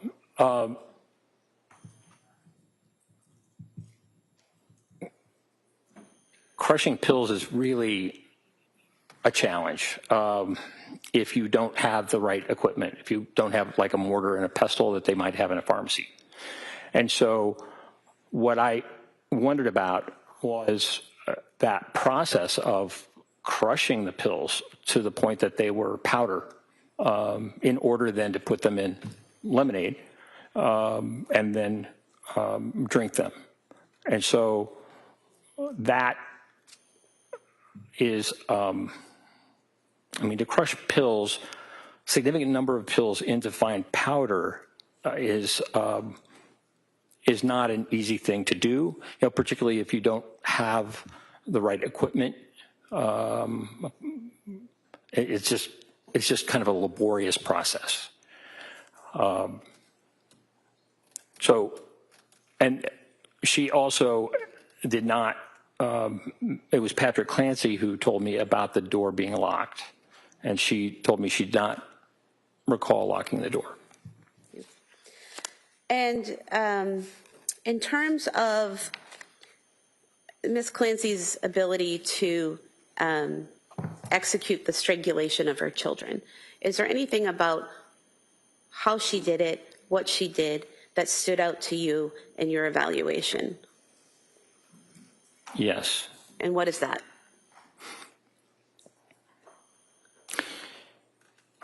Ms. Clancy told me that she, after the phone call with her husband, she returned the call, that was when she took Dawson down the steps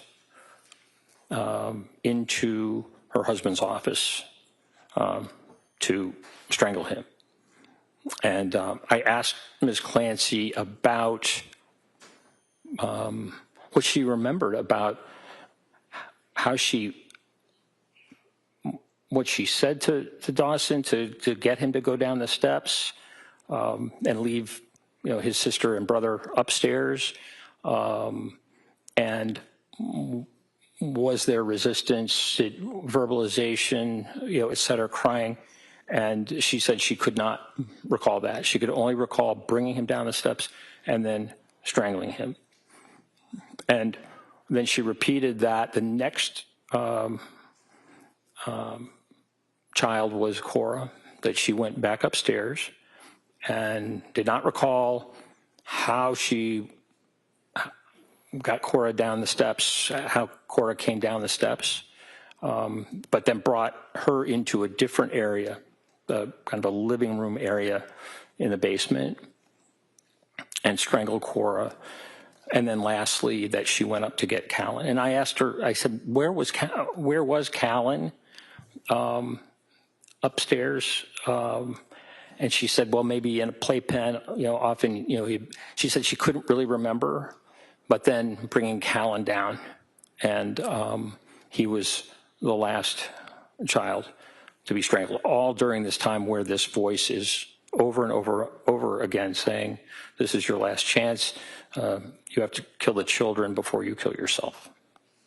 Doctor, is there any significance to the fact that this voice is telling her to kill the children, but not telling her how to kill the children? Yes. And what is that?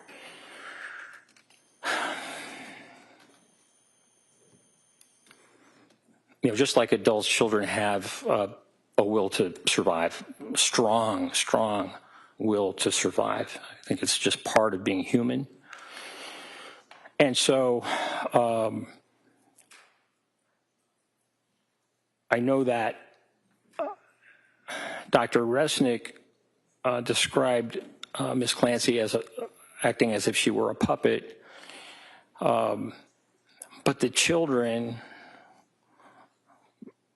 are not puppets. And just in looking at the Cape Codder video where Ms. Clancy is holding Callan and Dawson and Cora are there, I mean, they both are active. They can walk, they can run. And so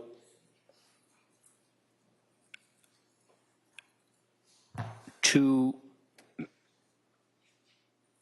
make the determination about I'm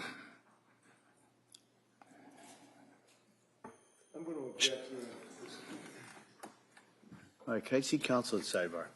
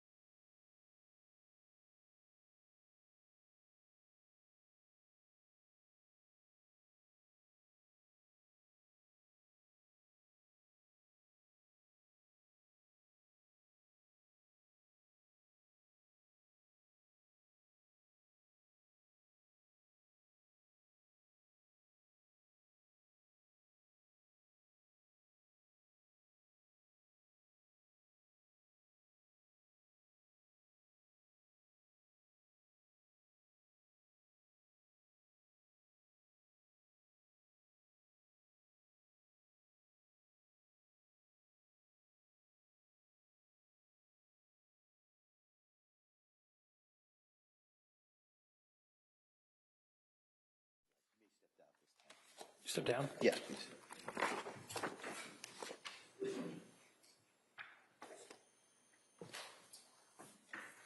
All right, well, members of the jury, we're going to break for today, all right?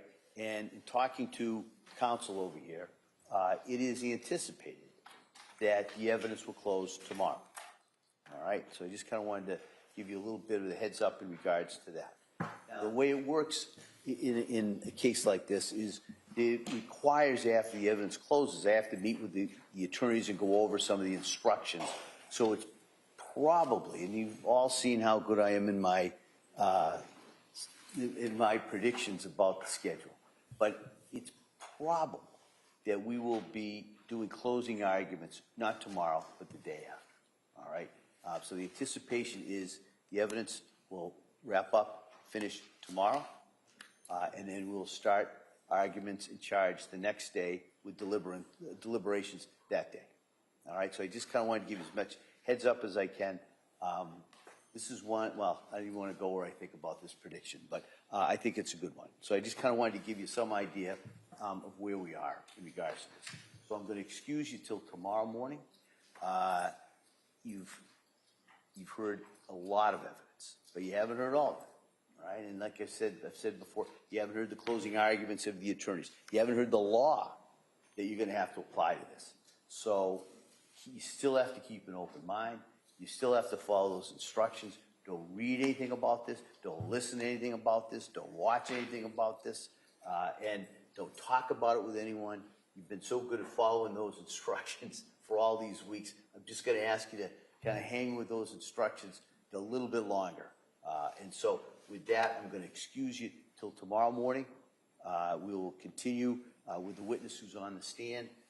And like I said, I anticipate that we will, the close of evidence will be tomorrow. Okay? So with all my thanks, as I've done it all the time, thank you so much, and I look forward to seeing you tomorrow. Okay? Court, all rise. Chairs, please. This way.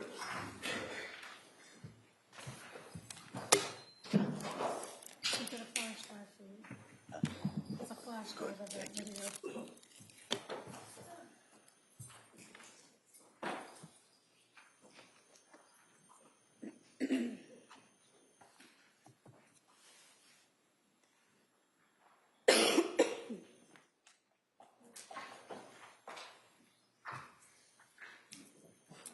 Jurors have exited the courtroom. This court's in session. Please be seated. Anything that we need to address before tomorrow morning? No. No. All right, Mr. Reddington? No, thank you. All right, thank you, counsel. Thank you, everyone.